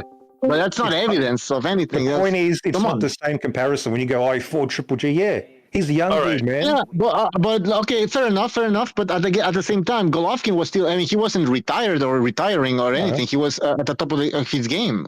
He was a champion. He was the best middleweight in the world. So he was a dangerous fight. The biggest puncher at 160. I don't think. Well, probably 154 to 168 easily. I don't think. You know how much bigger David is than Triple G? Do you know how much bigger he is? Go Google it when they're together. All right, simple question. Very different. Hold on, one simple question. Does Canelo consider Benavidez a dangerous opponent? If he has a brain, of course. Of course he does, man. I don't know what you think. I don't care who you're fighting, you better consider him dangerous. This is the Any fighter takes on any fighter, doesn't consider him dangerous. He's a fucking you're an idiot. Fucking the kind of guy that could fucking Hulk him and just beat him down like he's nothing. It's going to come down to this. Will Benavidez's size be too much? Yeah, and the endurance. What he's got endurance and his size. But the thing is, right, he's not going to be able. He's not going to be able to come straight at Canelo and walk him down the way he does with Plant and other guys. I mean, that's a different style because he's fought guys who don't punch. When you fight like Benavidez, like Plant, Andrade. All these dudes. What happens when Canelo takes his punch and then punches him back? Okay, what happens after the next punch and the next punch and the next punch? Canelo's gonna rip him to the body, bro. Canelo's gonna rip him to the body and take that endurance away. So that's not even. Yeah, he squares up. He squares up, man. What happens when Canelo? What happens when Canelo reads his telegraph shots? Why didn't he rip? What happens when David reads Canelo shots? I mean, guys, I was rewatching Canelo versus Bivol, and Bivol is extremely good boxer, very technical. He has pinpoint accuracy and stuff, and he was missing against Canelo. Now Benavidez doesn't even punch at the same skill level. He's not even accurate. He's not that accurate. Yes, he overwhelms you and he hits hard enough, but he doesn't accurate. No, he's not accurate. That's why he's swinging autistically because he's trying to land a punch. That's not autistic. He got very. That's why he's using volume instead of technique and timing. He has good timing, but that's why he's top 5 copy box accuracy. He's better on the reason he hits hard. The only reason he hits hard is because he's so much bigger, so much more massive than his opponent. Yes, that's why he's a monster. That's why he's a monster. That's it. Exactly. That's why he's gonna have to move to 175. Do you think a monster is that call him a monster because he's small? Canelo hits harder. Yeah. Benavidez is 6'2". Benavidez's biggest challenge is 5'7". Canelo. Just putting it there, and you're gonna see Canelo beat this guy. So it's gonna be a great so hard. I think he's gonna get a 154 pounder. That's how hard. 5'7". Yeah, Benavidez is gonna crush him, dude. He knows it, and Canelo knows this. He knows. What did Canelo do to Charlo's body? He hit him with. So wasn't he just retiring and stop the embarrassment? I think he should. I think he should. Dump the belts. That guy, I think he knows that at his age, where he is right now, he can't fight a guy that's gonna come hold a press conference and just say, "Well, I admit the Mexican monster sent me into retirement. Here's my belt. Adios." You mean the American monster? You mean the Ecuadorian monster? Dude, you know what? The quesadilla monster, the cocaine monster. Do you guys think Benavidez hits harder than Bivol? Crenbuterol monster. He hits harder than Bivol, of course. Yeah, I'm not sure. They hit about the same, I think. Bobby hit. The difference. It's Benavidez he overwhelms with punches. Like he breaks you down. That's the difference. Benavidez is more snap though. Bivol's more of a thudding puncher. They punch breaks different. Down with what? With what? What breaks them down? What? For his division, he hits harder. Yeah, and the punches, of course. He's not pillow fisted. I'm not saying that. I'm just saying different styles. Like, Bivol will, he will outbox you. But I think, Bivol could actually. He stopped some fighters when he wanted to. He tried to, you look at the Canelo fight. He tried to land a bunch of combinations. The problem was he was fucking missing. They're wide shots. He was missing. And if you don't think that Canelo's gonna make Benavidez miss, I don't know what to tell you. You're gonna be surprised. Benavidez is very compact hooks. So it would be even in the inside, I think Benavidez would fuck Canelo up. Close. He's gonna get countered, man. He's punching down at the same time. It's just no. I think he's gonna lose. You gotta consider power at 175 and power at 160. Yeah, when David gets on him, he's gonna fuck him up. If they're right next to each other, I think that's what Canelo wants. Bucha, this is the point. Hang on. He's gonna counter him, but David's going to keep throwing. You got to keep countering. It's not going to just be one counter. It's over. You got to keep countering. You need the gas tank to keep throwing counter punches. That's the problem. It's not going to stop. That's a good point. No, I agree, Mirage. No, I agree. But the thing is, I believe that Canelo hits hard enough to hurt David Benavidez. I mean, if you look at what Bivol was saying, he said like this guy hits fucking hard. His arms were all fucked up, and that's 5'7", a 5'7" guy fighting a light heavyweight. Yeah, but it was not Bivol. He's got good power. So this guy has punching power. Yeah, did Canelo hurt Danny Jacobs? No, we didn't. Yeah, that fight, nobody heard it. They were out from the boxing from the outside, so we didn't really see Canelo's not a big anybody land anything. He said it was like getting hit with a slap. That's what he said. It was like a slap. He said that? He literally said that, Triple G. Canelo's punches are like slaps. Well, that was at 160. Okay, whatever. He's a puncher. He ain't the big puncher. I think that's why he was pissed off. Both of those examples you gave were at 160. Canelo hits harder at 168. Look how much torque he gets on those fucking punches. He throws them from the fucking bleachers, man. He puts everything on them. And Bivol's like, hey, wait, did a fly hit my arm? Dude, he was eating them like they were nothing. Like the punches were like nothing to him. He has a good poker face, so I'm sure they hurt. Nah, they might, they hurt. Dude, of course they hurt, bro. Did you not see Bivol's arms after the fight, bro? I don't punch too hard. You don't punch. They were purple. He even said that he hurt, like he hit fucking hard. So let's not forget Canelo's more flat-footed at 68. He puts so much weight on him, and then there's no power on him. Yeah, but I don't think Canelo needs to move that much, though. I mean, he's never really been a mover. No, he moves his head, and he can counter you. And look at did he really need to move that much against Bivol? Bivol respected the guy. Actually, I made a short video. You guys should check it out. You can see Bivol, man. He didn't want to engage. How else could he beat him without doing the style that he did? Like what else? What other style could he use to beat him? Well, that's his style. Or he could try to throw more volume, more punches, and try to walk him down like Benavidez. He's just measuring the smaller guy. That's exactly what he did, and it didn't work at all. No, there were points where there were moments where he had him on the ropes and he couldn't land a single fuck. On the ropes. I'm not taking the middle of the ring. I'm taking Canelo's back was on the ropes and he can't escape. And Bivol was throwing a bunch of punches, and then he stops and he takes a step back. He's like, "Fuck it." Yeah, man. I mean, Canelo and the Bivol fight was basically the pressure fight. Don't pick and choose because Canelo's an accurate puncher. He's just always looking for punch placement. Remember, he knocked out Caleb Plant. He's been breaking bones, dude, with the little gloves. He's been breaking noses. He's been shattering arms. Orbital Smith. Breaking the arms. Yeah. You tell me those are slaps? If those were slaps, GGG would have just walked them down and ate them up alive. Like James got Friday the 13th, but he couldn't. He's got fast hands. Just don't pick and choose. Don't pick and choose. Come on. Because he's had a lot of good knockdowns. He never knocked him down once in 3 fights. Come on. It doesn't matter. He hits hard, man. That's what we're talking about. He's one of the best body punchers too in boxing. One of the best. Listen, I want to see Canelo David Benavidez, and I'm not saying that Canelo isn't ducking. I mean, he's just a human being and he's older, so it's not all about defending Canelo. I'm just saying, like the things that you're saying are not that accurate, bro, Julio. He's not a huge puncher, dude. He never. I think he's average for 168. He's all his head. He's right there. It's the accuracy. I would say respectable. Give him a free shot. Julio, stand in front of him and let him give you let him get a free shot off of you. You're taller than him, right? Okay. Supposedly you're a tall dude and you're a big guy. I'm bigger than him. Every way. Yeah. So stand in front of him. Trade punches. I get to hit him with a free punch too. I think he's I go first. Whatever. I think Benavidez, bro. I think they heat for 168. If you're gauging him, he's right in the middle of the pack, if not slightly higher. I think his power is fine. Well, guys, I'm gonna ask a question that I asked before, like an hour ago or something like that. What's the biggest puncher that Benavidez has faced? When have we seen him get, receive punches from a big puncher? Durrell? Wouldn't it be Durrell or somewhere around the line? I guess, yeah, maybe Durrell. Yeah, that's the point, though. I would say it was Lemieux, but it was not Lemieux was dog shit at 168. Don't say he didn't land anything. Yeah, that's what I'm saying. He's a big puncher, though. David had really good movement in that fight. At 160, it really didn't. People didn't acknowledge that. Now, I'm not saying he can't take a punch, but I'm saying I haven't seen him take a punch.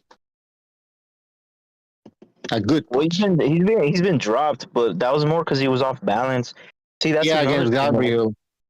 Yeah, like if Canelo will capitalize on that shit, all day. Lemieux's probably the heaviest. Dude, Lemieux's probably the heaviest puncher he's fought. He can't even capitalize on John Ryder, dude. Come on. He's going to capitalize on him. He broke his fucking nose. So he's going to punch up at Benavidez and break his nose?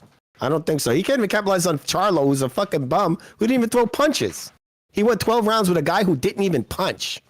He got to him, but he's very defensive. If you've been in a ring before, you know how that is. If a guy doesn't want to fight, how do you knock him out?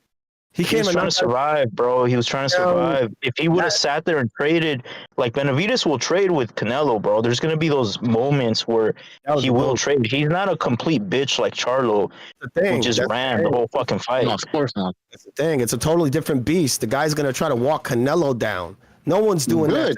Let him try. Okay, so what? No one does that to him. No one. Well, for a reason. You want credit for something he hasn't done yet. He's trying to fight. I mean, he's going to walk him down as he should be afraid. I mean, we'll see if he keeps doing it throughout the whole fight. Dude, he is. You know the politics involved, and you keep arguing this ad nauseum. I think he knows that he's at a certain age, and he's not willing to go and fight a guy like that. That's what you think. Well, for a reason. Exactly, that's what I think. Yeah, it's my opinion. Yeah, but exactly, it's not backed up by anything. You have no evidence. Like you're just saying, well, you're like Mirage. Well, look at the age difference. It's backed up by the fact that he wants $200 million to fight the guy. We already talked about that. You need to pay attention. I mean, it's a joke. Do you want Jimmy to repeat what he said? I mean, that's his opinion. Do you actually believe Canelo's asking for $150 million? Yes, he is. Okay, well then I don't know what to tell you. That's what he asked for. I mean, I don't know what to tell you. You want to believe that shit? Then fine. Yeah, you're talking about a guy that's speaking broken English. Well, when you go into a job interview, you ask for more money than what you expect. Yeah, and they come back with okay, and then you settle. Like, say you want $30, you're gonna ask for $30 an hour. But you're willing to settle for 25, they're going to be like, okay, we'll give you 27 an hour. You're going to be like, okay, fine. You got more than what you expected already. Yeah. It's negotiations, bro. Like, come on, man. Well, Benavidez, negotiate properly. Benavidez did go to the Saudis to ask them to put up the money. Yeah, I said that earlier. He literally asked for the money. And if he gets it, this motherfucker's still gonna duck that fight. Watch. Then you have a legitimate right. But if he has an offer and he has it in paper and he presents it and he's like, no, fuck you still, then you can bitch and moan. Exactly. Right now you can't say anything. I think Benavidez is trying to expose Canelo because he already has. He's even agreeing to a rehydration clause. Bro, he'd be petitioning that fight, and this is coming from the Triple G lover. You're just mad that Canelo retired your boy. It's okay, man. Your boy's getting exposed. Just deal with it. What boy? What? Who? Canelo. I don't even know what people are so confident in. I don't even know. Like I said, Benavidez, there's a lot of question marks, and some people are very confident that this guy is going to beat Canelo. I don't know how they know this, I don't know why they're so confident again. I mean, the guy, again, my question, what's the biggest puncher he's ever faced? Well, we can't even answer that question, right? Then we look at his record. I mean, his biggest win has been, it was last year against Caleb Plant. We already saw Caleb Plant get stopped. But why would it matter? You know, it's a good win, but it's nothing to tell that, you know, makes me believe that, oh my God, no way Canelo beats this guy. Yeah, but Canelo's not a big puncher, so why would it matter what big puncher he's fought? I mean, come on. Canelo can't even knock out John Ryder, who's a dead man in front of him. I mean, I don't see it. He stopped Caleb Plant. That's a big stoppage. I mean, Plant didn't. Benavidez didn't do it. I mean, he put on a beating. Don't get me wrong, but you know, Canelo does punch hard. I mean, if he's able to stop a guy like Caleb Plant. Yeah, but Plant. And not only that, I mean, at 168, Canelo has a better resume. Of course, he unified the division. Benavidez couldn't even do that. I don't know what the fuck he was doing. I don't know what he's been doing. But what big punches was Caleb Plant fighting? I mean, he wasn't getting hit by big giant punchers. Cool plan, bro. Well, yeah. Can I address the John Ryder statement? Because John Ryder is tough as nails, bro. And a lot of those knockdowns were ruled slips, which were wrong in my opinion. And so, like, the refereeing has a lot to do with it. Jaime Munguia stopped Ryder because the referee stopped it. Okay, like you have to take that into account. Also, the referee said no, that's too much. Let's stop it. Whereas versus Canelo, he said no, like that wasn't even a knockdown. So you have to factor these things in, bro. Canelo broke the guy's nose, man. Ryder gives you nothing to worry about. The dude's a punching bag, man. That's true, but we're talking about the toughness, right? And he's hard to break down. I guess he's hard to stop. Like the boxing scientist just said, Munguia.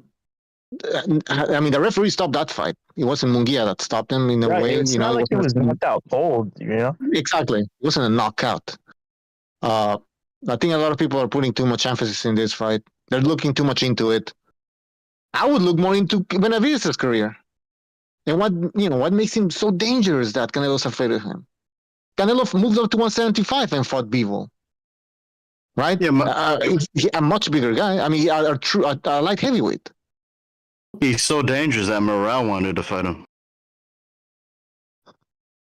And what Canelo's so afraid of losing, but he moves up and fights Bivol. I mean, and he lost a fight. So what? He's afraid of losing now. He already lost against Bivol. Losing against Benavidez is a different story, right?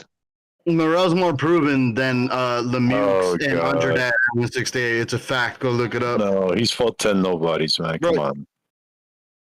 And who did Andrade and Lemieux fight at 168 again?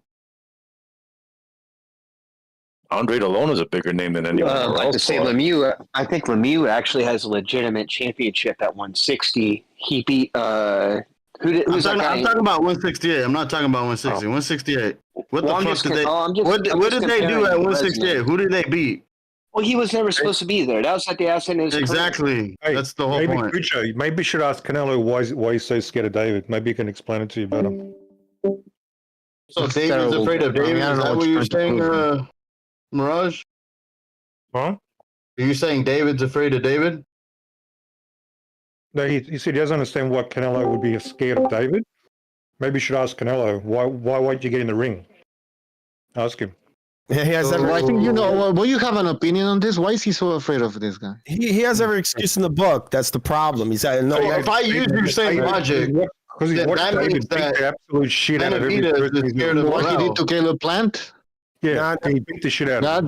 That's like Canelo's like, fuck, man. I fought Plant. He sees the style. He doesn't like it. He doesn't like the style match. Style. Oh, that come forward style. Like at a slow pace. This guy's not going to let him breathe for 1 second. And you're scratching your head. You still don't get it. And David Benavidez just gotta take all the shots, right? Because he's a defensive wizard. You know.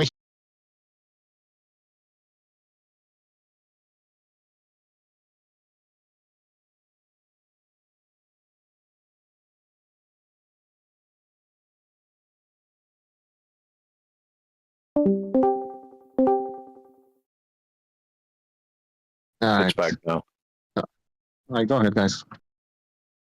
Well, my thing is this: yes, Benavidez and Gonzalo is 1,000% right. His offense is his defense by throwing punches, and he doesn't have to load up on him. He just overwhelms you with barrage of punches. But he has really good defense, but actually. You don't do that against. He's not going to be able to fight that same exact style against Canelo. He's going to have to be a lot more conscious of what's coming at him. You can fight him the same way Ryder did. He's going to fuck him up just like that. Same way. And listen, Ryder lost every round of the fight. Yeah, Ryder on it. No, I just mean he's going to get on. He's going to get on. Squaring up has its advantages, but you can also get dropped on your ass easier because you don't got a back foot to fall on, to stand on, like he did against Ryan Gabriel. Yeah, but this guy's got to punch up. Sometimes you see videos of people that they got the ability to they say they're so strong that people form a line and they say, okay, push me, try to knock me down. Those people usually will have one foot in front of the other, and they'll tense up their body in such a form that it's hard to get to rock you off your axis.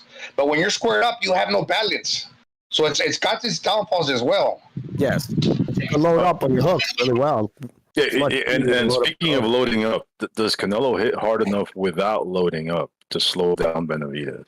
No, he doesn't. It depends how you hit him. It depends how you hit him. You catch somebody like missing a punch. You know what I'm saying? And you slip it, you catch him. He's accurate. You can hurt him. You don't have to load up on everything. Canelo smothers all his work when you're on top of him.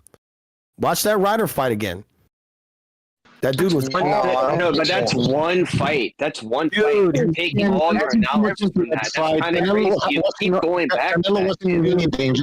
Canelo wasn't in any danger in that fight. He was putting too much pressure, and he looked bad because he was so desperate to get the stoppage. Again, he was in Mexico. He wanted a knockout. That's it. I mean, you look at other fights. You're gonna tell me he was fighting like that.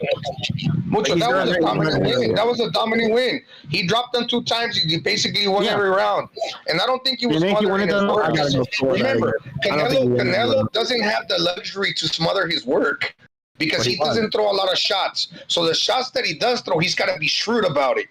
It's in his best interest, and he knows that. The only problem with that was John Ryder, all he had was a left uppercut. That's it. He only had a left uppercut on the inside. If he had an actual good punch selection, he would have started fucking him up on the inside because Canelo's throwing all these looping hooks on the inside, and there was nothing on them. Because he's smothering everything. The dude always pulling. You put him on his ass. You put him on his ass twice. Yeah. It took him. He won every round of the fight. I mean, it was a dominant win.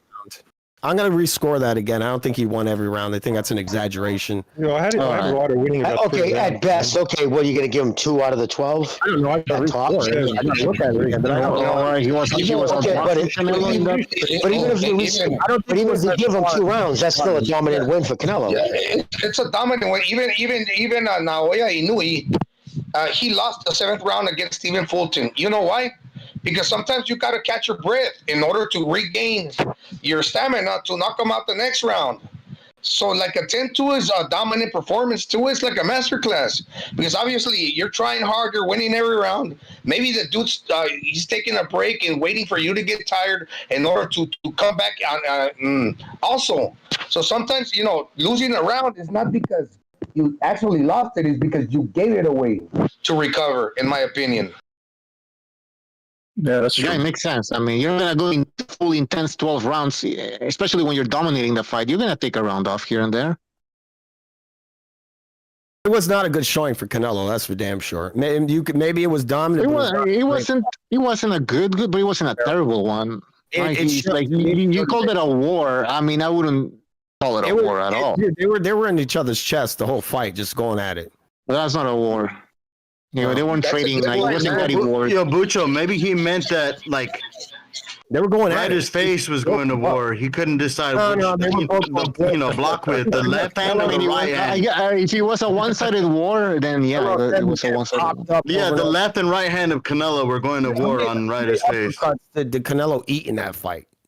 I mean, it's like 30, 40. Dude, you're crazy. His head was getting popped up over and over again in that fight. Okay, it wasn't that many shots that you're like over and over. And again, I'll take you back to Golovkin when he fought Kell Brook and Dominic Wade and the other guy. I forgot his name. Way more dominant. That was a way more. He was taking shots, but he was confident. He was here. And then again, the LDBC. When he fights Jacobs, it's going to be a completely different story. A completely different fight.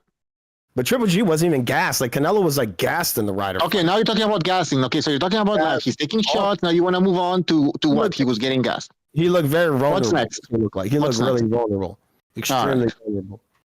And then he had another fight. His next fight, the next guy didn't do jack squat. He didn't even throw a punch. That doesn't count. I agree. That doesn't count. That's terrible fight. I was disappointed in Charlo. I actually thought he was going to do a little bit more. Yeah, I mean, well, let's look at the punch stats versus Ryder. He more than doubled the body shots landed. He more than 4 times the amount of jabs landed, and he doubled the power punches landed. 117 to 69 jabs, 60 jabs to 11. Total body punches, that means arms anywhere, 179 to 80. He landed 42% of his power punches. He dominated him in every punching category there is. So I don't know how somebody could put forth that performance and come out looking bad. Yeah, I don't really pay attention too much to the punch stats because it's a bunch of fucking fanboys who do that. Yeah, and who knocked down and broke his nose. Man, you don't pay attention. You don't pay attention to the criteria. Crazy. Fights by. Exactly, pretty much. Like, I don't pay attention to that because it'll fucking kill my argument. Now we have to go on. It doesn't kill my argument. I saw the fight. I mean, the guys, they wasn't.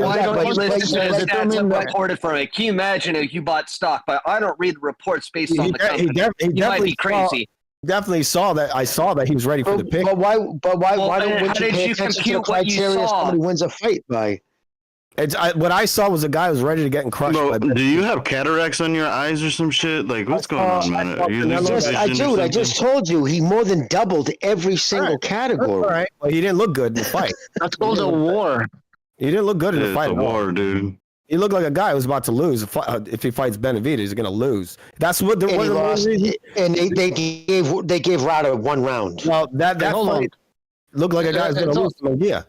It was a pity round, wasn't it? In the chat, Quentin in the chat saying that Julio FUTV says that you had Spence winning rounds against Crawford. Is that true? Of course he won rounds. He definitely did. The fucking people, all they watch is the last fucking round of the knockout. Which round? I got maybe one round. No, wait. I'll go rescore it again. Yeah, maybe that one. I'll go restore because people, what happens is that they don't actually score the rounds. They only blow the guy who won. I scored the round after you just got done saying. Yeah, you just got done saying you don't count punches. You don't care about punch stats. Like, how in the fuck? I'm interested in your criteria. Me literally watching the punches land. So you do count punches? Me counting the punches, not some fucking nerd. So now we have to go off the base. You don't, Quags, you don't understand. He's living his truth, bro. Let him live his truth.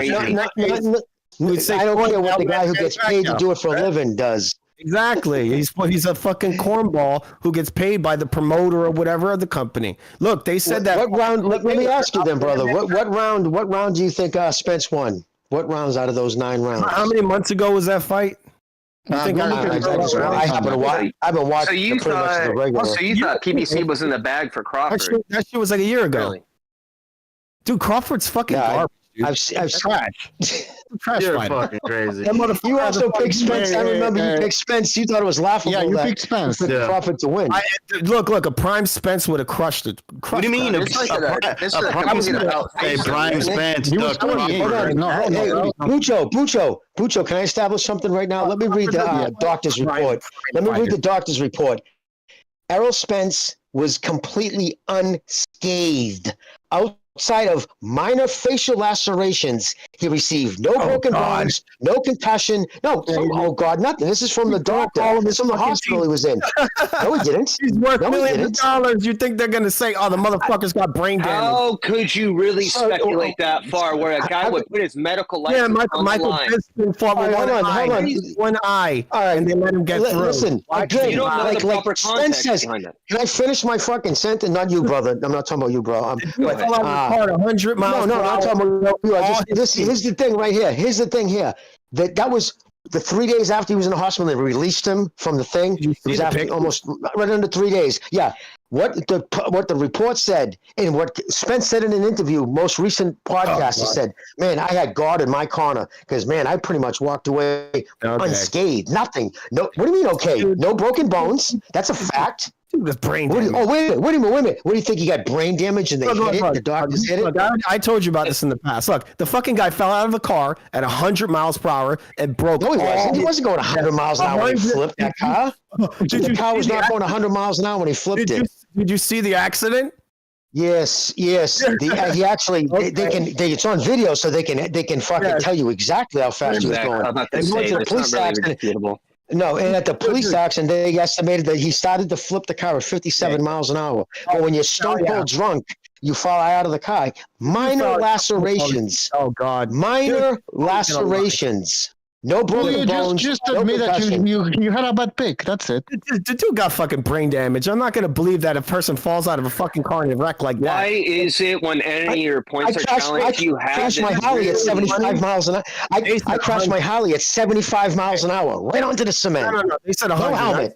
Dude, that wasn't 75 miles an hour. Faster than that car was going. I got no brain damage. Trajectory because he got launched. So if he's going 57 miles an hour, he got thrown out of it. He's going faster than the car was. That's what he's trying to tell you. You should show the video again. Show the video of the crash. That dude was not going 50 miles per hour, bro. He was So going 57 miles an hour. and you're going to explain physics. Yo, That's what fucking the police said. I wonder what's going to be the excuse when Canelo beats Benavidez. Yo, Ken Shamrock crashed at a high speed. What the fuck is your point, Julio? I don't. Canelo will never fight Benavidez. So like, Julio, are you actually saying that Spence had all these medical problems? They released him 3 days after just 3 days in the hospital, right? With the brain damage, with brain How long damage, was he out of the sport? and they hit it. How long was he out of the sport after his little accident? It was a short accident. He lost all his 11 teeth. months. 11 months. No, he didn't lose all his teeth. 11 months. He didn't lose all his teeth. No, sir. He cracked his front two jammers. That's it. He cracked his two front teeth. Hey, dude, you're just trying to build that for Crawford. The Crawford fought a guy. What are you talking about? I picked Crawford to beat him before the accident. I picked him to beat him 5 years ago.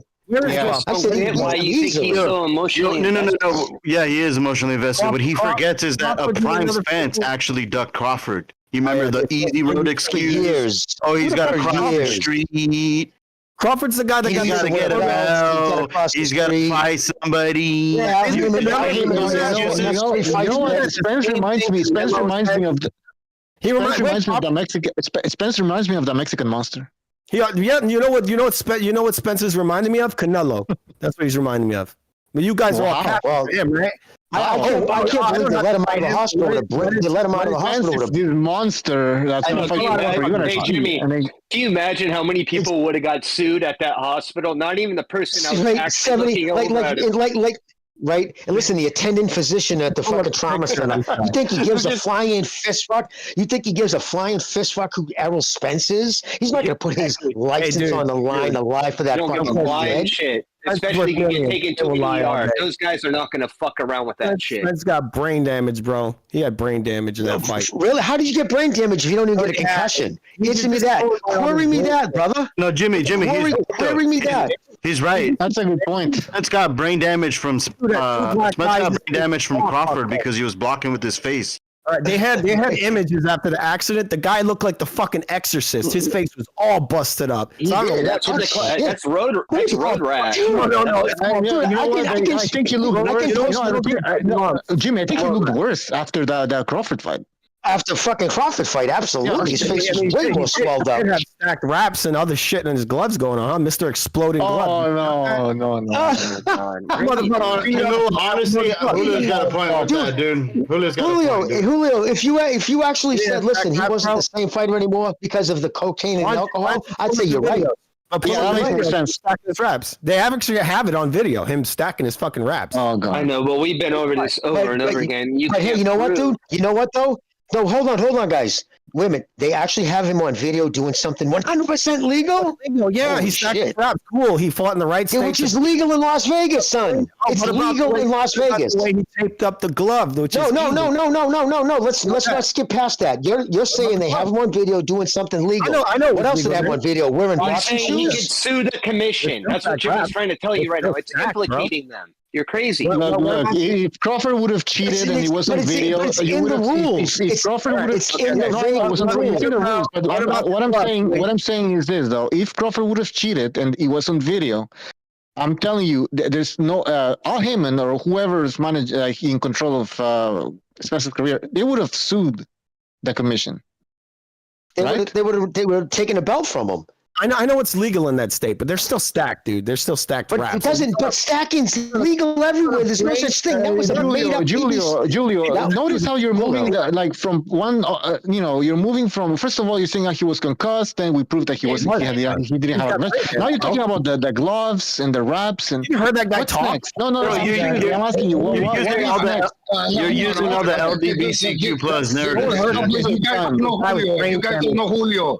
If you guys don't know Julio, what Bucho's explaining right now is exactly what he does all the time. He hops from one thing to another when he gets proven wrong, and everybody knows it. He stacked his fucking raps. He still stacked his raps, regardless if it's legal or not. There's no such thing as stacking raps. That's a fanboy made up term. It's completely legal. Oh yeah, everybody stacks their raps. Oh yeah, everybody wraps tape over their hands. Talk to us about the Illuminati. How they were involved in this fight then. Jesus. He put tape. Well, they had it already. He was already chosen to lose. That was what happened before the fucking fight. Everything about it. Go watch the marketing. All the marketing was, we're gonna do a fish fry, the big fish, and they had him wearing the fucking big fish. He's got the net. Come on, man. You think he came up with the fucking net? He's like a motherfucking retard. You think Crawford's got a stylist now? No, they had that shit. I would think they would want Spence to win though. And he illegally wrapped his gloves. You're not going to talk about that part, right? Where his glove on the outside was wrapped illegally. The way he taped his gloves up. How did he wrap his glove? I don't get what you're talking about. They've been doing that since he's talking about the leather bag. Yeah, he pulled it back. He made his punches much harder. And the motherfucker's gloves were exploding one fight before. Why did that happen? They've been telling Julio has a point there, though. Listen, hold on, guys. Okay, but let me address that. You know how many times that happens? You know what? Listen, there's a reason. Listen, there's a reason every single professional fight we watch, it's right next to the guys in the corner, an extra pair of gloves. They have to bring 2 pairs of gloves to the ring. They didn't use them though, gloves Jimmy. rip all the time. No, listen, but hold on, let me address that too. Who comes over? The ref saw it, pointed to the commission. He came up on the stage, up on the apron of the ring, looked at it, flipped it over. It's not up to Canelo, Crawford or his team. If that commission guy would have said, change him, they would have said, no problem. Out come the scissors, ripped it off, taped it right up, would have been on. Go rewatch it, and that commission looked like a deer in the headlights. They were confused as fuck. Listen, I think he was wrong. I'll give you that. I think he was wrong by not making him change. They were like, what the fuck did we do? What are we doing? I'm not saying, dude, I'm not saying that guy fucked up. You know that's a fact, Jimmy. Listen, I agree. No, but I agree. I think the guy should have, but he didn't want to get booed because he's stopping the action. He absolutely, because what happens is that it gives the preference of maybe something did happen, what's going on. He should have right away said, take him off, put on your extra pair right there, but he didn't. But that was on him. The Crawford's not saying, no, these are good, I'm going to keep them. So that's completely on the thing. And did he fuck up? Yes, I'll give you that. He should have did it, but he didn't. That's what he did. He's tampering with his fucking gloves. I don't respect Crawford at all. I think he's a piece of shit. But, where is he? He's retired again? Come on. But wait a minute. How did he tamper with his glove? He just established gloves rip all the time. The commission fucked up by not making him change it. We weren't even talking about tampering gloves before this either. This is what we're talking about. You keep moving the subject. But he didn't blow up both gloves. Only one hand blew up. No, dude, you're dictating the conversation. No, that's not true. 2 of them busted up, Jimmy. Both blew up.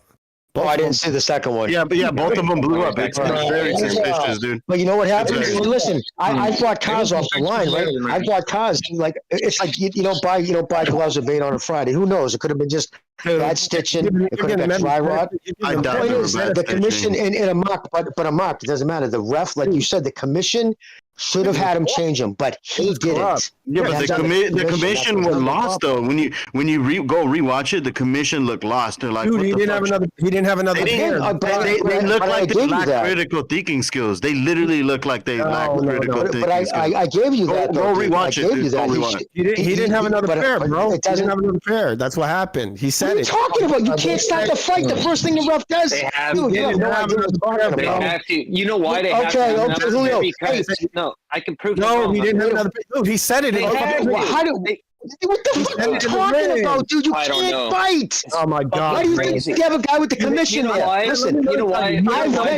I've been around the sport my whole fucking life. You can't fucking begin to fight, guys. Now what the guy in the corner does? He goes over to the corner. He has to look. You have a mouthpiece. You have to go over, check your fucking. Now let me let you see your water. They have to look at your water. Now let me see the extra pair of gloves. Yeah. If you don't have them, the fight doesn't start. So for you to sit there and make a fucking statement like there was no extra pair of gloves there, that's just an out lie, dude. Dude, shut the fuck up. You're not letting me get to my point. Look, with you right now. No, you know, because he's making his point. Calm down. Because he's not letting me get to my point. You're just saying because he was talking, you fucking moron. Yeah, calm down, bro. They calm the fuck down. You're completely disrespectful to everybody. You're not the only point to be made here. You didn't get that right. No, you've been all over the place. We went from 5 I'm not over the place. I'm answering you've not argued one of them properly. Subject. I'm talking about the shut up. The guy's glove is blocked. No, dude, shut up. I'm tired of you right now. Shut up. All right, look, he said that the glove. He said the other glove broke in the back room. Did you sweat? That's what he said. Shut up. He said the gloves broke. Shut up. Are you a fucking little kid, dude? Are you a fucking retard? 5 different subjects. If you don't want to argue one of them, they're all brought up by you. Fuck you. Hey, shut up, bro. You're being mean. Oh, shut up. Look, no, this is your problem, right? That's what they're talking about.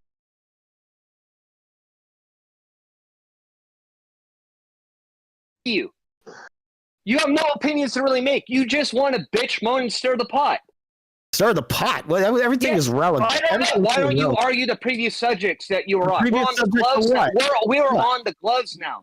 You're talking about Spence, bro, when I said this fucking guy had loaded gloves. That's relevant to what we're talking about. We're talking about flying out of the car. Now we're on the loaded gloves. And I don't know how loaded gloves mean. Loaded gloves, by the way. Like, Jesus Christ. Loaded gloves, by the way, means that you put something inside your gloves, like something metal. That's a loaded glove. That's not always the case. Stacked wraps are considered loaded gloves as well. Well, there's no such thing as stacked wraps, dude. That's a made-up term. Wrapping tape around your fucking hand, super tight, like a cat. Which is legal, dude. Are we going to complain next that he put a? Hey, are we going to complain that he wore a mouthpiece next? But it's not legal in every state. So what you're saying is it's legal in the state he did it in, though, dude. That's all that matters. There you go. It was legal in the state he did it in. So what are you arguing? End of story. Ends right there. Yeah, you act like Spence didn't do it either. He did it. He actually did it. Oh my god, bro, you're crazy. But it doesn't matter anyway. He beat a fucking brain damage guy. It doesn't matter. Spence stacked a brain damage. How did that happen? Didn't even have a. Well, no, that was the first. Didn't even have a concussion, right? The dude couldn't even speak English. He couldn't even talk. He was so punch drunk. You heard him. Now he's punch drunk from what? Did you say any of that after the Ugas fight? Were you saying that after the Ugas fight? Listen, he had 2 fights after that car accident. He had fought Danny Garcia and he fought Ugas. And even after those 2 fights, you were on this channel saying he was going to beat Crawford. No, I wasn't on this channel. After those 2 fights, you were on this channel saying he was going to beat Crawford. So you didn't see anything. There was no problem, no brain damage with Danny Garcia. I didn't know that they were going to drain the fuck out of the guy, and then he was going to come in with stacked. How did he drain him? He's been fighting at 147 his whole career. Hey, bro, I didn't know what state. Guys, I have a question. Julio, can you just give us a list? The reasons why Crawford, Spence lost, just give us a list. Because number 1, number 2, number 3. Number 1, I didn't know what state they were going to fight in. So I didn't know that Crawford was going to be able to have. You don't think you torque and fuck your wrist up? The fight's, your hand's done. Yeah, see, I always hurt my wrist. I never hurt my hand. I only hurt my wrist. I'll tell you something about Willie Pep, guys. A real quick story about this guy. 77 years old. That cocksucker punched me in my shoulder at my grandfather's wake. Just to be a dick, like just because I was kind of muscular. He's like, not everybody punches hard, man. Some people don't punch hard. Like I punch very hard. That's why I didn't actually hit a heavy bag for like a year because I hurt my fucking arm. Some people don't punch hard, and you don't have to